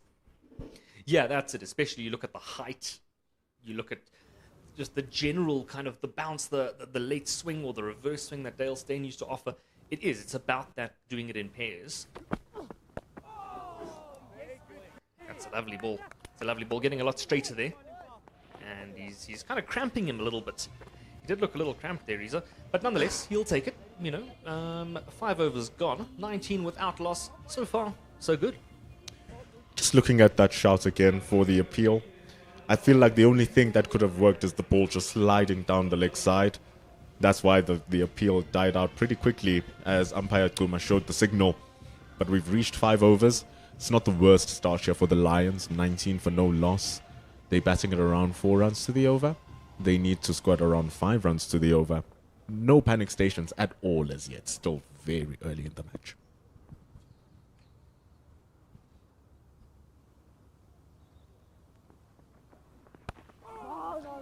And I think this is where he must bowl.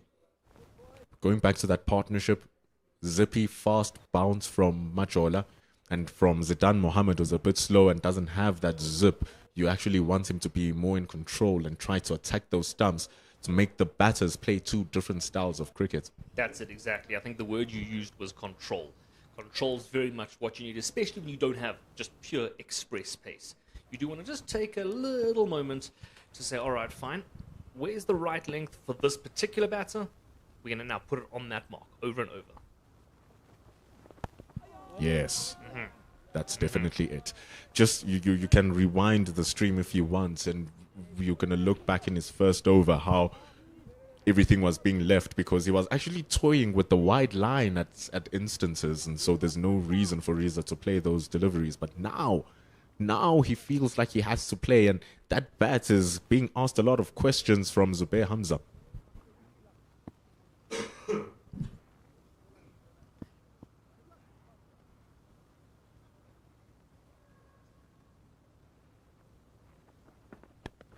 Oh, a little bit sketchy from Hamza. Now they deserve to cheer, the Dolphins. This is good stuff from Zidane Mohammed. You know, that's, I mean, fine, it gets stopped and slipped, there's no runs there. But it's the psychological kind of edge that he's essentially given now to the Dolphins. Because he knows it. I can guarantee you right now the fielders are reminding him of it, that there's just, you're not looking so hot today. The thing's not coming out of the middle. Any minute now, there might be a nick behind. We've even put a slip in for you. You need to seize the moments, don't you, Matt? Not a clean connection from Hamza, but you need to seize the moments, especially when a player gives you any shades of vulnerability for those 2-3 balls. You need to come in and pile that pressure whilst they're feeling a little bit fragile, and I feel at times the captains and the bowlers miss those moments, and they just allow the game to continue on the way they do, and the batter starts to settle in. That's actually what impressed me so much about the captaincy in the first innings. You know, when you manage your bowlers correctly, Ngaba Peter came in just when he was supposed to come in, and, there was a slip in place when there needed to be one. The attacking field was set just the right time, and it was intelligent bowler management that I think, we saw as you say, you need to capitalize. You saw the first wicket, 2, 3, 4. And they all came in quick bursts. It was an incredible partnership from Ditole and Smart's 123 runs. Then bam, bam, bam, bam, bam, bam, bam, 4 wickets in a quick row. Then a 70-odd run partnership, taking it to whatever total we have now, close to the 230s. Then bam, bam, bam for the last 6. That just tells the story of what you're saying. The Lions, once they create a moment, they seize the moment, and they make the whole period their moment. So that's what the Dolphins need to learn to do here. Wonderful. Hamza says, I see the moment myself. But a bad bounce for him. The ball's just going to stall on its way. Who says you're 46? Imran Tahir runs it down and stops it from a boundary. The only runs from the over for Zidane Mohammed. An excellent one. Only 2 from it. It's 21 for no loss. It's going to be a lot of cricket this week. Tomorrow, there's going to be more cricket in the CSA One Day Cup. But on Friday is what we are looking forward to the most. That is the Hollywoodbets Pro 20 final. It's going to be happening at 6 p.m. at the Hollywoodbets Dolphins Stadium in the Kingsmead. But tomorrow, Supersport Park will see the Momentum Multiply Titans versus the Mutiram Tuskers. Tuskers at the bottom of the log. And the Titans will be wanting to do one better than last year. Try and get into that trophy. Yeah, the Titans are another side that have kind of been there or thereabouts so far. And, I think they'll be looking at their squad. They'll think they've got a pretty decent side. And obviously, playing at home, they can prepare that pitch how they want. When you're taking on the Tuskers side, who are winless thus far, they've lost 2 of their games and had no results in the other one, with a net run rate, in fact, the worst net run rate of minus 1.15, suggesting that, well, perhaps a flash and a swing and a miss there.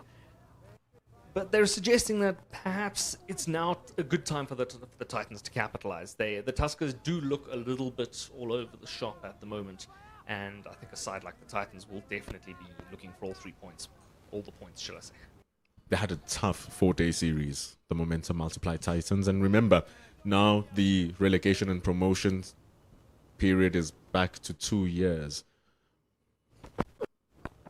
And that promotion and relegation system takes into consideration all 3 formats that are being played in the CSA competition. So you have to do consistently well in the T20s, in the 50 over, and in the 4-day series. So the Titans not performing well in the 4-day series, not really too great in the T20 series. It obligates them to be beyond phenomenal in this one-day cup, so they can feel secure in Division 1 over the next 2 years. It's wonderful from Hamza. He just let the ball come into him. There was barely any room given. Just the hands from the batter sends it away for 4. Was a lovely late cut, that. You just saw that one. It looked like a beach ball to him. Now, he got that really nicely. That was a lovely shot. It would be weird, though, wouldn't it? A South African top division cricket league with no Titans in it would be a very strange thing. I mean, it's a sign of perhaps, that elsewhere cricket has grown as a sport across the country. Not to say that it's gone backwards at the Titans, just to say it's gone forward elsewhere, which is a good sign. But it would be strange.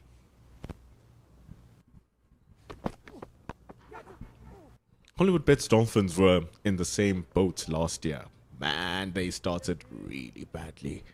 They were definitely on the verge of relegation after 2 CP tournaments. They were at the bottom of the log. It took them having to win the one-day cup last season, and they won it after starting off shakily, and they just changed up. And they ended up winning the competition, and that's how they survived any form of relegation. So the best teams, when they are facing adversity, Matt, that's when they show why they're the best teams. They don't allow such adversity to take place on them. That's why the Dolphins are here. And they need to defend 214 more runs. Gonna have a change in commentary. Aslam Kota has left us, but Kampanyegana is still here. He's going to be joining Matt for the next 7 overs. They need 213 from the 43 overs.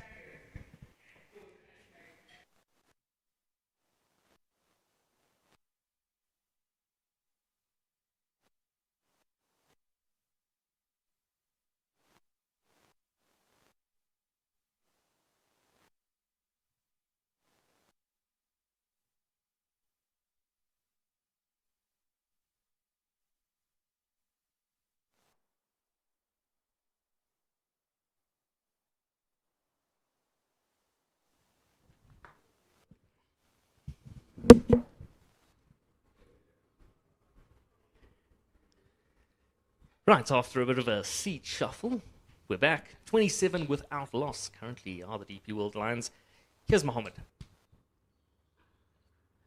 little bit overpitched, and it pays the price. Width and a little bit too much length on offer. And as we were saying, it's something that he really can't afford to do. Loose bowling right now is not something you can afford to do. A very good evening, Matty Young. Good evening. First time with you on air, so looking forward to the next 30 minutes and plus or so. But yeah, exactly that. Not the right length to bowl there. Overpitched and put away. Not the length you want to bowl here at the Deep World Wanderers.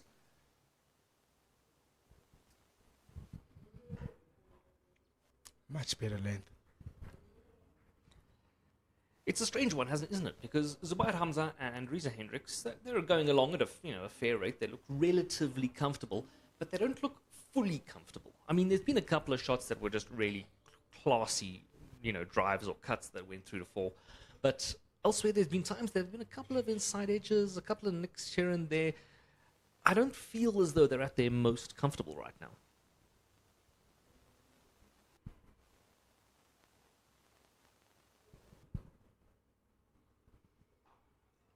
Certainly, on the doubt. I kind of feel like they're kind of pushing at it a bit and jabbing at it, and balls haven't really come out the middle of the bat. And these two players are usually players that you see that time the ball really well.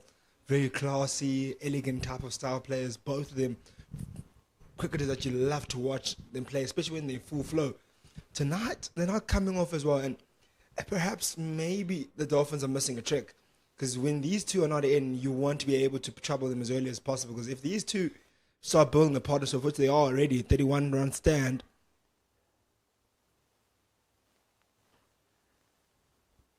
Shot pushed away. It was collected by the fielder, but nonetheless, straight through all the way to the boundary for 4 runs to add another boundary to the total, meaning that we currently sit on 35 without loss.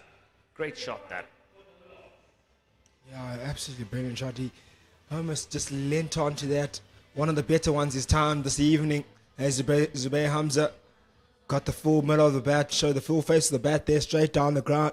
Beat mid off quite comfortably at the end. Well, got a hand to it, to be fair, but ball was hit too hard.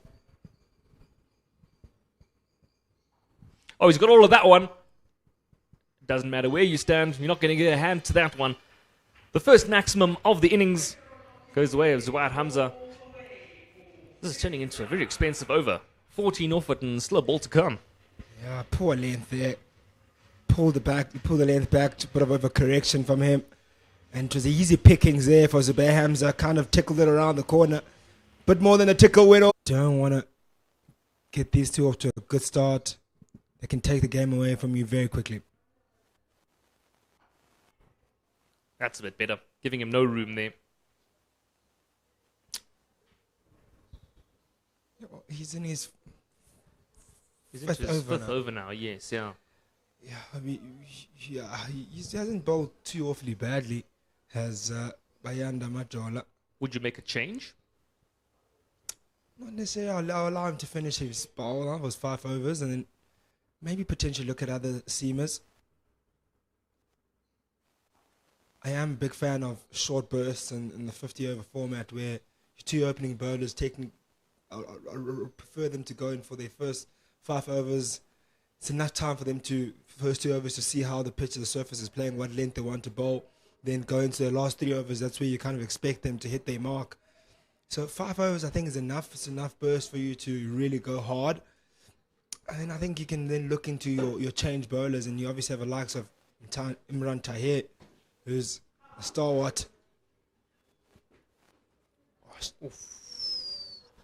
Short was there. It was there to be pulled, but he just didn't get on top of it in time. I agree with you in that sense, but so you're saying that essentially you want 3 spells from your frontline seamers, your 5, and then what, maybe like a 3, and then the last 2 at the tail? Is that the way you would look at it? Or are you going 5 now, 5 at the end, that's that? Just look at that delivery again. Just didn't really bounce as much as Reza expected it. Not necessarily. I think the 5 at the beginning will remain the 5, but I think the others, you kind of find where they go. I think it's important to also look at the game situation on where it is at the moment. If one of the opening seams are your strike bowlers, you then bring them in the middle of the innings if you're looking for wickets. Then if you aren't looking for wickets, maybe you look at for the other guys that maybe hold up an end.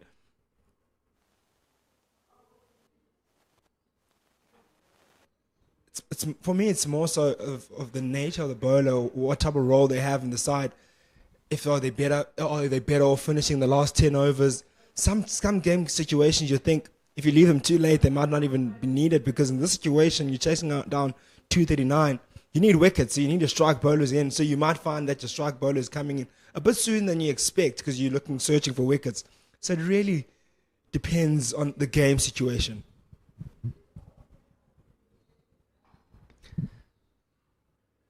Look, I'll tell you why I ask is because we saw the havoc that Peter sort of wreaked at this end of the pitch, bowling from the corner drive end.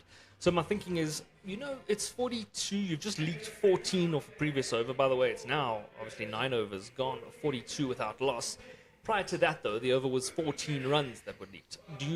I'm inclined to say, let's bring in the strike bowler of all strike bowlers. We've seen spin do some work already thus far today. So there's no reason to believe that it's going to stop. There was plenty of drift and a little bit of turn on offer. give it to Imran Tahir would be what I would suggest, maybe. And your thoughts? Yeah, I certainly agree with you, Matt. I don't think it's probably the perfect time to bring him in now, just after the power play. He can set the field you'd like to set. And he's a brilliant bowler. Imran Tahir's got all the tricks up his sleeves. And you want to break this partnership as soon as possible. So yes, I think they can bring him on now. You've got also an experienced bowler in John Smuts, who can also hold up an end and, has a knack of picking up wickets.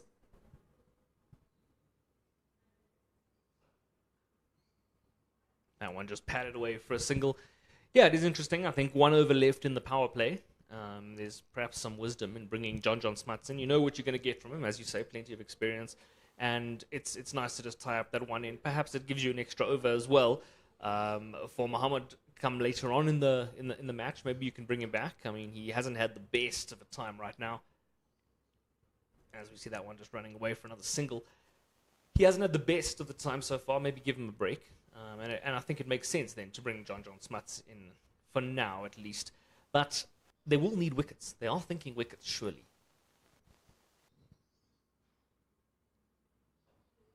Yeah, without a doubt, they're thinking about that. And who better to come in? Imran Tahir, plenty of international wickets, plenty of wickets all around the world.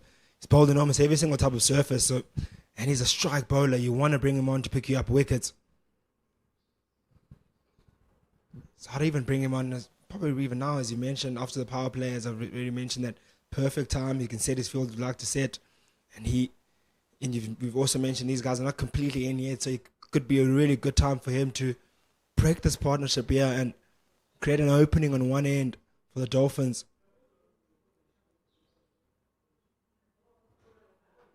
And the one thing you don't want to do is bring on too late when the game is almost already halfway gone or slipped away from you. You want to take charge. You want to apply pressure early on here, especially defending a slim target of 239. Pressure is so important. Make that score seem like 280, 300. That 239. You want to make it look too easy. Yes, the Lions have got it off to a real good start. So you have to just pull them back a little bit. I mean, that's too easy. They just keep knocking that away for a single, knocking that away for a single. And, a little earlier on we were talking about the lull, the end of the 10th over. That's the end of the power play.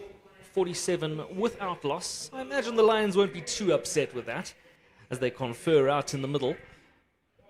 It's not the world's worst power play for them considering what they're chasing. And, they haven't looked as comfortable as we said. But it does feel as though that lull is just starting from the Dolphins' perspective. Can have a look there at the overall scorecard. As I say, 47 without loss. John Smuts went for 5 in his 1 over.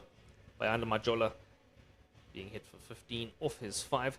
Zubair Hamza of the two does look the most comfortable with 33 off 35. Tristan Lees, meanwhile, is the new man to bowl.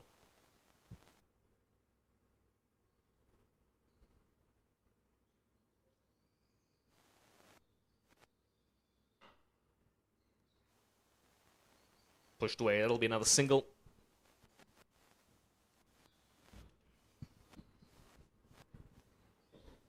Starts off a bit leg side, does Tristan loose.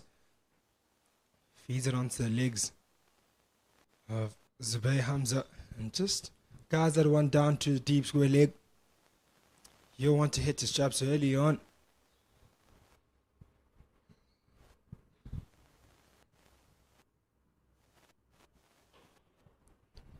Not the best length either. That one pushed away once again. Out onto the onside. They'll grab a couple. It's already quite a defensive field placing from the Dolphins at the moment. I don't know if it was Tristan Luce or Mark Zuckerman who decided on the field. But it doesn't, we don't have a slip in place. We know that there's a bit of movement. I think we perhaps could have looked at something like that because the 50 is up. The 50-run partnership and the 50 for the Lions. You hit the nail on the head there. Looks. We actually mentioned a very similar thing when they had a very similar score. The Dolphins, 50 for 1, I think, or 50 for no wickets lost. Sorry, at the end of the power play, going in a very similar strike rate at 4.9 at the time. And they set a defensive field. And we thought at that time it was very defensive from the Lions. And I guess did allow the partnership to build somewhat. Went up to 120 up until the first wicket fell. But we know what happened after that. 4 wickets fell in real quick succession. So it's not all doom and gloom here for the Dolphins, but what's going to be important for them to be able to have someone that can break the one end and get the wickets early. And they'll know that they're defending a small target here, but it's still game on, very much so.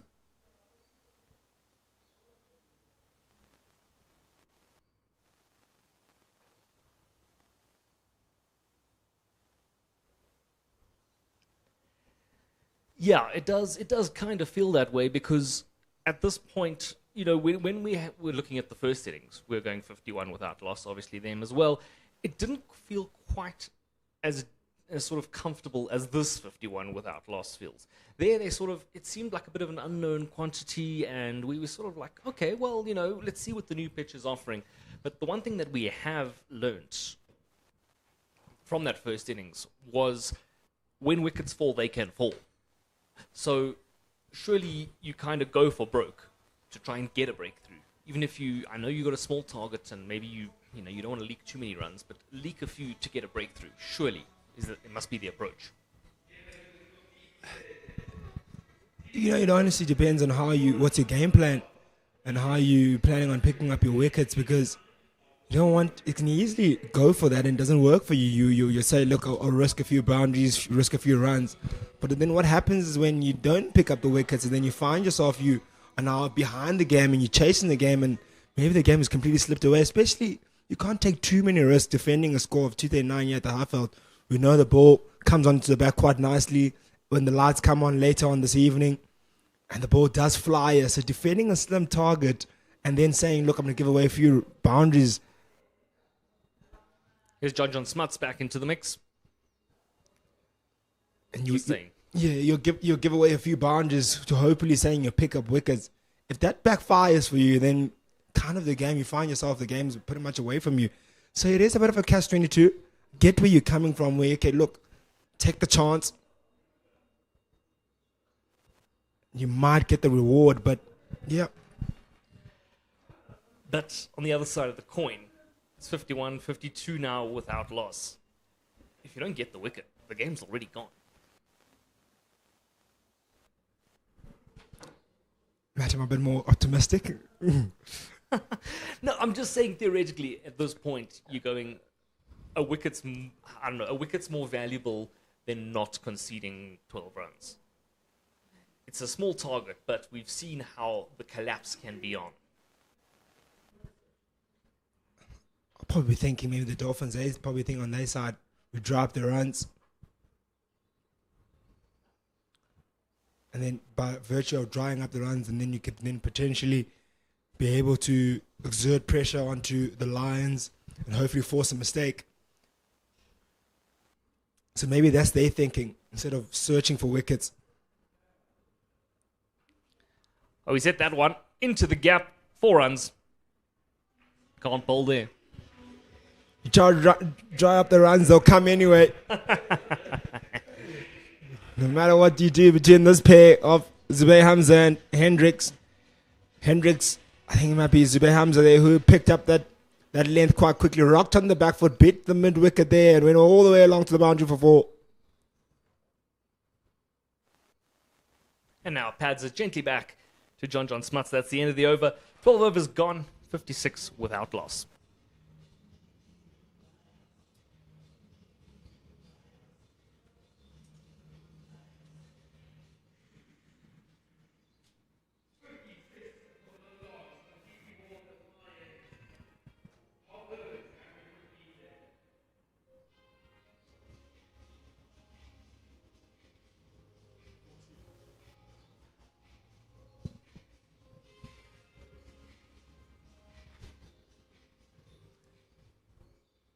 Okay, so if we take stock now, as we see the man running in. Lovely shot. You got all of that one. Couple of bounces, 3 bounces, 4. A little bit too short from Tristan Loose. And that's the result. Oh, it's a really good shot there by Reza Hendricks. Plays that shot really well. Saw the length there. It was there to hit. Hit it over the top. And it's a stroke that he loves playing. Sometimes does get the better of him where he finds himself chipping that one straight to mid-off or mid-on. But that time around got all of it. Boundary early in the over. That's what they want, the Lions. That's what they want, the Lions. And get boundaries. And then the rest of the over, you just it becomes very simple because you now just want to rotate the strike. Pressure's off you. You've got the boundary that you need in the over. Required run rate is only 5 per over. So all you need to do is pretty much just rotate the strike. No pressure, no risk needs to be taken. Yeah, it does. It all feels just a little easy at the moment.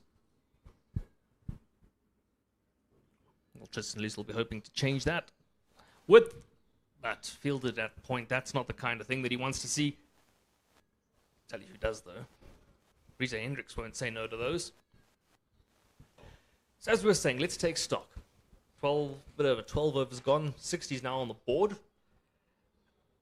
If you are the Lions, what's your approach?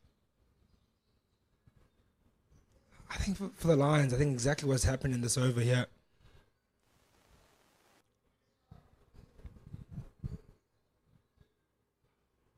I think it's honestly about keeping your game simple. As we see Reza Hendricks there, keeping it very simple, guiding that one down, the third man. I think a boundary over is enough for the Lions. They're not chasing a heavy target. You see the required run rate is 4.8, going exactly that at the moment. The team that needs to make a play is the Dolphins. They're the one that are behind the game line. They need to chase, they need to pick up wickets. No pressure on the Lions whatsoever. So what they need to do is just about being able to constantly rotate the strike, get those 2-3 singles in the over. Then when the boundary option is there, take it. If not, then take your singles. And you choose exactly like that. There's no pressure on you right now. The over's already gone for 6. You've got full control of this. So if you get on the boundary, you're completely on top of the over. So it's just all about just controlling it right now, building the partnership, getting past that new ball,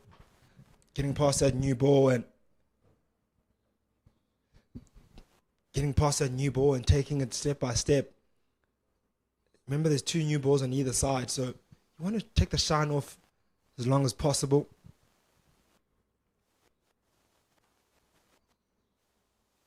Another one pushed down to the offside. You were saying, sorry.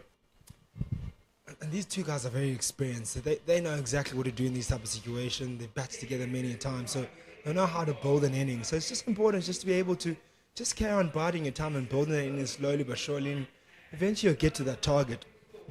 So sensible positivity is kind of what I'm gathering from what you're saying. Don't try and achieve the target in 25 overs, but also don't let yourself get too bogged down. Just kind of play your natural game, because they both do have, a relatively aggressive natural game. They both, Hamza's scored at over 100 strike rates so far this tournament, and we know obviously Reza Hendricks has done wonders with the white ball throughout his long and illustrious career, so they can speed up. As John Smuts returns the ball in hand, simple single. And now the reverse, if you're the Dolphins. This is obviously the tricky one.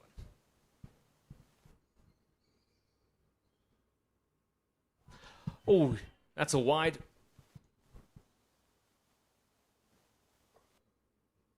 Not much speed there. It almost looked like it did connect something along the way. But nonetheless, he'll have to bowl that one again. It's a bit of a tricky situation here for the Dolphins so far. For them, I think it's just a matter of, firstly, being able to draw up the runs and build a few dots together. Staying exactly where you are. Mpendulo will be joining you as we continue the coverage.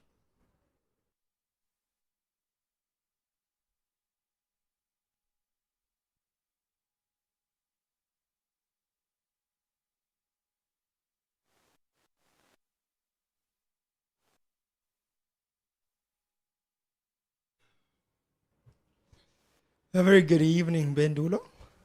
And interesting situation, just about in the 15th over. If you've come in for the Dolphins. Haven't picked up a wicket. Interesting time so far. They're out for the search, trying to pick up their first wicket, trying to break this big partnership in Zubay Hamza and Reza Hendricks. We all know how dangerous this partnership can be. Short, bit too short over the keeper. And it took go for 4 byes. Not the runs that they'll want to be leaking now to the Dolphins. Worst of all, it's signaled as a wide by umpire Guma, so that counts as 5 runs for free. Not even a ball bowled. Khomapiri tried his best behind the stumps. Can only go so high if you don't have a cape like Superman.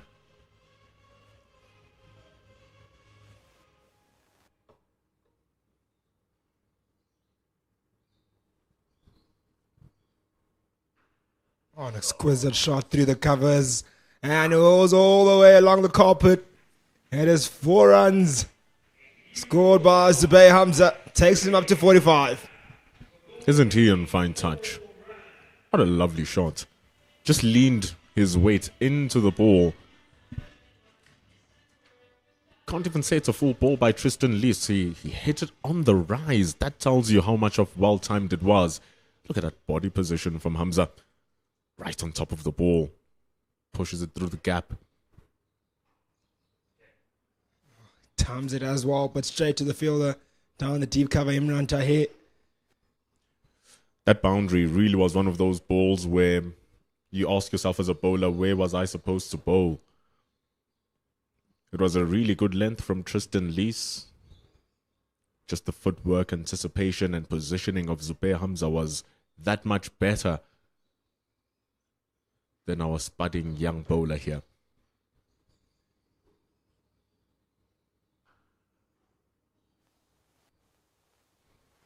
And sometimes that becomes the issue now with releasing the pressure from the power play. You have more fielders out on the ring, which means that balls escaping the ring become easy singles. They've taken 3 of them so far. 12 runs from the over, given those 5 wides. And they're just pushing the ball down to that deep point fielder.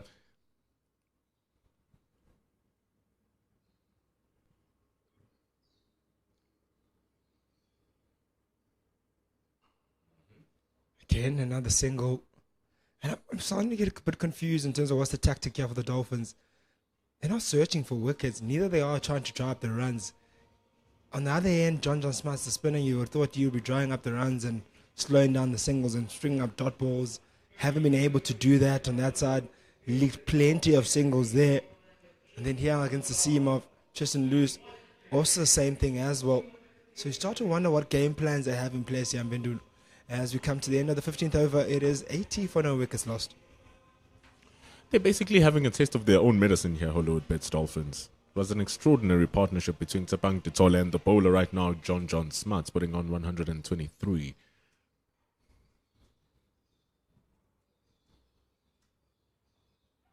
Chipped up in the air, but it will drop short over, just short of that field in the deep cover. I think there's no reason to hold back Imran Tahir. There's really no reason to hold him back. Seeing John Smuts getting a little bit of purchase here and there. You saw Ngolapita taking 5 wickets. That would have been the first spinner I use.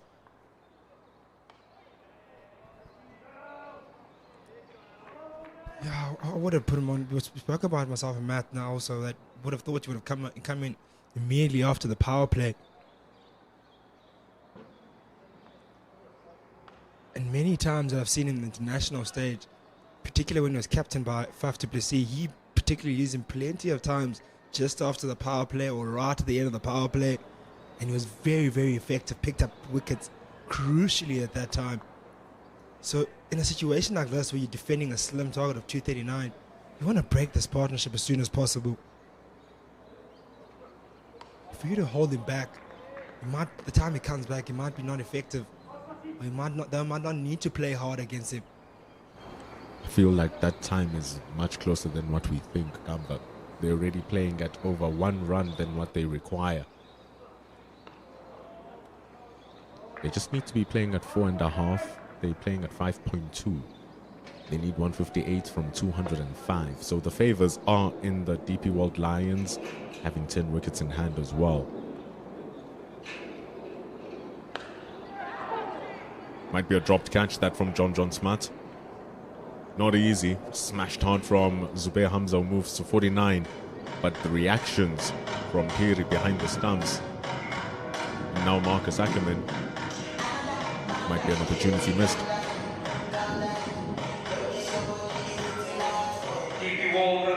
Those ones are not nice at all. Catching the tip of the fingers. You can see the reaction from John Smart. He might be even coming off. Get a few treatments there. Does seem like a drop catch though. He'll probably be more disappointed about that, and probably feel like I want to hurt more.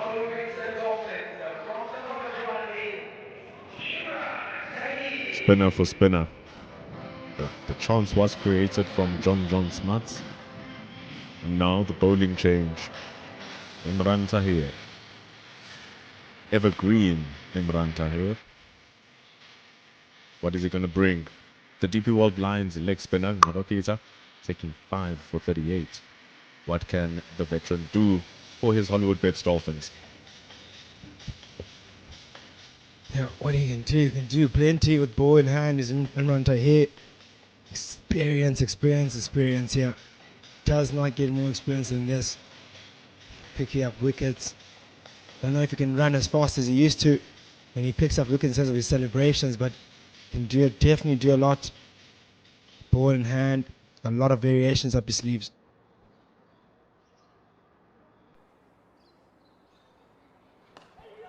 Two things happen as you age and play the game a bit more. One thing, your physicality drops just a little bit. It's not the same as it was in your late 20s and early 30s. But the second thing is that the mental side of your game becomes at its peak the more and more you stay in the game. So a 50-year-old who plays the game, if they can keep their physicality, means that from a mental perspective, they have superior advantage over everyone else. And so Imran Tahir has been able to keep his physicality in check at 46 years old. That's a 50 up for Zubair Hamza. He's been absolutely brilliant this season. Picking up his first 50 of the season to go along with 100. Came in this game averaging at 161. Sitting now on 209 runs in this season, just in 3 outings. So a real good start for him so far. Excellent form for Zubair Hamza. And he's doing it in good nick as well. 58 deliveries for that 50. Oh, and he's running hard, coming back for number 3. That's what they'll need to do, these Lions side. Just keep up the intensity. Take full control of this game. These two are very quick in between the wickets. They'll bring the intensity. And you'll see that odd ball. They'll go big.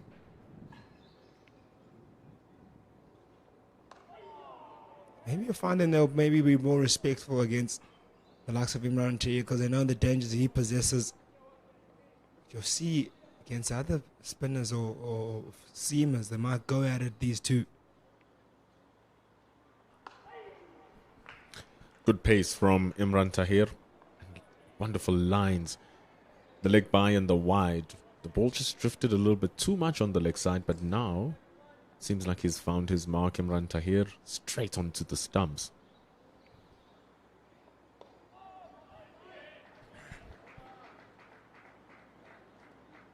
It's a single to end the 17th over. It is 89 for no wickets lost. Good start from Imran Tahir. Only going for those 3 runs in that over outside those byes. The Lions did excellently to ensure that the Hollywoodbets Dolphins don't even make it to 250. They did very well to ensure that is the case. And so there's a level of comfort in the way that they are taking on this chase. And you look at Halbert, who's coming next. Rassie van der Dussen, one of the finest 50-over players in the country. At one point in time, one of the finest in the world. Then Mitchell van Buren, who's in fine form after his 88. Not out. Big problems for the Hollywoodbets Dolphins.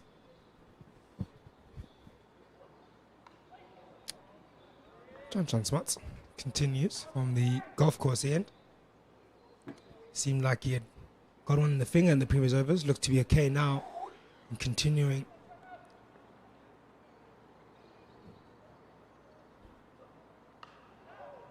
Yeah, that single has gone there far too often when John Smuts is bowling, and it's far too easy.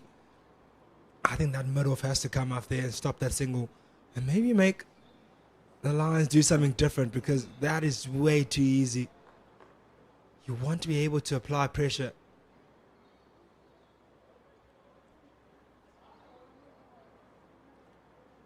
In this instance,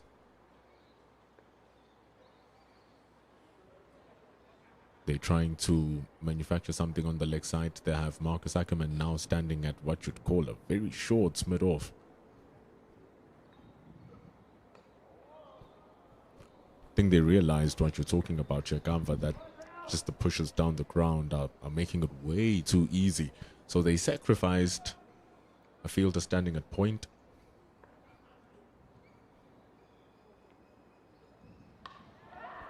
Chipped it up in the air, and it creates that type of opportunity. That's what I was talking about. Make them do something different. And immediately now, when you block out that single, you've limited his run scoring options.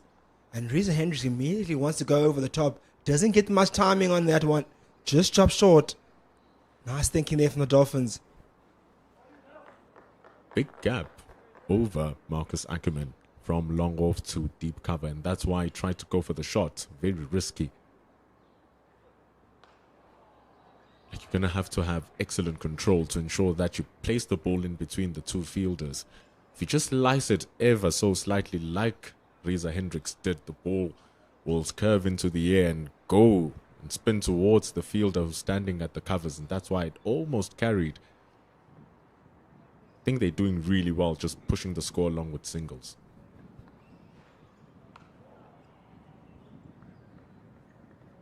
They don't need to do much more.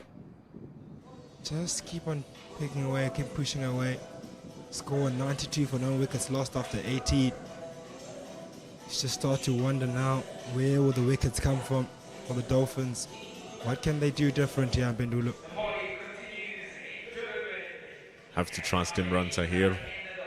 But the best thing in women's cricket now that's growing in leaps and bounds, Hollywoodbets joining in the party to create Hollywoodbets Pro Series. Catch the final of the Hollywoodbets Pro 20 and Pro 50. They're both going to be at the Hollywoodbets Kingsmead Oval. All the games will be live on the CSA YouTube channel. DP World Lions will be taking on the World Sport Betting Western Province.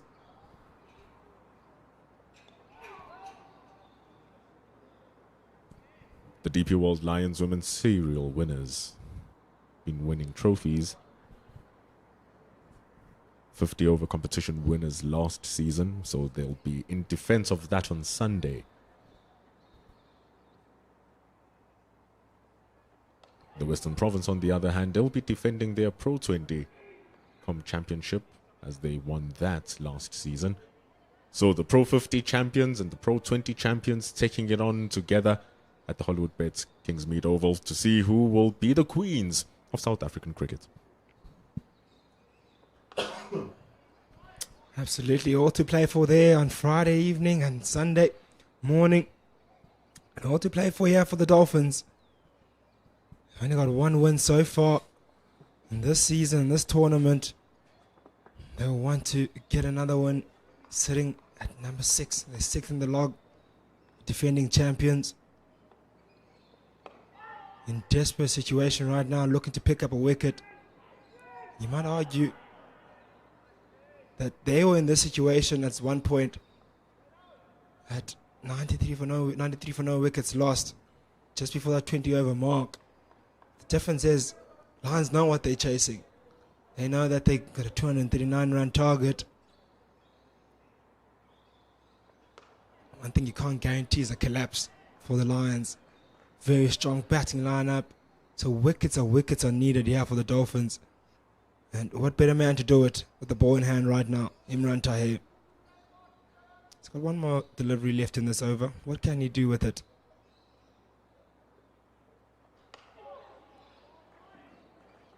They just push him down the ground and they get 4 off his over. Good over for the Lions. Just controlling it so far. Really playing with some real control. And it's nice cricket being played. Smart cricket more than anything else. And brings us into the 19th over. It is 96 for no wickets lost. And that will bring us to our first jinx breaks here. With the Lions in firm control, needing a further 144 runs yet to win. With 186 balls remaining. Look at that scorecard, yeah. It was the Hollywoodbets who came into bat, or set up to bat by the Lions. Who came in and batted, and you look at that top order. Guys who were able to cash in was Ramashane Belay, Tsipang Ditol and John Smarts. And they ended up setting a total of 239, but came in the Lions to bat. And it is the pair of Zubair Hamza and Reza Hendricks who are in full control with a 96-run partnership so far, who are looking untroubled.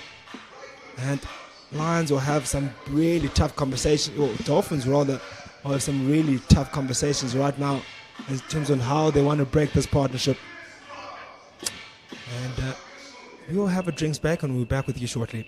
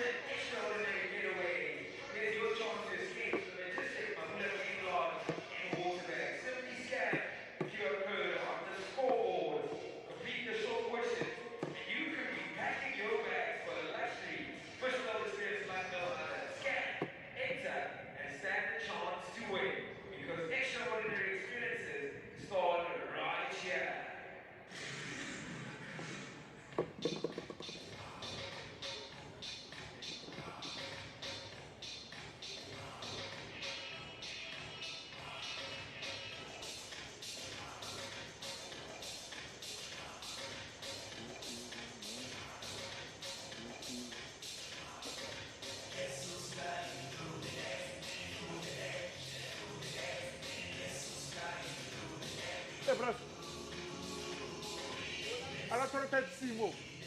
Type C. Type C move.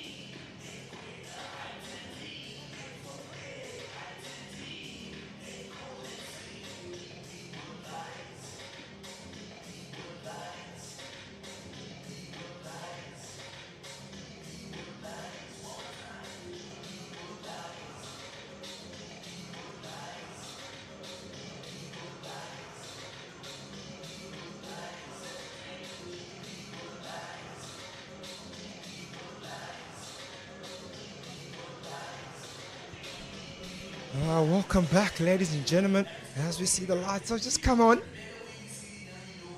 And it will be the time where the Dolphins will be thinking heavily about wicket taking now. It is Zidan Mohammed coming back into bowl. He's only bowled his first 4 overs so far. His one spell went for 25. Wasn't really looking comfortable initially. Kind of bowled everywhere, didn't find a zone, didn't find an area. Bowled pretty quickly though.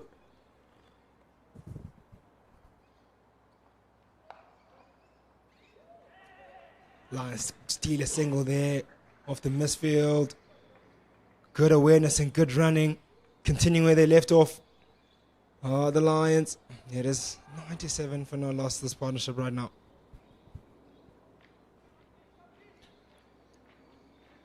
You and Matt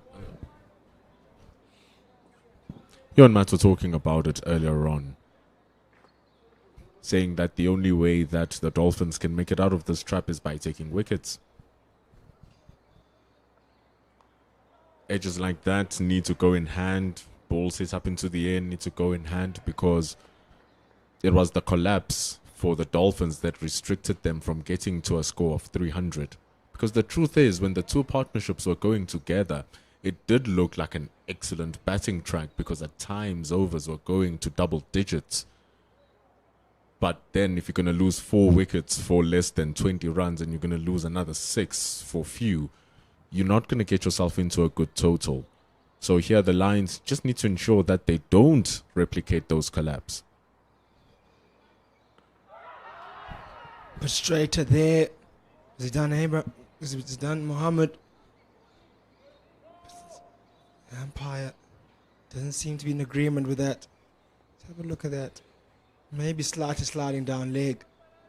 Much better length though. Much better line. That's the line and length he wants to be hovering there and there about. Definitely works better for Zidane.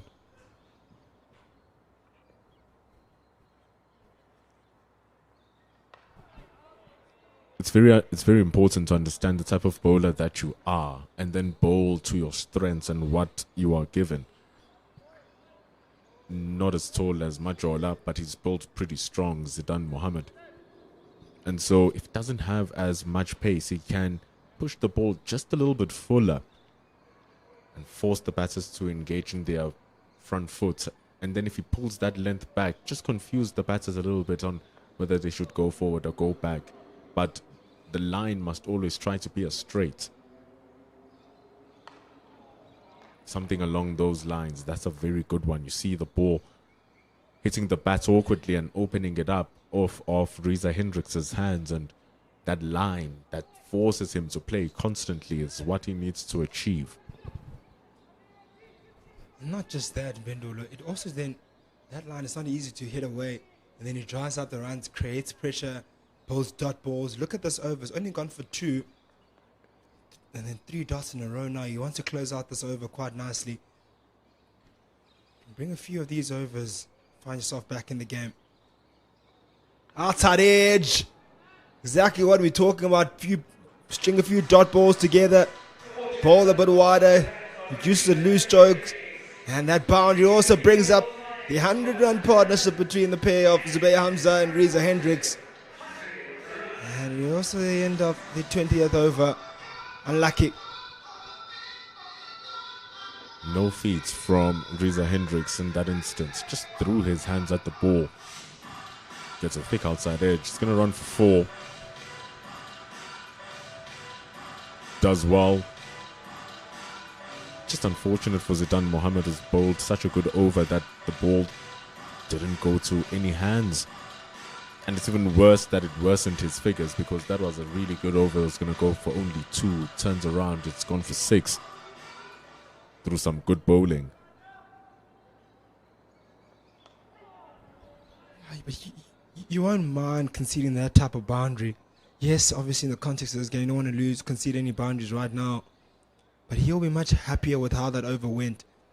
Only went for the 2 runs initially. Bowled up dot balls, bowled up pressure. Forced the error, but unlucky not to get the outside edge to hands.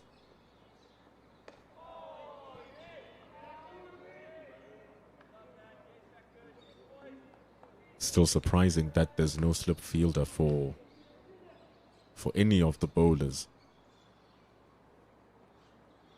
Especially when they're turning the ball away from the bat. Swept away beautifully that time from Hendricks. Goes for 4. He plays that stroke really well, does Reza Hendricks. Went down on one knee and got all of it. Deep square, had no chance on covering that. Look at that stroke. Just there to hit though. It was on the leg side. And put away around the corner.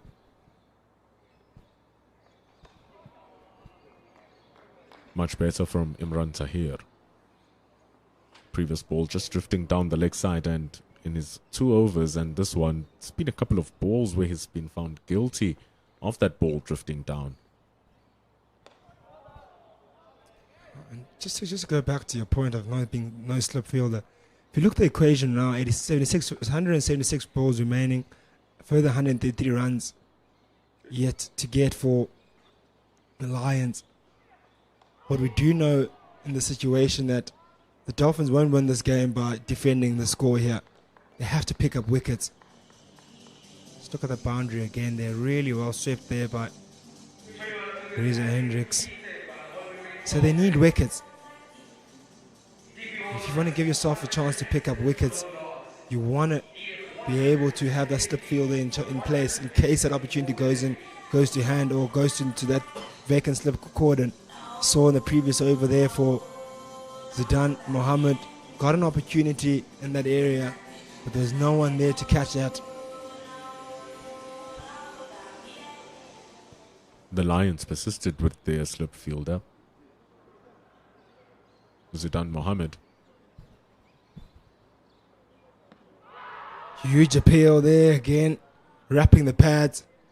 The umpire not in agreement once again. You're absolutely right. He said they persisted and they picked up, I think, about 2 catches in that slip cordon in the bowling of Ngamba Peter. One might have gone to the keeper, to be fair, but irrespective, they got their rewards for keeping the keeper there. Look at that delivery again. Again, sliding down leg. Shout, but shout to vain.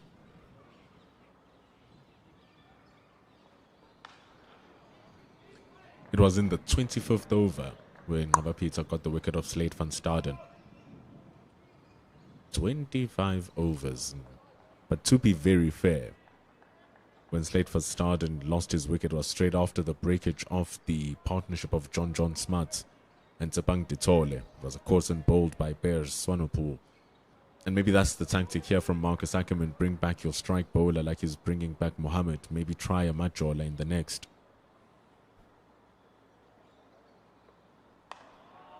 Because it was after the breakage of that partnership that the Lions sniffed that, yeah, we are in it. Matt and I, at the start of the innings, talked about capturing the moment, seize the moment. So that's what the Lions did. They saw that, okay, we've broken the partnership of 123 runs. Let's pound on the next man. That's what they did, throw in that slip fielder. So now that they're not getting this wicket here, the Dolphins, I feel like they are a bit wary of becoming too aggressive because the batters are well set. Chipped up in the air, or just about going away from that mid-wicket. Good length again. Not hot, not easy to drive that one there for Zubair Hamza. Didn't get the timing I was looking for. He was looking to play that stroke that got him a 6 early on in his innings. But that one didn't get the timing I was looking for. Slower delivery from Zidane. Zubair Hamza just gestured that the ball was a leg cut. It gripped on the surface just a bit. That's why that timing was so off. Would have been absolutely livid with himself if that was caught.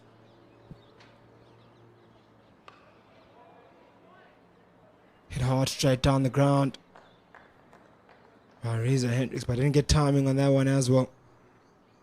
It's a strange innings, this, from Reza Hendricks. It doesn't look like he's in full flow. It doesn't look like he's gotten everything under control. But the most important thing is that he hasn't lost his wicket. Juxtapose that to Zubair Hamza. He slowed down a touch. He reached his 58 deliveries. So 16 balls later, he's just only scored 8 more runs. So he slowed down just a little bit. Oh. What a stroke. Shows a full face of the bat, chipped it over mid-on rather, and went all the way for a boundary. Just one bounce for. That's gorgeous. Oh, that's phenomenal from Hamza. That is absolutely out of the topmost draw. The on-drive is known as the hardest shot in the book, and the fact that he picked that up, oh, that is stylish. Shot of the day from Hamza. Talk about a man on form. 113 for no loss. Matt Young joins us in commentary. Where's the man in form? I thought it was you, Matt. I guided it in so nicely. That shot, though, what a lovely on drive. It reminded me so much of Aiden Markham. He pulled off a couple of those at the World Cup, and it was a superb thing to watch. Imran Tahir, meanwhile, will resume for his 4th over.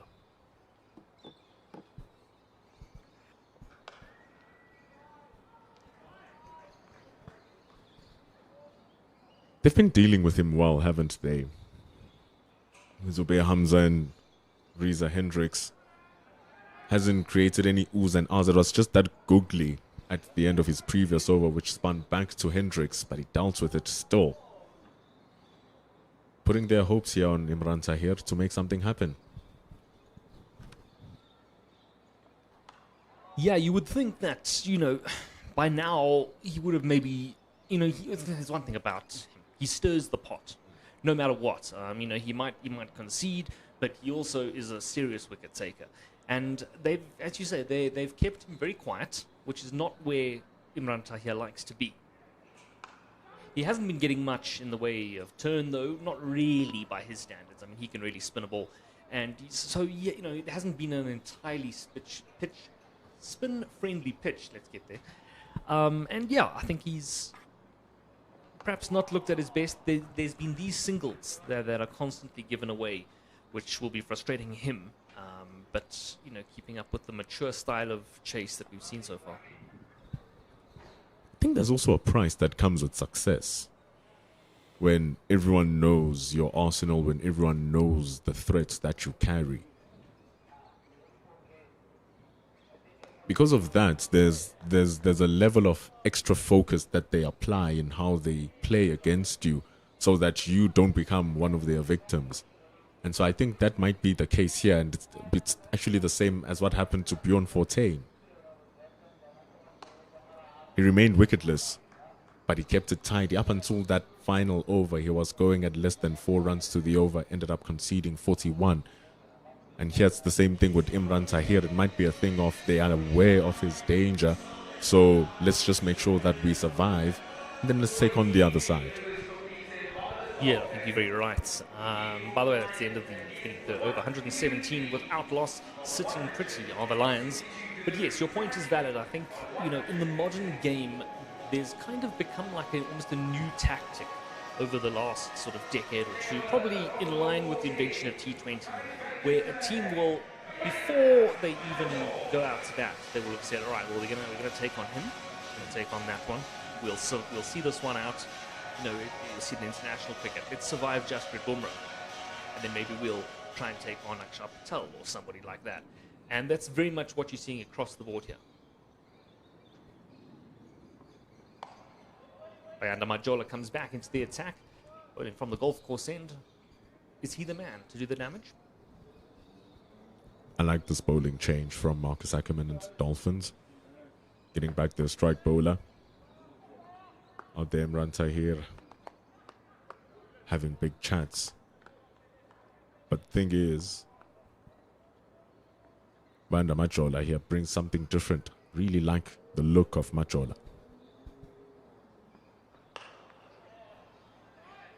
That's over the top. It'll race away. No point catching with that one. 4 runs. Exactly what they would have wanted. See, I like the look of Bayanda Majola. Clearly, so does Zubair Hamza. Ball just tipped in a little bit too full, but showing that hitting that ball up that V is no fluke. The long on is up in. Played a stunning on drive against Zidane Mohammed in the previous over, and now he's doing that against Bayanda Majola. Where do you bowl?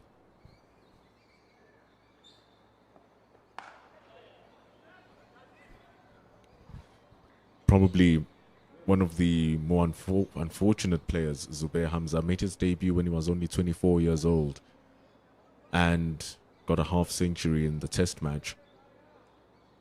Got into a little bit of trouble, which saw him being ousted from the game for a year, and then he came back, and so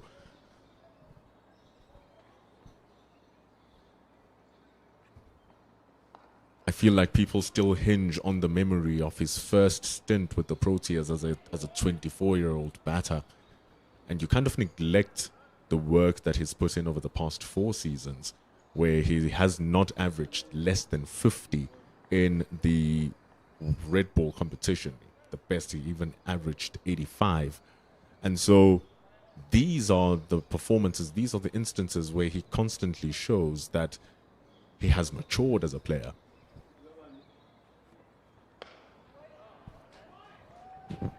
That's a lovely shot. just saved on the end. Also, a lovely bit of fielding to restrict it. No boundary there. But yes, your point on Zubair Hamza is very valid. I think it's so easy to get trapped in the history and trapped in the here and what. Oh, that was lovely. Excellent fielding there. It's so good. It's so easy to get trapped in that you lose sight of the work that's been done. And I think he's definitely a player who warrants his position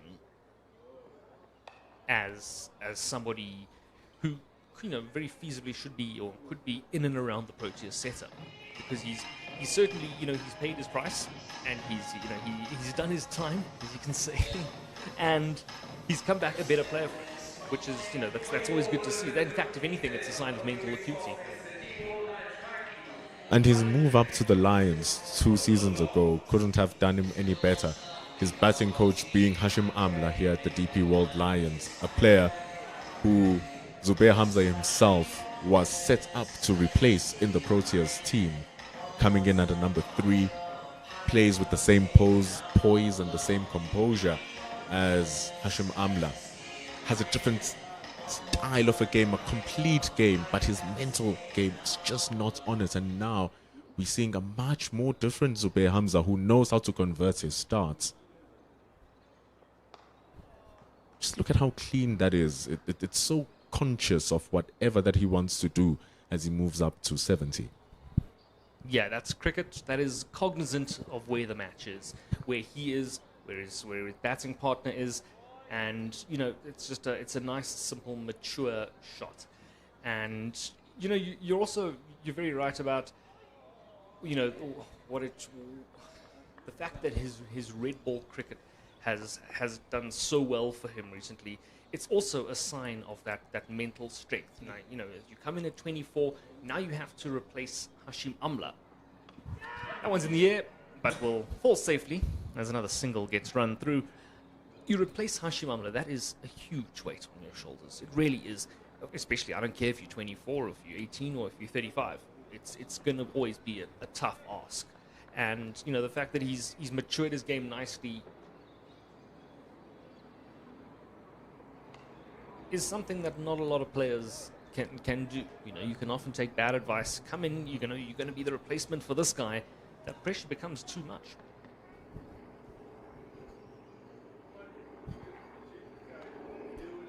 Another good thing is that he's his own player. He's not trying to be a Hashim Amla or to be any other player. This is how he plays, and his 70 from 84 deliveries is a perfect 50 over innings so far.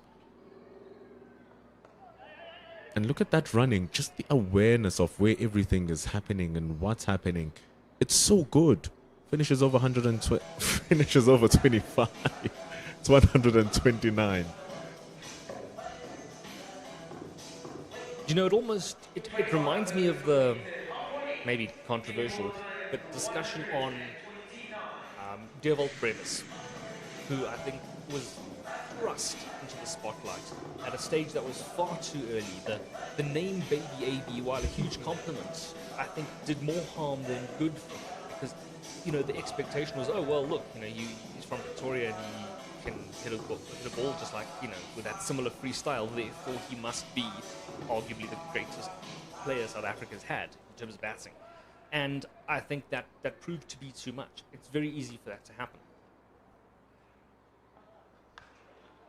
All the small nuances that people don't take into consideration. At the end of the day, the players are also human. You might say that, they're in the spotlight, they're getting paid X amount of money, blah, blah, blah. But at the end of the day, they also go back to their own home with their own thoughts. And you can't say that doesn't affect them in a certain way. So that's the importance of having that mental fortitude that age comes with. If it did affect you at a young age, it certainly shouldn't be affecting you when you're about to turn 31. Otherwise, you don't belong in the international level. That's why I'm not there. Oh, is that why? Is that the only reason? Is it the mental strength that's the only reason? Listen. But that's the thing. I think he's gotten over that barrier. And the fact that that red ball form is just oozing into the white ball as well, it's incredible. It's a nice shot pushed through into the gap. They thought about the second, but in the end, settling on just the single. You're right. The way that red ball oozes in, and it's interesting because I do think that the formats have never been closer. You know, the invention of the Bazball aggressive style of Test cricket has thrust all three formats closer together. And I say this as a Test match purist.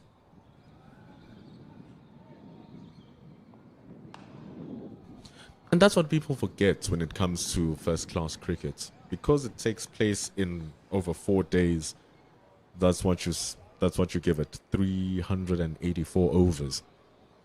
If you're looking at the time span of the game, you're then asking yourself, you're not even asking yourself, you're telling yourself, every form of cricket will happen in those 4 days. Maybe day 1, session 1, you're going to have a standard test match. And if no wickets fall in session 1 and in session 2, best believe we'll be watching a T20 come session number 3.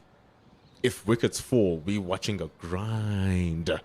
If no wickets fall, we'll be watching a 50-over game. So the ebbs and flows of a first-class game allows a player to express themselves in all forms of cricket. And Zubair Hamza feel like he's found a really good spot. I think so too. But, puts in the jump. Unfortunately for the Dolphins, though, just a little bit too far. A couple of runs will be run, which puts the end to the over. 4 runs from it.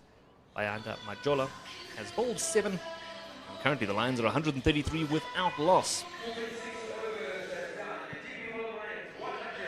Hamza's gone over 2,500 runs in his first-class career as well.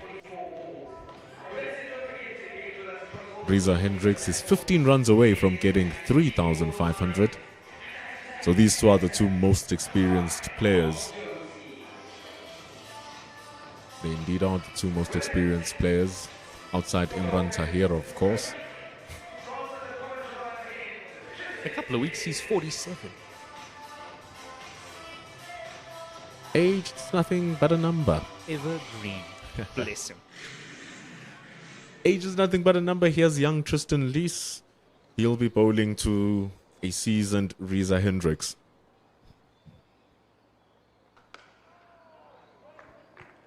Very good prospect, Tristan Lees. Bowls it sharp, bowls it quick. There's a lot of trust that has been put on him. And the Dolphins have just put a lot of investment in him. He's played all around the world with the T20 competitions, and it's very good exposure at such a young age for him to be able to play all these different forms of cricket all around the world.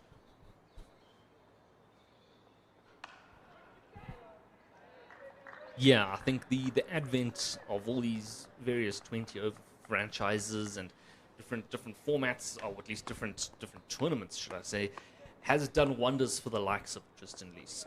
The fact that, a guy might be constrained to just playing in South Africa, and I say just, you understand what I mean. I'm not saying just as though there's anything wrong with it, but different styles of play, different conditions.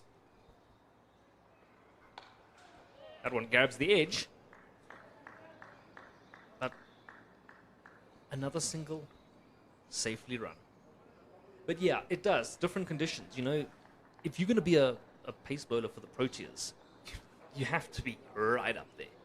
And that includes being able to do it on the subcontinent. So it's so much better from Tristan's perspective, but also from Proteas coach and selector's perspective. Because they can see what you can do. We're not picking you based on a hunch anymore. We now know what you can do in the Caribbean.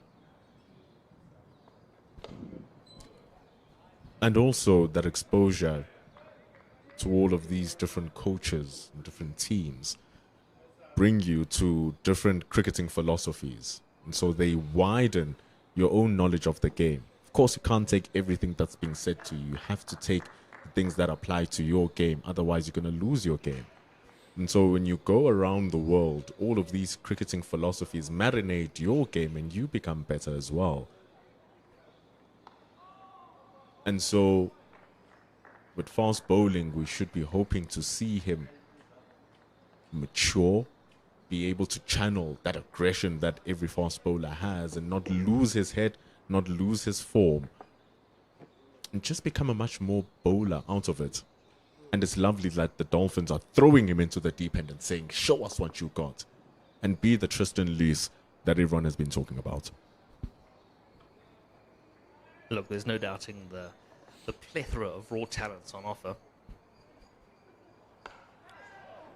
That one, though, well, the challenge goes the way of Reza Hendricks, who will raise his bat for a very, very well-struck, mature 50, coming off 70 balls. The partnership 139 after 27 overs, going great guns are the DP World Lions. A grind innings from Reza Hendricks. You'd say that's the best shot he's played all day. Right out of the meat of the bat. Opens that face ever so slightly, just guides the ball down behind square. Lovely hands. It's been a little bit of a scruffy innings. Lots of edges, but the most important thing is ensuring that you don't lose your wickets. And because of that experience, you're able to get your 44th 50. 44. 44 50. My goodness. It's more 50s than I've been alive for. But scrappy or not, doesn't matter really at the end of the day. It's been a game that's demanded scrap. And if that's what it's demanded, then that's what you must give it. It's an unknown pitch. It's a tournament that, let's be fair, is kind of unknown for the Lions because so many have been rained out for them. This will only be their second match that they've finished. Look, in the CSA 4-day series, they had a span of 3 games that were constantly rained out. Bang, rain, bang, rain, bang, rain. But that still didn't take away them getting into the finals. So they've faced adversity before, the DP World Lions.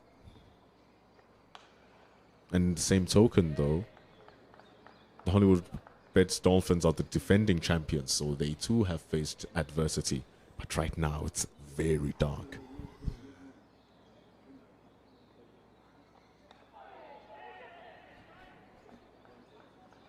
I like to see that. That's positive running between the wickets, stealing the quick single, even though you're well comfortably ahead of the required run rate. You're still putting on that proactive approach, which is exactly what's necessary, because we've seen the collapse. Sure, it doesn't look likely, but nonetheless, we've seen that it can happen. So keeping that pressure on, just keep the Dolphins players feeling miserable. Couldn't have put it any better. No need to euphemize it. That's a lovely shot. You see, they trying to bring the hurt to them, and they not stopping. And we'll just have to reiterate the fact that the Dolphins didn't have to be at 239 because some of the wickets felt like they were thrown away. And so a 280 was very much a possibility. And the Lions here are showing the ease at which application of your work transmits into runs, and it transmits to you keeping your wickets. It's a real shame that the Dolphins weren't able to capitalize from such a great start, because now the game is looking heavily one-sided if this is how they continue right up until the end. Yeah, I think it was you and I who were saying a little earlier on, actually, 123 without loss. You and I were predicting 300 comfortably. And it would have been, but you have to say, wickets not necessarily taken, but thrown away, it kind of felt like. We've got players, Mark Zuckerman, in form. So, when you've got that kind of a player who's sitting waiting to come in, it feels like they missed opportunities that a simply more matured Hamza and Hendricks have kind of overcome as a hurdle. And on top of that, I think we must really credit Ngaba Peter then, because that just shows how outstanding he was with his leg spin.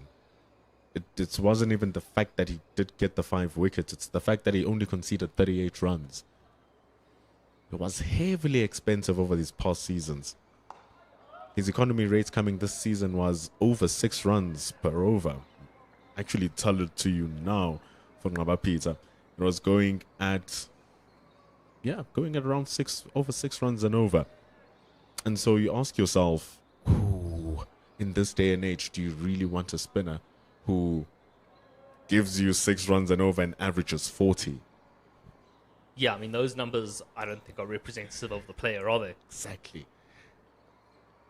And so now, this wide from Tristan Liss, as we jot it down, so now with Ngaba Peter this season, we saw it with the 4-day competition versus the Tuskers, taking 2 wickets at less than 2.5 runs to the over. We're seeing it this season now. He's not giving away any runs. And today he got full purchase for his bowling. Lovely control. Barely gave away extras. And so credit must be due that he stifled the Dolphins from being free in their scoring. And you know, I think if you look back at perhaps certainly the recent history of Proteas spin bowlers, control has been the order of the day. I mean, Keshav Maharaj has soared to the top of the world rankings based on his control. He can keep it tight, he can bowl end to end, and he picks up the wickets because he knows how to just get a little bit of something where there isn't something. And it doesn't have to be flashy. Speaking of, a duck, not a duck. Not a duck. Not a duck. That's not a duck. A single was what it was at the end of the day. But yeah, I think South African spin bowlers have a history of mastering the control more than the Muralitharan kind of craziness that we've seen over the years, the Shane Warnes. We've never really had those. So I think if you Ngaba Peter, that's maybe where you should focus. Focus on that. It really was Imran Tahir who came in and broke the mold of what spin bowlers could be. And he also originates from Pakistan, so not really, you would say, homegrown South African. Wide and wide. And so when we're looking at homegrown talent, in terms of the leg spin, there really hasn't been as far along as Paul Adams.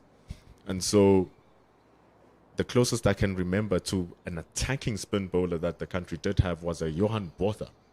Would come in and just dart in those leg spinners, did those offies, even though they didn't turn much. But they had a little bit of their effect.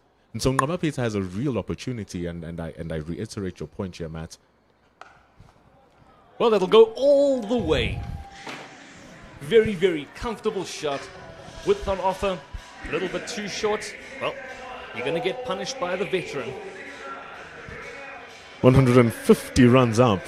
What a monster partnership between these two now. Reza Hendricks couldn't buy the middle of the bat. Look at him now. Bang, just open up that face of the bat. Then just pushes the ball over into that memorial stand. Wonderful shot. Yeah, he just gave himself just that little bit of room to free up his arms. And as you say, he couldn't get it out the middle of the bat earlier. But you're going to struggle to find something more out the middle of the bat than that one. Really got hold of it all. This is far from being the record first wicket partnership for the Lions. Jonathan Van Dier and Alviro Peterson put on 232 back in 2011, and it was against the Dolphins. But still, doesn't mean 152 doesn't hurt. No, I think on a pitch where you've already seen it doing a few things in the first innings, for the Dolphins, I mean, honestly, I think Imran Tahir would have been licking his lips after seeing Ngaba Peter, and just nothing. And that's such a big worry. John Smart is the only player you can say he created an opportunity, and his dropped catch wasn't even a half chance. It was a 40% chance because the ball was basically dying on him. But other than that, it has been clinical from Zubair Hamza, who's shadowed some of the mistakes of Reza Hendricks until he's got in his rhythm. But I mean, if you look at these two, obviously we don't want to put a commentator's curse on it, but neither of them look like they really want to go anywhere. They look so settled. It looks like it's, you know, they're treating it almost as though it's a formality. There it brings out the sweep, something different. Same result, mind, a single. I thought you were going to say they're making it like home. Well, surprise. They're really owning it. DP World Lions at the DP World Wanderers. Go figure who's at home.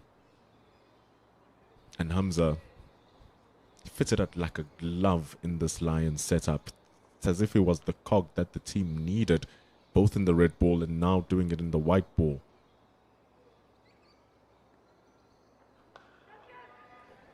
That's a great shot. Punched down the ground. Powerful hit through the offside. No long off in place. Straight through to the boundary. He's really found it now, Riza Hendricks. Imran Tahir forcing issues. Ball is just a little bit too full and a little bit too wide. Full toss this time. Got it much wrong. Riza Hendricks closes the over with a 6 and it goes for 13 runs.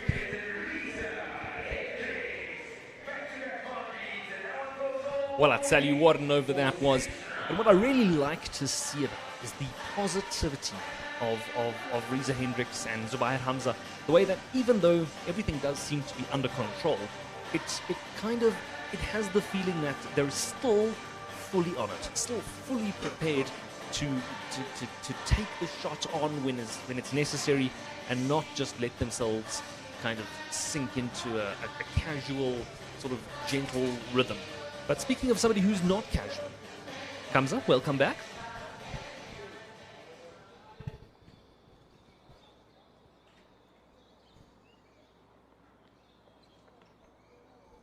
Good evening, mates. We're watching a demolition job here. It is, isn't it? I mean, it's looking like such a comfortable affair for the Lions at the moment. We saw a batting collapse, but it's sort of at this point feeling almost as though it's going to be too late for a batting collapse for the Lions. They do somehow feel a little bit more comfortable than the Dolphins did at any point. That one gets pulled away as well. Through the onside, it'll be 4 runs.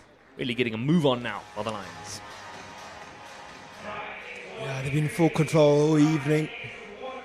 Tristan Lewis pulled his length back there.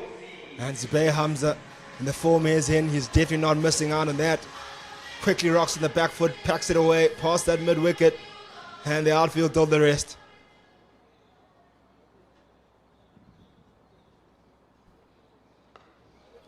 Down the leg side, won't be punished for that one, just a single. We've been talking about just how impressive Zubair Hamza has been for the Lions today, but also a word on Riza Hendricks, who's put in perhaps not his most classy, most elegant innings, but nonetheless an effective one. He hasn't really looked like his natural self. He's usually a really good time of the ball, and he mentioned classy, elegant. But he's doing a job, and that's what's important. Partnering up, he's better. Sometimes you won't have the best of days out there in the crease. I guess the outside half of the bat does. Riza Hendricks all the way down to a third man. What's important is just be able to stay out there. Sometimes far too often you find batters having days like these where you're like, oh, I'm not in, and you give your wicket away. But what Riza Hendricks has done really well is that he's able to stay within the fight. Much as things haven't gone his way. You know what also I like is that they've kind of equally shouldered the responsibility of it. You know, often you can find when you got two batters both looking relatively comfortable out in the middle, you can have one guy who will sort of just serve as an anchor's role. And, you know, with somebody in as much form as Zubair Hamza, you could almost forgive Riza Hendricks for doing that, but he hasn't. I mean, he's in fact got what looks like the similar, if not even better, strike rate than Zubair Hamza. He's matched him, at the very least, you can say, in terms of his aggression and his controlled aggression, which is, I think, it goes to just show what a dominant performance this has been from the Lions. Yeah, that's what all partnership is all about, honestly. Don't have to be the guy that's creaming it all over the place. Just about knowing your role as the batter and knowing where you are in the game. And you probably find at some point in this innings, he might be the one that wraps up the rest of the 68 runs remaining. Because he's taking his time and he's pulled that away down to square leg. So the timing on that one was crisp. End of the over. 7 from it. Going along at a very comfortable rate now. 5.7 is the current run rate. Only needing 3.5 from here on out. You have to wonder just way back, or how did the Dolphins bring this one back? 173 without loss after 31 overs. Oh, we look at the bowling figures here for the Hollywoodbets Dolphins. Does not look great. Look at Bayanda Majola at the top there. Ziad Mohammed, John Smith, Tristan Lewis, Imran Tahir. All of them really quite expensive outside of John Smith and Bayanda Majola going at 4 and 4.2 apiece. But other than that, everyone else has been able to be picked apart, honestly, by this pair. It looks bad because the contest again, having the wickets column, nothing there. And it's 163 for no wickets lost, and you just start to wonder who's going to take that wicket. Well, that's what I was going to ask you as we see Imran Tahir, the man who would normally be the one that you would look to for a wicket. If you're the Dolphins now, who do you throw the ball to? Is there something else you would try? Huge appeal, look straight. I think what we can talk about here is maybe they missed a trick. We spoke about it at the end of the power play. That maybe it could have been brought sooner or right at the end of that power play, maybe 2 overs before the end of the power play, because we knew the dangers of this partnership, what they possess. And we said it that when they need a strike bowler, they need someone to pick up wickets early on. Look at that LBW shot again, maybe sliding down leg from Imran Tahir. And it would have been better off him coming in sooner, early in that power play, to break this partnership and get into that batting lineup, the long batting lineup of the Lions. We look at who's still yet to come. Van der Dussen, Van Buren, Seletswane, Jones, Makwetu, Fortain. There's just runs there, aren't there? Swanepoel. Imagine Swanepoel batting so deep. Remember, he was the second leading run scorer for the Lions in the 4-day series. So he's more than handy with bat in hand. So it's a long batting lineup. You want to pick up early wickets. And I think it's like we said a little earlier on as well, as we see them come back for a second there. When you are defending something as low as 240, it can often be quite easy to fall into the trap, can't it, of let's try and restrict them from scoring at the expense maybe of going on the attack a bit. Is that what's happening? Oh, there he is, their wicket, it comes, the breakthrough finally arrives. Just as we say they're looking comfortable, Reza Hendricks strolls back to the hut. No runoff from Imran Tahir. He's all business. Reza Hendricks goes for a very well struck, 73 of 84, meaning that the Lions are 177 for the loss of 1 after 32 overs. Right length, right line, just a bit of grip on the surface. Yes, the outside edge of Reza Hendricks. Maybe 20 overs a bit too late.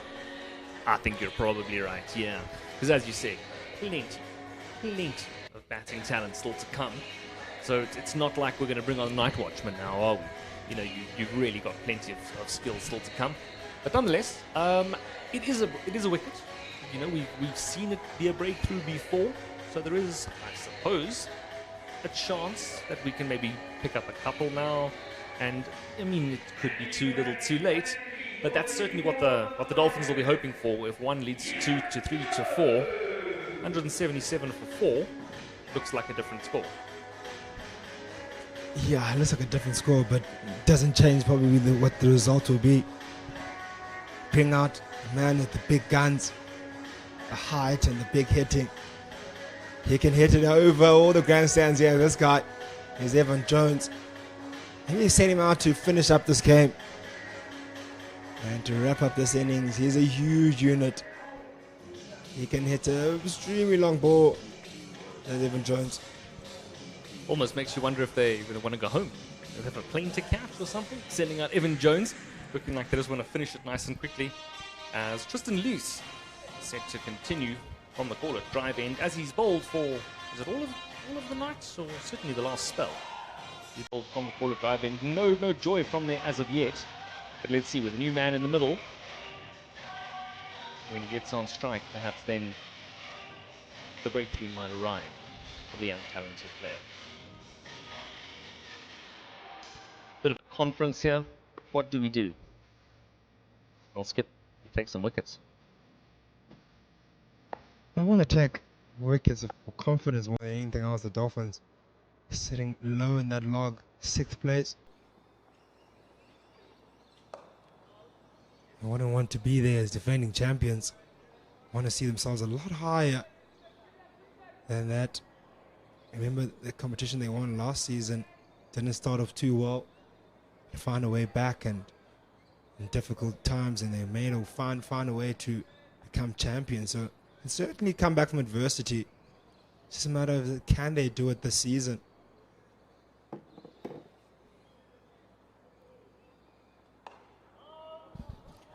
No run on offer. You do have to say though that there's certainly the quality within that Dolphins setup to be picking up wins where they should be well above where they currently are, and you know they're far too good a side to be sitting with the Lions at 177 for 1 and still better part of 18 overs left to play, needing only 63 runs. That one's punched away. They're going to come back for the second.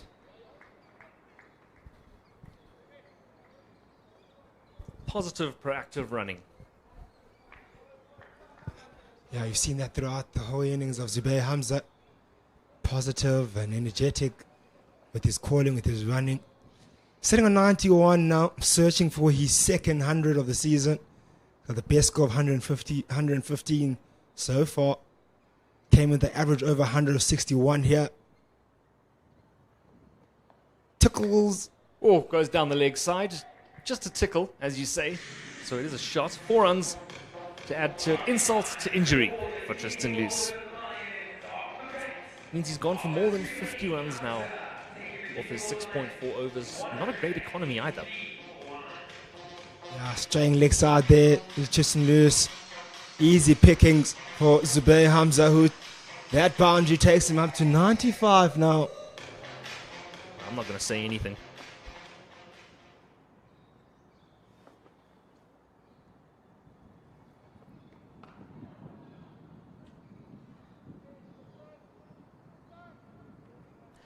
Now, if you're Zubair Hamza, you need 5. You've got a new man at the crease alongside you. You've got plenty of time. But don't worry about the time. Is there a set way you approach these last 5 runs? Or do you just do what you've done the entire night and just play what you see? Weirdly enough, I've commentated a few games where Zubair Hamza is batting, and a few of those have been out in the 90s. I hope I'm not jinxing it. But I think 1 or 2, 3 times I've seen him in the 90s and he's been dismissed. It was here in the final, I think, or 2 games before the final. Oh, well, he's pulled that one away. It will not get there. In the end, the outfield just slow enough for it to be pulled back. They will run the 3, though, as the Lions edge ever closer. You were saying? Yeah, he was dismissed out for 98 against the Tuskers. And also was a game versus New Zealand up in Potchefstroom. I think 97, 98 there again. And guess what? He's on 98 now. I wouldn't want to see him being dismissed. I want to see him to get to those magic figures. Zubair Hamza, he has played absolutely brilliantly today, and he deserves 100. And this brings us to the end of the 30th over. It is 186 for 1. Lions needing a further 54 runs of just 102 deliveries. Plenty of balls remaining. And just 54 runs still required. Well, it will be your fault. It will be your fault entirely if he doesn't make it now, because you've said that. But the truth of the matter is, as we see John Smuts returning to the attack, thought we'd let the spin have another go at it. You do sometimes see players approaching it differently. Of course, when I ask you, should we be changing our approach, the answer is obviously no. Do what you've been doing. But that isn't always what happens. I mean, I've never had a first-class 100, so I can't say what it must feel like. But I can only imagine there's that it is quite a large mental hurdle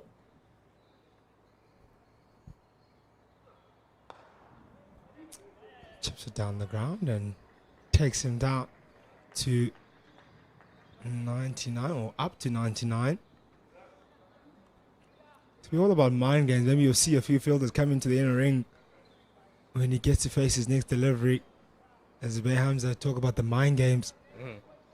He may be just frustrating for 2-3 deliveries, force him to play over the top.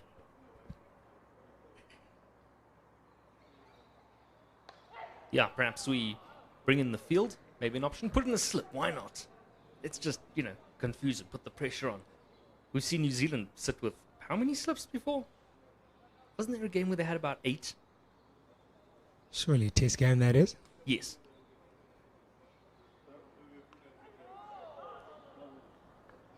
Well, the last thing you want on 99 to be run out. Seeing Evan Jones gets the outside edge there. See the field coming up for Evan Jones. Trying to restrict him for not getting that single. They need a wicket though to the Dolphins if anything of a miracle were to happen here. Hits that one hard straight down the ground. Looking for 2, indecision in the middle. Ooh. That could have been dangerous. It could have been dangerous, but sent back in the end. Gives Zubair Hamza a couple of balls off John Smuts to sneak a single somewhere. And if there's one thing we've seen, it's that the Lions have been very, very good at sneaking those singles just in and around the area, finding the gaps and just pushing it through. There's the mind games. Mid on, up. Cover in. Fielders coming a bit slightly. Zubair Hamza on 99. Dot ball. Frustration. Will start. I love these mind games. Keep him there. I mean, the battle might be lost, the war might be lost, but you can make damn sure you try and win this battle. Once again, another dot ball, end of the over. 188 for 1. Hamza sits, 99, not out. The longer you make him think about it, the better chance of you picking up his wicket. Well, at the end of the 34th over, it is 188 for 1. Maybe the game completely gone, as you've said already, for the Hollywoodbets Dolphins. The small little battle that is out there now of Zubair Hamza just wanting to get that one run. Sure, the Dolphins will want to make it as difficult as possible. And he's down at the wrong end as well. So now 34 overs means they do get to decide which of the 2 balls they'll keep. Imran Tahir has selected the one that he would prefer after a brief conference with the captain. Because of course you remember they bowled 2 new balls, one from each end obviously at the start of the innings, and therefore by 34 overs they do allow the bowling team to choose which one they prefer. Unfortunately for Zubair Hamza, it won't matter right now because he's at the wrong end. Just to add to it, a little bit more tension. No, maybe you get here, maybe for example, you see Evan Jones maybe facing majority of this over, prolongs that thought, then you have him maybe face a few dot balls in the next over. You never know. Might maybe force him to play a shot in anger. Speaking of shots in anger, there is a man out at long on. Evan Jones clearly not wanting to mess around. He does go through for the single though, which means that our man Hamza is on strike at last. He does look cool. I saw him leaning on his bat before the first ball was bowled. Let's see. Our mid on is up. Single might be on. Dot ball again. Here we go. Absolutely loving this. This is great cricket. 4 balls left in the over. You can guarantee Tahir won't want to give him another run. But there it is. Pierced through. In fact, it'll go all the way through the boundary. 4 runs. What a way to do it. A dominant showing from Zubair Hamza, who rightly raises his bat, salutes the dressing room.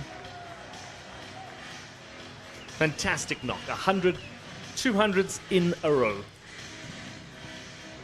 Absolutely brilliant performance from Zubair Hamza. His second of the season on One Day Cup. He's been absolutely outstanding this season. Clips the one down the legs and beats the mid-on in place and pumps the air. And it's all celebration for him, and he raises his gloves to his teammates. And takes a quick signal to go think about it down the other end. What a performance has been. Got that 100 of 117 deliveries. He's been absolutely outstanding, coming off some rich vein of form in the 4-day series and replicating that form here now.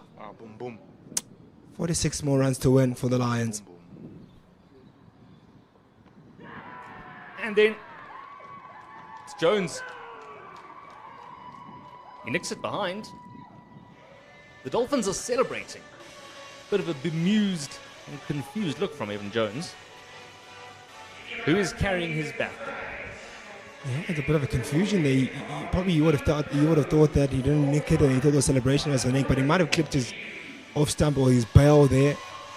He has to walk off though. Let's have a look at that again. Rocks on the back foot, tries to cut it, hits, just misses that bail there on the off stump.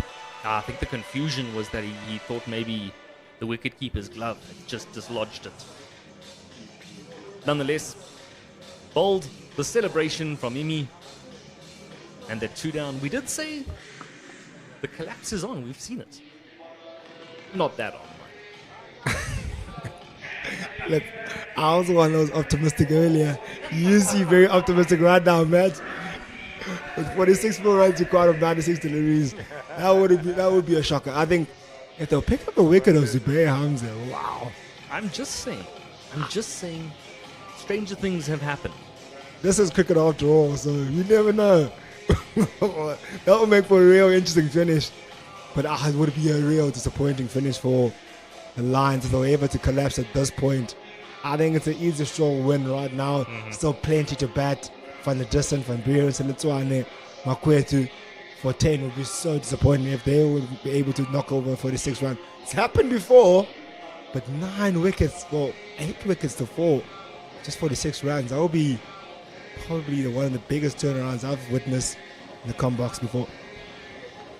Yeah, I mean, there's no doubting it's not likely, especially when the cool, calm, collected, and altogether very, very experienced Rassie van der Dussen strolls out to the middle. He's not likely to take a stupid approach to this. If there's anything about Rassie, you know that he knows what the job is. And he often has a history of taking a little while to get things settled. Now watch him hit it for 6. Feels like you're setting him up, yeah. Nope, I'm vindicated. That's a solid single down to long on. And the end of the over as well, 195 for 2. 9 overs bowled by Imran Tahir, 2 for his 48. The Lions, meanwhile, need just 45 to go. Look at that wicket again from Imran Tahir. Doesn't run as far nowadays, does Imran Tahir? Legs a bit older. Well, you know, why not? He used to run the full length of the field probably 10 years back, and you're still playing for the Proteas, and probably now doesn't have those same energetic legs that can really cover the full length of the field. Probably just covers a few meters now and pumps the air.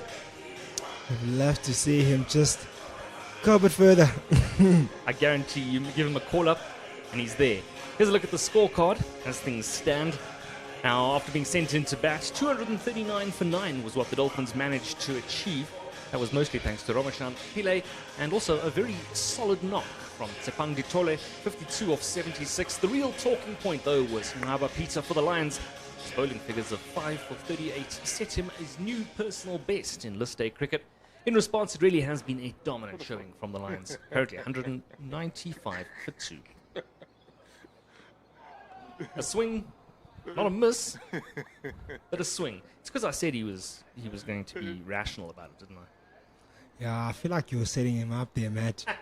Setting up a failure, you was lauding him. Sometimes when you do that, some funny things happen. But it's Rassie van der Dussen. 1000, as they call him. He's very calm and collected. Probably one of the best ODI batters we've seen in the country. The last 10 years, he's really been a gun batter. Brilliant average in international cricket.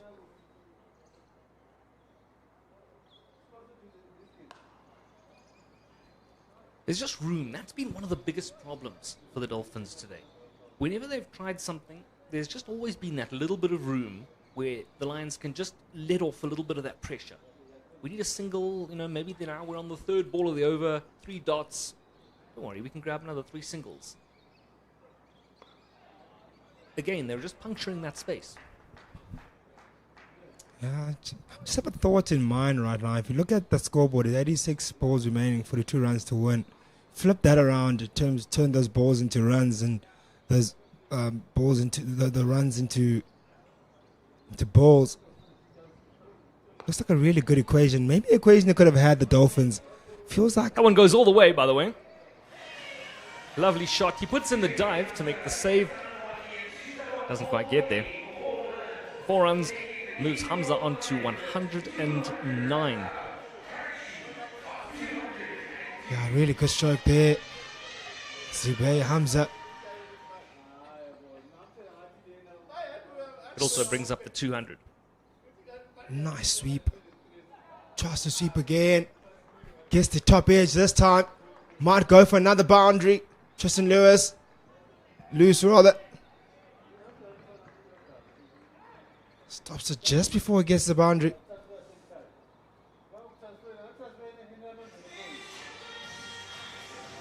Look at that sweep was again. beautiful, well timed. A really great shot. Great shot. You can dive, but there's no saving that one. Just got hold of it. All of it. Lovely step forward. Initially when he hit it, I thought it was just going down to deep square leg, but it really timed it so well. Didn't imagine he'll beat the fielder there. A deep square. Went to him quickly and beat him eventually. Shows the timing of the man of Zubair Hamza.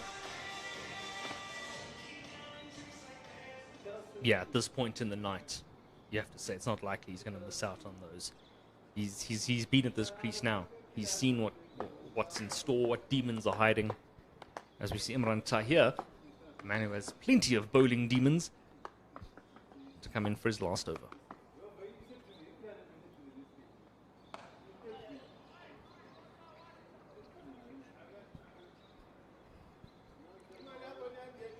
Maybe he would have been more effective with just maybe a few more runs on board there. Dolphins, I would have felt they would have left a few runs out there, lost a few soft wickets when they were batting out there.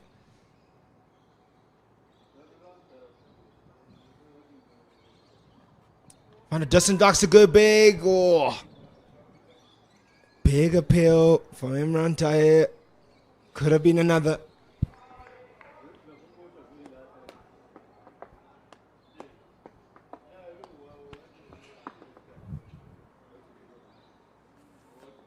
Yeah, not a bad shot. Looked like maybe an inside edge on that.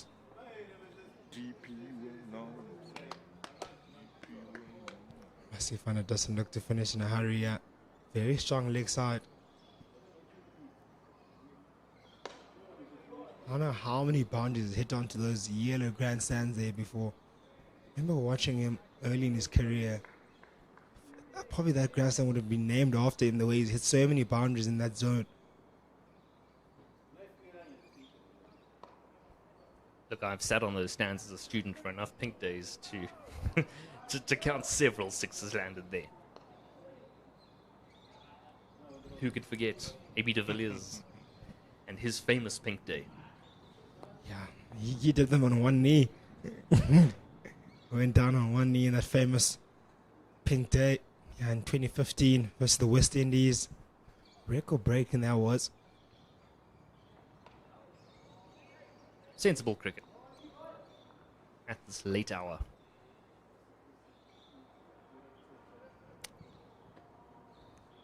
Imran Tahir now to bowl his final ball of the match. And it's slapped away for no runs. Nonetheless, means that the veteran, 46, nearly 47-year-old finishes with 2 wickets for 50 from his 10. Perhaps not as economical as he would have maybe liked to have been, and perhaps, yes, he's gotten both of the wickets, but he would have liked a few more, I think.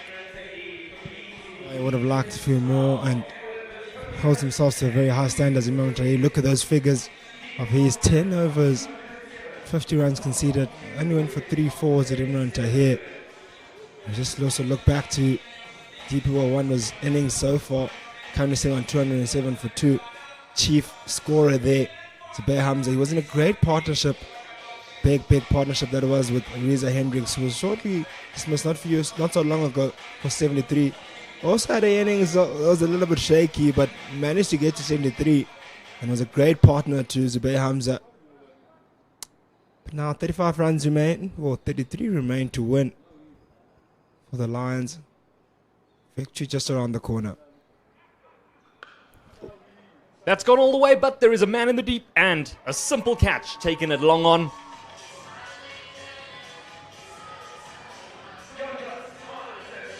Simple catch indeed. Rassi van der Dussen looking to go big, straight down the ground, straight down the throat of the fielder down on mid-on. A deep mid-on. I thought he got all of it initially. Just the sound of the bat sounded amazing. But just lost the legs at the end there. Straight down the hands. Look at that again. Down on one knee. An easy catch at the end. 3rd wicket to fall for the Lions. Simple catch in the end. Really had some overstep. But as you say, it did look like he had a lot more of it than perhaps he did. It sounded great, looked great, swing looked clean. But in the end, it favoured John Smuts, who now gets himself on the board. You can see there the way the state of play currently looks, has him as the only other wicket taker after Imran Tahir took 2 from his 10 overs, meaning that the DP World Lions find themselves on 207 for the last of 3, needing just 33 more runs to win. That was after they restricted the Dolphins to 239 from their 50. Ramashan Pillay was the top scorer for the Dolphins with his 58. Well struck 58, it must be said, while Ngaba Peter destroyed the rest of the batting lineup with his 5 for 38. Among the Lions batters, well, really look no further than Zubair Hamza, who has been superb throughout the day. It's been scratchy at times, it's been difficult at times, but nonetheless, him and Reza Hendricks alongside him have decisively put the Dolphins to the sword so far.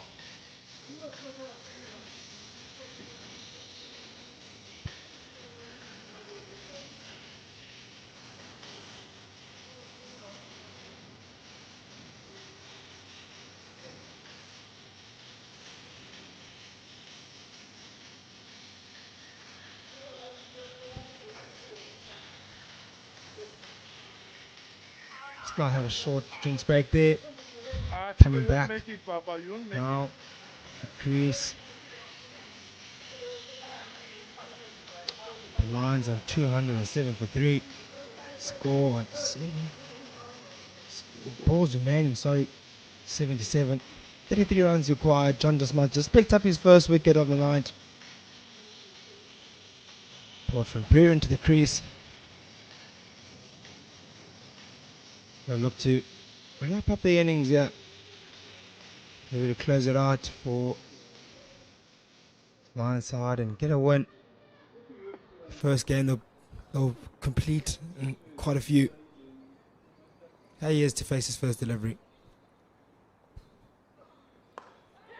And he's hit that one. Has it gone all the way? Yep, he's got enough on it. 6 more runs added to the Lions' total. Lovely shot, must be said. What a way to get started. What a way to get off the mark. Van Buren goes down on one knee. Goes all the way. Stayed up in there for a very long time. Kept the fielder and the boundary interested.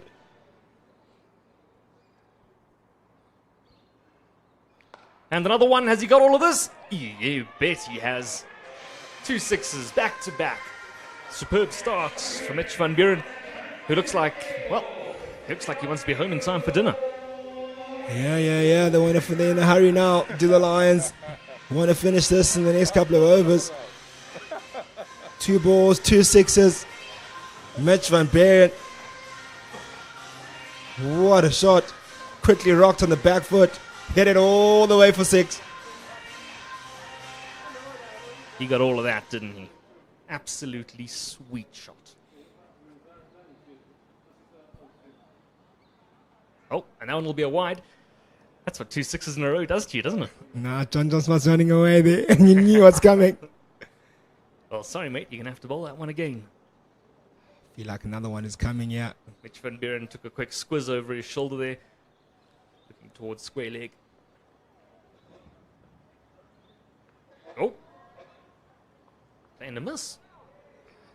One of the quicker one there from Yeah. John Smith. Pushed it through. Knew you want to get underneath it. Dropped a slight bit shorter.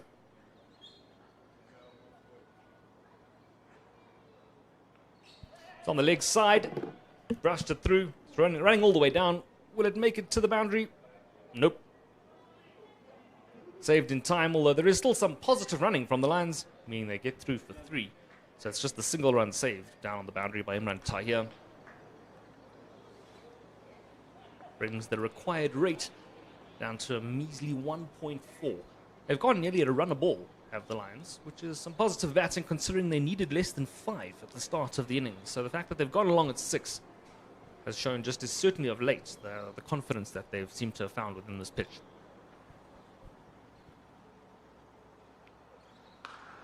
Slapped straight down the ground. That might beat him off. Gets there in time. Stops a certain boundary. And that brings us into the 38th over. It is 225 for 3. 15 more needed now for the DP World Lions. To finish up the game with me will be Mbengula Makubani. We'll surely wrap up this game with the next couple of overs together.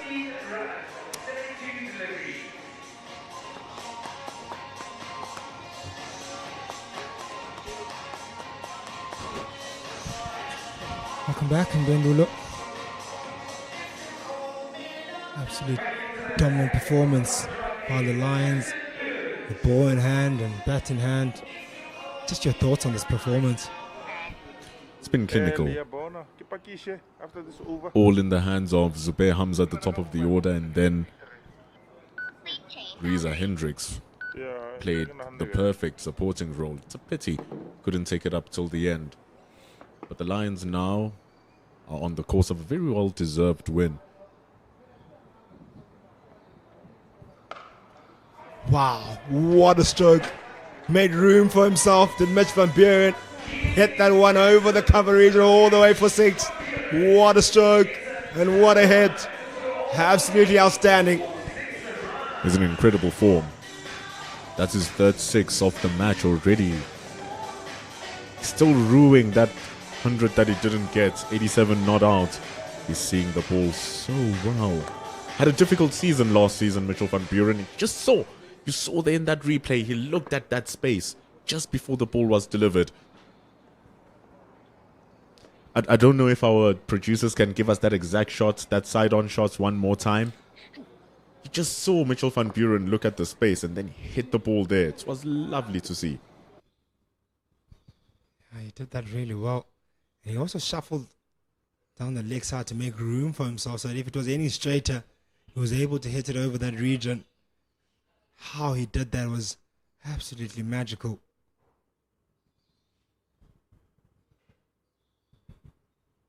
He's been in a hurry since he's come in. 6 of 21. Sick and tired. You just saw the little glimpse he gave to the leg side. He knew exactly what he wanted to do. He glimpsed on the offside. Exactly there. You'll see it now. Bang. Just takes a look. And then he goes for it. Superb batting.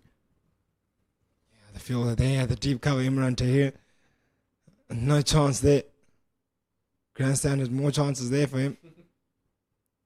Up in the air, just over mid-wicket. Didn't get the timing, just chipped it into a pocket of space. Takes the 2.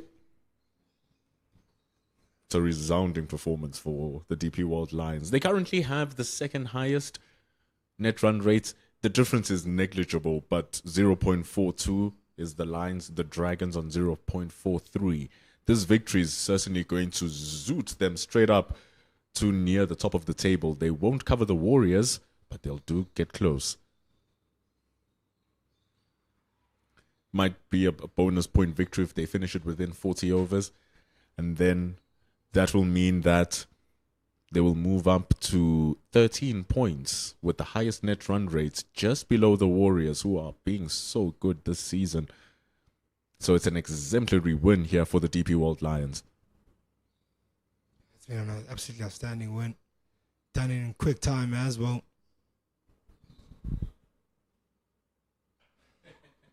You can see the intentions of Van Buren here. Not looking to hang about. Wants to wrap up this innings. Maybe finish off in one delivery now. One big hit away are the Lions. And they'll surely secure victory.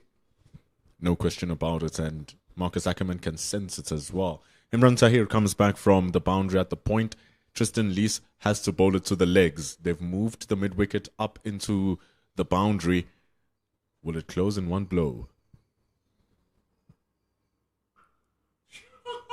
Maybe not in one blow, but certainly in two. Boundary. And as the field in the covers comes up, Mitch Anfiran finds that gap and takes that. Runs needed down to 2. What a stroke again, Bendulu. That is ridiculous. The footwork is outstanding from Mitchell van Buren. The ball is coming in slow motion. He takes a couple of steps forward and a couple of steps to the left. Just opens up that leg side, that offside, and that's exactly where they brought the fielder back in. They said, come back from the point boundary, stand in the middle of the circle. And Mitchell van Buren has been on an absolute show. Yeah, we're looking at the show right now on your screens. Look at some of the strokes he's played. Six of his first ball, of his second delivery, gets another one off the back foot. This was probably one of the best of the night. Rocked in the back, making room for himself. This one, just the last ball of this over, made room again. And that could be the winning runs.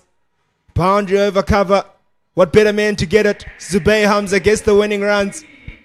That's the Lions, get their win. They win by 7 wickets, the DP World Lions. What a performance with ball in hand and bat in hand.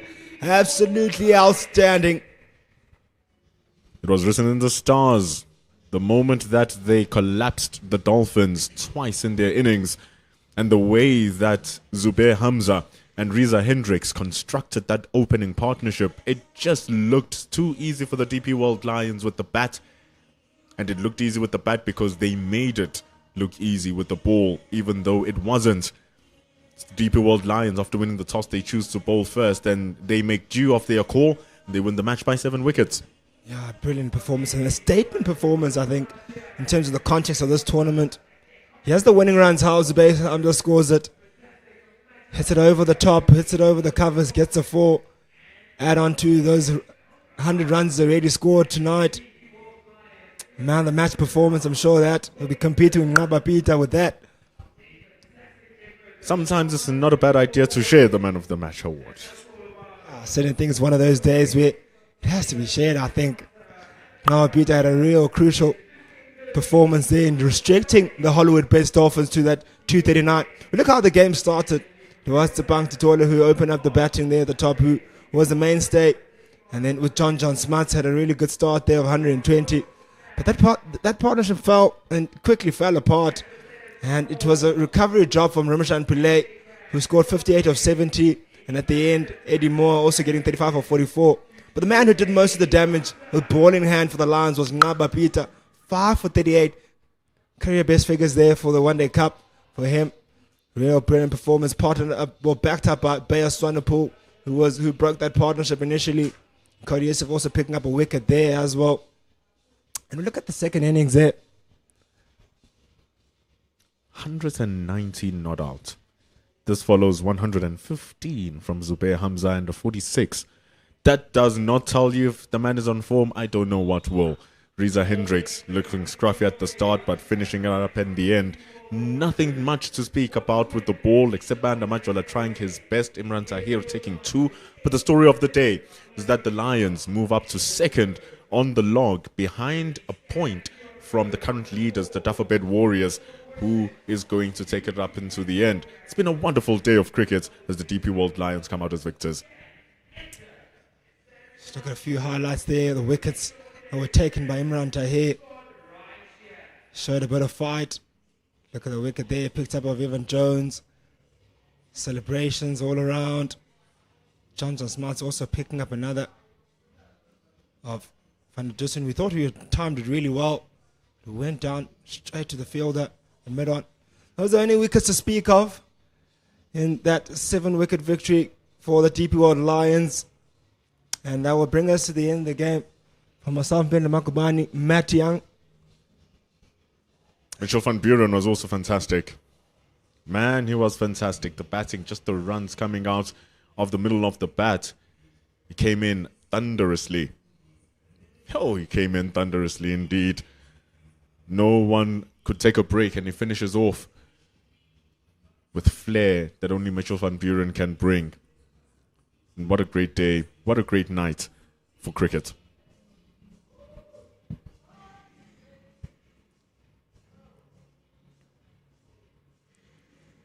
And those were the winning runs from Zubair Hamza. That's how the game ended. This is all the applause to Zubair Hamza. What a day of cricket. Finally we get some full cricket here at the in Johannesburg. Plenty of rain has been. And just before we go, please do join us on Friday at 6 p.m. 13th of March. It is the Hollywoodbets Pro 20 final between the DP World Lions and the Sports Betting Western Province, who will be playing their final there in the Hollywoodbets Kingsmead Stadium. And on Sunday as well to the Hollywoodbets Pro 50 final, 50th of March at 10 a.m. in the morning. Super exciting weekend for the women's cricket. So please do join us on the CSA YouTube channel. That's it for us tonight. For myself, Kamvanyikana, Ben Makubane, and Matt Young.